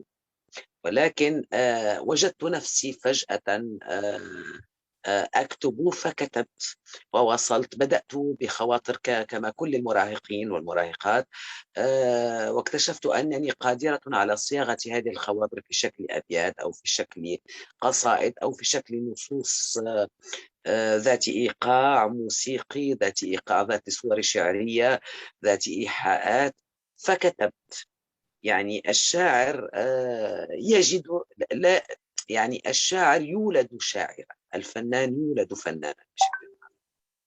هل اخترت قصيدة النثر دون سواها لأنك وجدت في قصيدة النثر عالما أكثر رحابة لا قيود شكلانية فيها، أم أنك حاولت اللجوء إلى كتابة الشعر الكلاسيكي؟ هل كانت معظم قراءاتك حداثوية أم كانت تحاول سبر الشعر منذ بداياته التاريخية؟ ونعني بها القصيدة العمودية أو قصيدة تفعيلة.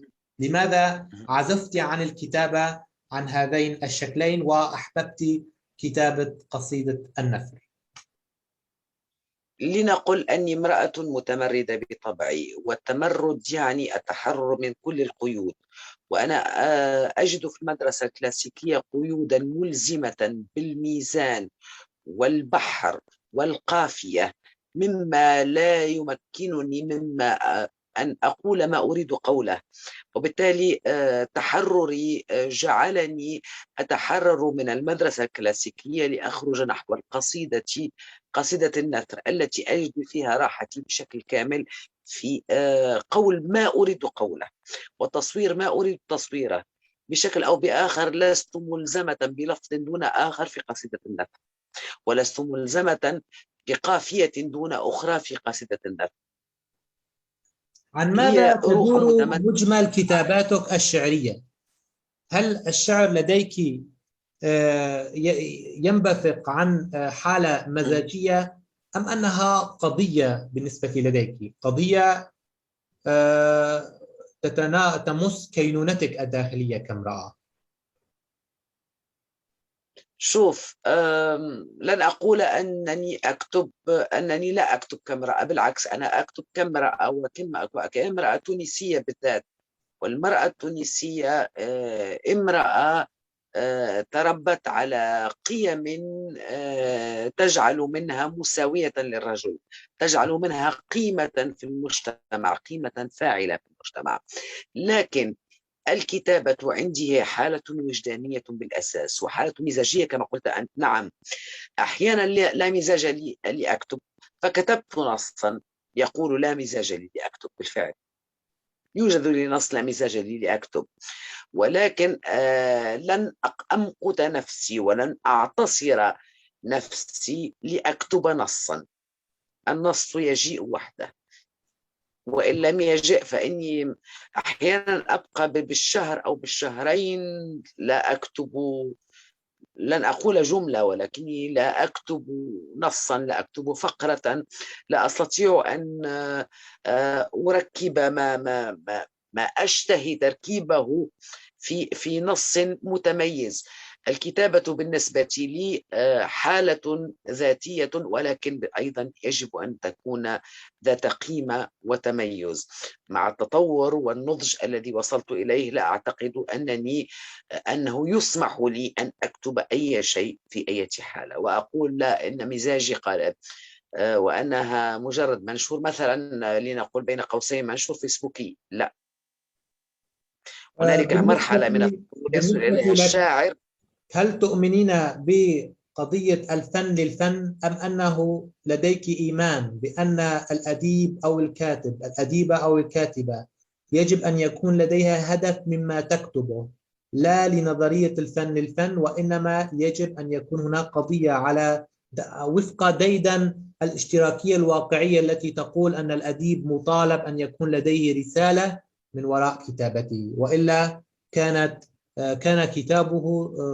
كتابته أو عمله ضربا من ضروب العبث. ما رأيك بهذه المسألة؟ لنقل أن كل ما نفكر به هو قضية في حد ذاته. ما تفكر به المرأة في شؤون يومها التي ترهقها نفسانيا وإنسانيا قبل أن يكون ذلك إرهاقا ماديا هو في حد ذاته قضية. المرأة لديها قضايا أكبر من قضايا الرجل، وأعتقد لن أخاف أن يتهمني أحد بأنني فيمينيست نسوية، لأن المرأة تحمل على عاتقها عبء الأسرة، عبء عملها، عبء المطبخ، عبء المجتمع أيضا ونظرته لها، عبء والديها ومدى رضاهم عليها، عبء زوجها، عبء أطفالها. يعني هو عبء مضاعف. فالرجل يحمل عبء عمله وأسرته بين قوسين بشكل أكبر مما تحمله المرأة من تفاصيل صغيرة، لأن التربية تحمل على عاتق المرأة. إذن فكل ما تفكر به المرأة هو قضية في حد ذاته. كلما كتبت نصا وقيل لي شكرا لأنك فكرت بما فكرت به من إحدى النساء اللواتي أعرفهن، أسعد كثيرا، وأعتقد أنني أوصلت رسالة معينة، إما نصيحة، إما إعادة استرجاع لنقل المورال، كيف نقول ذلك، تقوية المعنويات، إما لإعادة تصنيف المرأة في مكانها الفعلي والقيمي. كلها رسائل. أعتقد أن الكتابة ليست مجرد قضية وطن أو قضية حقوق إنسان، إن الكتابة قضية وجدان بالأساس، وما ينبثق عنه وما يمس الآخر. إذا وصلت رسالتك إلى الآخر مهما كانت الرسالة فهو نص يحمل قضية بحد ذاته. نعم، وهو نص ملتزم. هنا نطرح سؤالا منبثقا عن هذا التعقيب. هل هناك أدب نسوي في العالم العربي؟ وهل يمكن أن نفرق بين أدب الرجال وأدب النساء؟ أم أن القضية هي متكاملة أكثر مما أن يكون هناك تصنيف ما بين أدب النساء وأدب الرجال؟ فنرى مثلا نزار قباني وقد استخدم المونولوج ووظفه، ولديه قصائد كثيرة يكتبها على لسان امرأة. وكذلك نجد أحلام مستغانمي في روايتها روايتها ذاكرة الجسد تتحدث بلسان رجل. إذن القضية لا تبدو قضية عالم نساء أو عالم رجال، إنما قضية إنسان. ما رأيك بهذا؟ شوف، هذا السؤال طرح في جلسة نقاشية وحوارية في معرض الكتاب منذ 2 سنين، وكنت ضيفة مع الدكتور محمود طرشونة والروائية هند الزياتي، ونسيت، أعتذر جدا، نسيت الروائية الثالثة التي كانت معنا. كنا 3 نساء، وكان يحاورنا الدكتور محمود طرشونة وهو ناقد وروائي وأديب تونسي معروف عن هذه القصة والقضية بالذات. وأنا كنت قد فتحت هذا الموضوع في جلسة بين الأصدقاء من نقاد وأدباء وروائيين. قال لي أحد الناشئين، وأنا أسوق الكلام على لسانه وليس على لساني كي لا يؤخذ علي في البداية، قال لي أرسل إلي كتاب، وكان الاسم خلينا نقول الاسم ليس الاسم الصحيح، وإنما اسما مستعارا باسم رجل كان الكتاب. عندما قرأت المخطوط اكتشفت أنه كتابة نسوية. عندما سألت اكتشفت فعلا أن الكاتبة امرأة. روح المرأة هو من قال ذلك. روح المرأة تظهر في الكتابة كما روح الرجل تظهر في الكتابة أيضا. هذا ما ناقضوني يوم الجلسة عليه وقالوا لا، لأن هنالك رجال كتبوا على لسان المرأة أقوى من المرأة ذاتها. إذن المسألة نسبية، لن أقول نعم أو لا، لن أتبنى هذا الرأي أو ذاك الرأي. هناك من لديه القدرة بالتكلم على لسان المرأة واتخاذ موقعها في قضيتها وهو رجل، وهنالك من النساء من يتخذ موقع الرجل في قضيته ويتكلم على لسانه داخل رواية. لكن المسألة نسبية.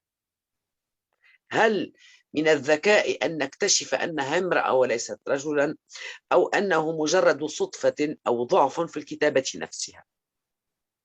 ليس لي أن أؤكد أو أنكر هذا، لذلك ليس لدي موقف محدد في هذا الموضوع لحد الآن صراحة.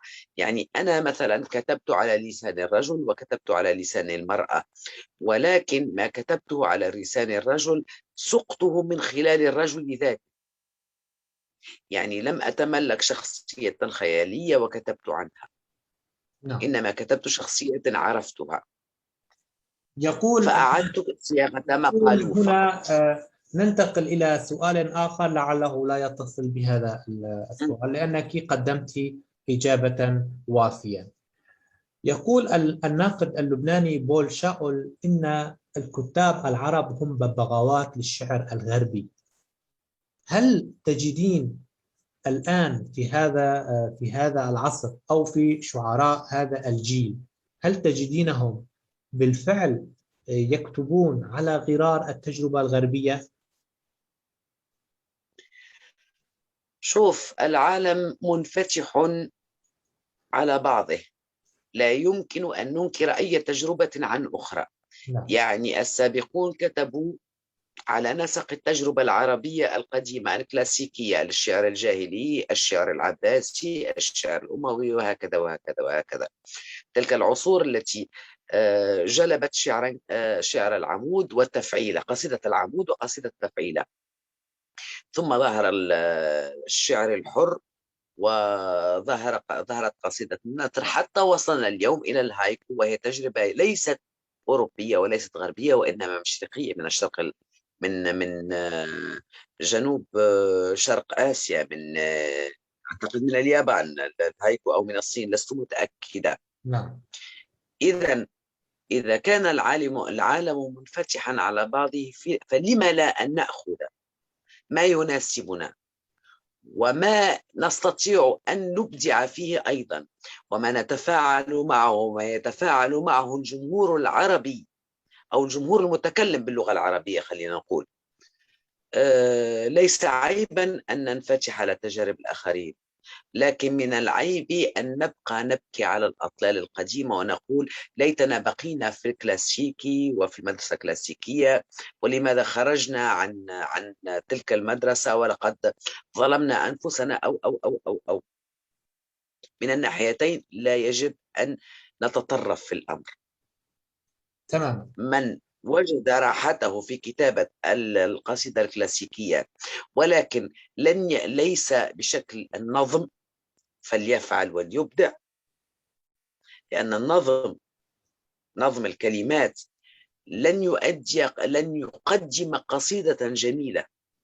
خلينا نقول القافية والميزان التي يتخذها أحد الشعراء فيكتب أي كلام فقط لأنه موزون وقافية ويقول أنه مقفى ويقول أنه شعرا، ذلك مرفوض.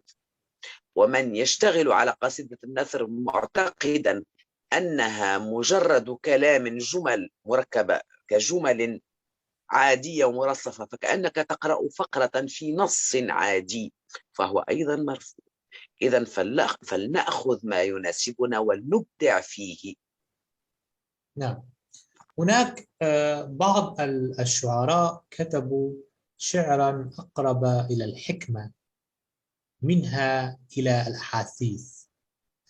فقد لمحت لك جملة في كتابك الشعري شفاه مثقوبة، تقولين فيها شيئا أقرب إلى الحكمة منها إلى الشعر. لا تقرأ قصيدة امرأة مشروخة ستجرحها أكثر، لا تجرح فنجانا أبيض ستصدق نبوءة القهوة فيه. هنا السؤال: هل يمكن للشاعر أن ينفصل تماما عن الفكر؟ كما قال أرسطو في كتابه وحدة القصيدة: الشعر طريقة تفكير. هل تعتبرين الشعر هنا فكرا، أم أن لا علاقة للشعر بعالم الأفكار؟ الشعر يعبر عن وجدان الشاعر، وإذا كان الشاعر يفكر حتى من خلال وجدانه ويحاول أن يقيم ما يفعله ويحكم عليه ويخلق من خلال تجربته حكما ستفيد الناس دون قصد منه، يعني هو كتب لأجل نفسه فخرجت حكمة. إذن فالفكر مرتبط بالأساس بما يحمله الشاعر في وجدانه. إما هنالك شاعر قادر أن يفكر في وطنه في داخل وجدانه فيحمل حكما ويحدث عن قضايا قوية وكبيرة فكرية وأدبية وحتى سياسية واقتصادية من خلال شعره أيضا. لما لا؟ لأن الوجدان هو ما نحس به، وكل ما نحس به وأيضا من الفكر بشيء طبعا. نعم. إذن بعض الكتاب أو الأدباء يميلون إلى تضخيم هذه القضية، فيعتبرون الشعراء أشباه أنصاف فلاسفة، كونهم يقحمون التساؤل في جل كتاباتهم. قضية التساؤل لديك هل هي متعلقة بالشعر، أم أن الفنان أو الفيلسوف لديه من التساؤل الكثير؟ لأن التساؤل هي مفردة تشي بالصيرورة بالاستمرارية. ما رأيك بهذه القضية، قضية التساؤل في الشعر؟ هل هي قضية متعلقة بعوالم البوح، أم أنها مسألة تتجاوز الحيثية الشعرية اللي تدخل في المناهج الأدبية أو الفنية الأخرى؟ هذا مرتبط بشخص الشاعر بحد ذاته، فكل شاعر لديه شخصية منفردة وذات خاصة به. التساؤل وطرح الإشكاليات الدائم مرتبط بالأساس بالفلاسفة والباحثين والمفكرين الذين يبحثون دائما في كل ما يرونه. التساؤل شيء مشروع وشيء واجب على الفيلسوف وعلى المفكر والباحث كي يخلق منه قواعد وكي يخلق منه حكما، ولا يتوقف تساؤله أبدا، لأن بالنسبة إليه الخطوط الحمراء غير موجودة. بالنسبة إليه الفكر منفتح على كل العوالم، وتلك العوالم يعني يجدها أحيانا مجهولة فيحاول البحث فيها. التساؤل هنا مشروع. أن تكون باحثا وشاعرا، أن تكون فيلسوفا وشاعرا، أن تكون مفكرا وشاعرا فشيء آخر، لأن الشعر مرتبط بالوجدان بالأساس وليس بالتساؤل. التساؤل مرتبط بالفلسفة أكثر وبالبحث أكثر. نعم. ننتقل إلى قضية أخرى تتعلق بنشر المنتوج الشعري. نجد الكثير من الشعراء يواجهون مشكلات في أن ترى كتاباتهم والنور، فهناك دور نشر ربحية تحاول أن تضع الحالة المادية الاستهلاكية قبل النظر في النتاج الأدبي وقيمته، فتنشر كل ما هب ودب فقط لأن صاحبها يدر على الدار المال المطلوب لطباعة الكتاب.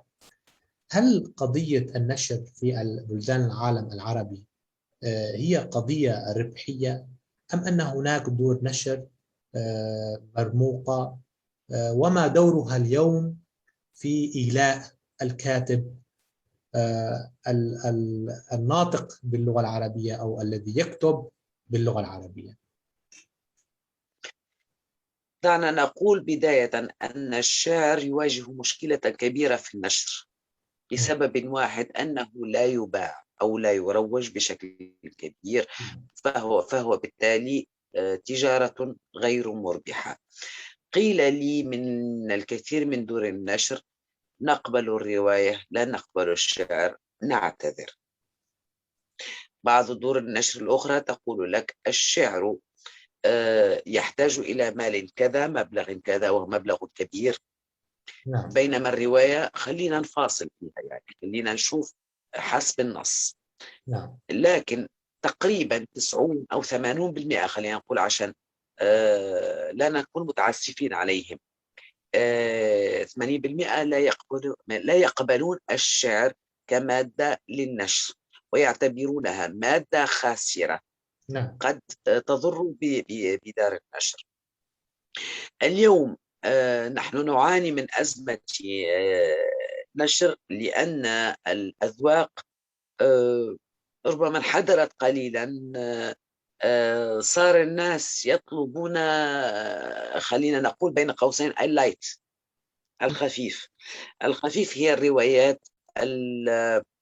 الروايات العاطفية الرومانسية، فيها بطل يحب بطلة وكذا وكذا وفقط. هذا ما يطلبه مثل ما نقول في الإذاعة، ما يطلبه المستمعون، هنا ما يطلبه القارئون. الخفيف، القصص القصيرة، القصص المغرية للمراهقين والمراهقات، زي قصص عبير وزهور قبلا التي قرأناها في صغرنا. صارت حتى الروايات الكبرى تنتهج نفس النهج نفسه. إذن نحن أمام كارثة تضرب الذوق العام، أو الذوق العام هو الذي يضرب دور النشر.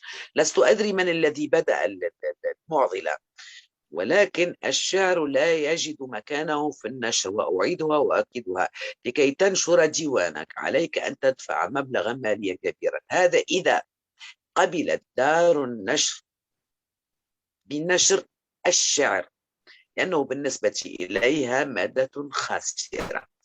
بعض دور النشر قليلة تشجع على نشر الشعر لأن أصحابها شعراء. مثلا نعم، أعرف دور النشر أصحابها شعراء قدموا من الشعر مادة هامة، على الأقل وجدت مكانها في السوق. لأن مشكلة التوزيع أيضا، يعني أن تضع دواوين شعرية في مكتبة لن تباع. للأسف القارئ لم يعد يشتري كتبا شعرية. إذن هل بإمكاننا القول أن هذا العصر هو عصر الرواية بامتياز، كون الروايات تباع ويمكن وتسويقها ممكن؟ هو عصر الروايات بامتياز بالفعل، ولكن هنالك صنف معين من القراء الذين يطلبون الروايات اللايت الخفيفة جدا. مثل ما قلت لك، زي هذه المشكلة خلت الكثير من الروائيين معناها يبحثون، معناها يتعبون لإيجاد دور نشر. ليس كل دور نشر لديها معناها قادرة أنها تتبنى أو قابلة لتبني نصوص قوية. ثاني حاجة، في تونس عندنا مشكلة التوزيع. في تونس لدينا مشكلة التوزيع، وهي أننا لا نوزع خارج حدود الوطن. يعني الكتاب الذي ينشر في تونس يبقى في تونس. إذا أنت قادر على توزيعه على مثلا نسخ PDF ترسله فبها، وإلا سيبقى في تونس.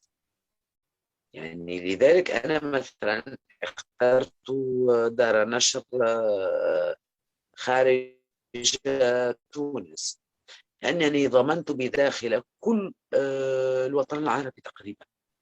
يعني تحط اسم الرواية ستجدها. لو كانت منشورة في تونس لا أعتقد أنها ستجد مكانها بشكل أو بآخر أو بشكل كبير، إلا إذا حازت على جائزة. هذه أمر ما هي الأسباب التي تجعل النتاجات المطبوعة في تونس تبقى في تونس ولا تخرج؟ لا أعرف القانون، لا أدري. أنا ما أعرفه أن في معرض الكتاب مثلا، معرض الكتاب خارج تونس هنالك جناح فيه تلقى مكتبة ناشر أو اثنان يضعون مجموعة من الكتب، يعني ليس كل الناشرين يخرجون خارج حدود الوطن. لا أعرف القانون، لا أستطيع أن أفسر ذلك ما دمت لا أعرف شيئا عن الموضوع بشكل عام. كل ما أعرفه أن كتبنا عندما تنشر في تونس فهي لا تخرج ولا توزع خارج الحدود. إذن نعود إلى قضية عصر الرواية. نجد أن الكثير من الكتاب غير الروائيين يلجؤون إلى كتابة قصائدهم بصيغ الروايات، ويضعون على كتابهم اسم رواية فقط لأنهم يريدون أن يرى هذا الكتاب النور وأن ينتشر نتاجه. نجد كتابا لا علاقة لهم بالرواية لكنهم يلجؤون إلى الرواية، فيكتبون لونهم الشعري ويصبغون عليه صبغة الرواية ليتم نشرها. هل تجدين أن هذه الظاهرة هي ظاهرة صحية؟ لا سيما أن بعض الشعراء مصرون على وجود لون اسمه الرواية الشعرية. لم يبقى إلا أن يلجأ النقاد لكتابة دراساتهم النقدية ويضعون عليها اسم الرواية النقدية، ويذهب الرسامون والنحاتون أيضا ليضعوا لوحاتهم في كتاب يسمونه الرواية النحتية أو النقدية أو الرسمية، هذه على سبيل الدعابة. ما رأيك بهذه الإشكالية أو القضية؟ بصراحة لم أسمع بهذا الأمر من قبل، يعني أول مرة نسمع منك أنت أنه ديوان أو مجموعة شعرية تصبح بقدرة قادر يعني رواية منك نسمع. أنا ما أعرفه أن هنالك شعراء كتبوا الرواية وبصراحة أبدعوا فيها. يعني هنا أنا أعني أن البعض يفتقد إلى مقومات، تفتقد كتاباتهم إلى مقومات الرواية والحكائية من حبكة وتشويق وإثارة، فيقومون بكتابة الرواية ولكنها فيها رائحة الشعر الكثير. شوف، خلينا نقول حسب ما يقول مثل تونسي: ما يبقى في الواد كان حجره. نعم، يعني لا يبقى في الواد في نهاية الأمر إلا حجره. تماما صحيح. يعني ما خلق فيه. يعني كل ما يكتب سيأتي عليه يوم ويغربل، ثم يبقى لا يصح إلا الصحيح، ولا يبقى إلا الروايات التي تصلح، ولا يبقى إلا الكتابات التي تصلح، ولا يبقى إلا النصوص التي تصلح.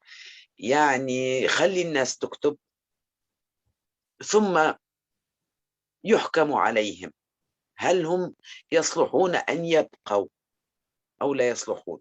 وهذه إشكالية أخرى يمكن أن نتحدث عنها مرة أخرى، لأن لدي وجهات نظر كثيرة حول هذه المسألة. نعم، جيد، تماما. نحن بصدد سبر تجربتك الشعرية والروائية. هل الشعر لديك أسبق منه للرواية؟ هل كتابتك للرواية كانت حديثة تعود إلى السنوات الأخيرة، أم أن هناك محاولات لكتابة الرواية قديمة وتوجت في النهاية برواية ريح الصبا؟ هل هناك رواية أخرى غير ريح الصبا لديك؟ لدي قصة هي غدا يشرق النيروز، هي أول ما نشرته. أول بداياتي النشرية أو بداياتي في عالم النشر كانت قصة غدا يشرق نيروز فيها أكثر من 70 صفحة بقليل، إذا قصة طويلة هي. وأقولها وأعترف أني لست راضية عنها إلى حد الآن. هي بالنسبة إلي كانت تجربة مستعجلة جدا، لم أتقن مراجعتها أو ربما استعجلت النشر، ولكن هذه التجربة ساعدتني جدا لأتعلم أن آخذ وقتي في الكتابة وفي النشر، وخصوصا في النشر، لأن الكتابة إذا وصل إلى يد القارئ لم يعد ملكك، ولن تستطيع أن تقول له أعتذر، تلك كانت منصوبة ولكني أخطأت في رفعها مثلا. نعم. أود بالنسبة لسؤالك، خليني أجيب عن سؤالك. أنا أول ما بدأت بالنثر، كتبت في عمر 18 أعتقد، كتبت أو بدأت بكتابة قصة اسمها شهرزاد القرن 21 ولم أكملها، لعل ظروف الدراسة والسفر والعيش خارج تونس، ثم العودة، ثم الدراسة والعمل في الإذاعة أخذ من وقت الكثير ونسيتها. في تلك الفترة فيما بعد كتبت الشعر في الجرائد، وفي الوقت نفسه كنت أكتب. كان لدي ركن في جريدة الرأي العام قبل أن تغلق طبعا، اسمه اعترافات امرأة حمقاء، كان يصدر كل أربعاء. ذلك النص كان ينشر كل يوم أربعاء، وكانت عبارة عن خاطرة كبيرة فيها من الإيقاع الموسيقي ما يجعلها أقرب إلى الشعر من النثر. نعم. ووجدت نفسي أختار الشعر على النثر. أعتقد أني أستسهل الشعر على النثر. السرد يحتاج إلى إسهاب في الكتابة دون إفلات للخيط، لأن الرواية تحتاج إلى العمل على خيط واحد سيكتمل في نهايته، أو عقدة ثم حل، بينما الشعر لن يحتاج منك 200 صفحة أو 150 صفحة، إنما صفحة واحدة تكفي، صفحتان تكفيان. ولذلك استسهلت الشعر نوعا ما، ربما. جميل. أريد أن أسمع الآن قصيدة تختارينها تسمعين المتلقين، ونحب أن نتأمل حالتك الشعرية من خلال إلقائك، فتفضل.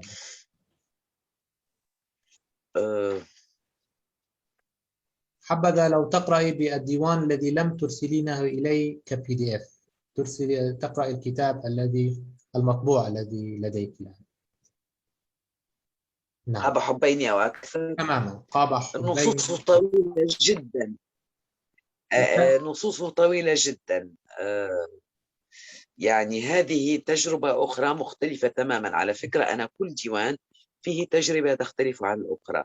عارية أنام والخطايا كان حالة وجدانية ذاتية، ثم قاب حبين أو أكثر خرجت أكثر إلى العالم الخارجي وإلى الوجوديات وإلى التساؤلات، ثم الشفاء المثقوبة كان خروجا إلى عالم المرأة بشكل عام. لست وحدي، كنت أحدث عن المرأة ولست أنا المرأة وحدي.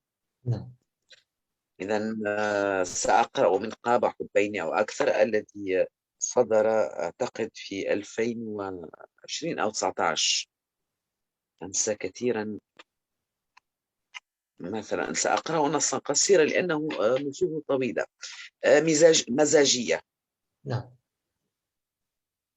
لا مزاج لي للكتابة، لأكب مداد الشهوة على صدر بارد. الحروف العالقة بحلق الريشة فوضوية، تحدث السطور عني، تفضح انزلاقات حبري، التباساتي، وانسياب جسدي على بؤس اليم. لا مزاج للصرار ليغني في خرائب حزني، يلملم فتات الروح يسكر، ينام ويتركني دون لحن الشجن الليلي. لا مزاج لنملة ضيعت الطابور لتلم بقايا رغفي اليابسة، وحبات السكر التي غاصت بقاع الكأس. ليست كأسي، ليست كأسي. حلو السكر ليس من طعم فمي. لا مزاج لريح الحنون لكسر نافذتي. يلعق العمر زيت الحزن عليها، وما جففته الريح ولا كفت حنينها ولا كسرت متاريس النافذة. لا مزاج لهذا الرأس لتعداد الخسائر. يشد الرحال نحو أغنية سخيفة، يرقص في صخب فينساني وأنساني قليلا. أعود لأخبطه بالجدران فيخرج الخسران منها فاتحا شدقيه يريد التهامي. لا مزاج لي لإصبع الوقت لتحريك العقارب تتجمد في انتصاف الليل.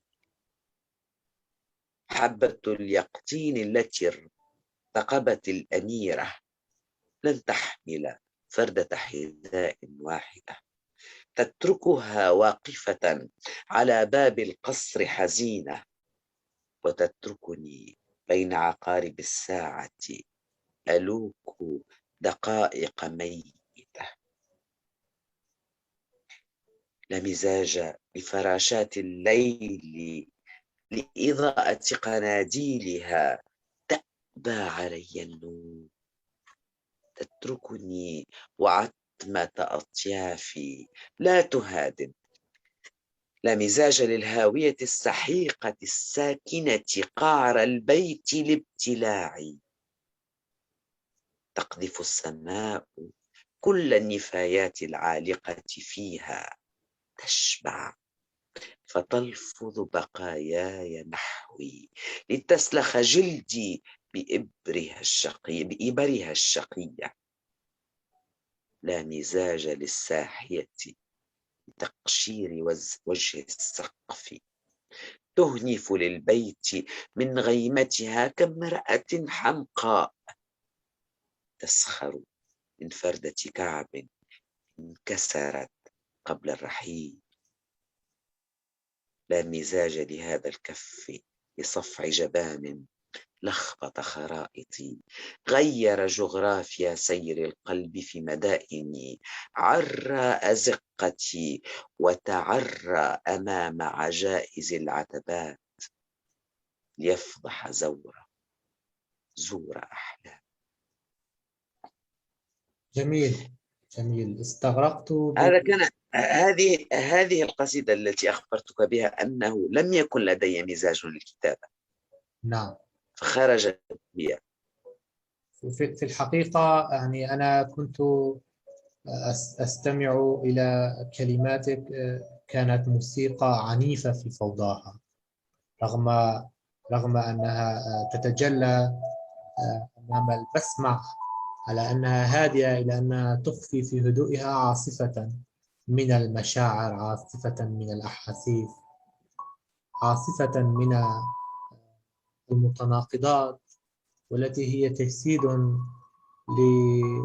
للنفس البشرية في انهماكها، في بحثها عن الحقيقة التي تكتنف غموض الحياة.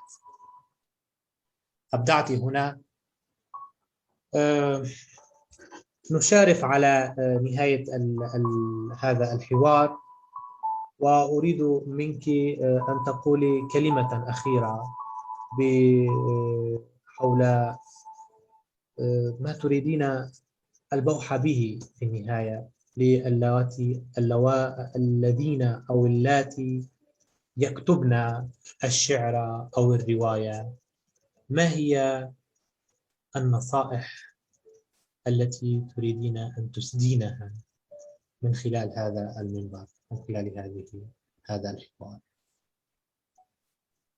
لعلي أقول أول نصيحة أو أوجه لهم أول نصيحة، وهي من وجد في نفسه القدرة على الكتابة فليكتب، ولكن من أحس أنه وصل سيتجمد. نحتاج دائما إلى أن نتطور وأن نصلح أنفسنا وأن نسمع النصيحة من الآخرين حتى ولو كانوا قراء عابرين، وهذا ما أفعله دائما. ولذلك أنا أعتبر نفسي لم أتطور بعد ولم أتقدم بعد، وما زلت في طور النضج وما زلت أمضي قدما. هذه النصيحة الأولى والأساسية. النصيحة الثانية: من وجد نفسه مرهقا عند الكتابة غير قادر على تطوير نفسه فليكتفي بذلك. من وجد نفسه غير قادر على الكتابة اللغوية الصحيحة، وخليني أقول المفعول به منصوب والفاعل مرفوع، وهذا يتعبني كثيرا لأن إيقاع الجملة يفرض النصب والرفع، والكثيرون من الأسماء الكبار على فكرة يكتبون المفعول به مرفوعا، وفي نصوص طولها متر تنشر لهم، وهذه إشكالية أخرى. دعونا نحترم اللغة التي نكتب بها، سواء كانت العربية، الإنجليزية، الفرنسية، أيا كانت. لنحترم اللغة، لنحترم أنفسنا، لنحترم الأدب فنطوره، ولا نتوقف عند نقطة ونقول هنا وصلنا. الغرور يقتل صاحبه. النقطة الرابعة: إن لم تجدوا ناشرين اكتبوا ولا تيأسوا، ستجدوا يوما ناشرا يهتم بما تكتب. جميل. وفي نهاية الحوار لا يسعني إلا شكرك على قبولك هذه الاستضافة، ونحن سررنا بك، وأنا شخصيا سررت بما سمعت. هذه التجربة الغنية التي أتمنى لها أن تتجلى بشكلها الأوسع خارج رقعة تونس، ومنها إلى العالم العربي وانتهاء إلى العالم الإنساني. شكرا لك ديبر، شكرا لكل المشاهدين. تحياتي لك، وهنا نصل إلى نهاية هذا الحوار. شكرا لاستماعكم، لمشاهدتكم، ونأمل أن تتحفونا بملاحظاتكم ومقترحاتكم، عسانا نبلغ من خلالها ما نبتغي وما تبتغون. دمتم بخير وتصبحون على وطن.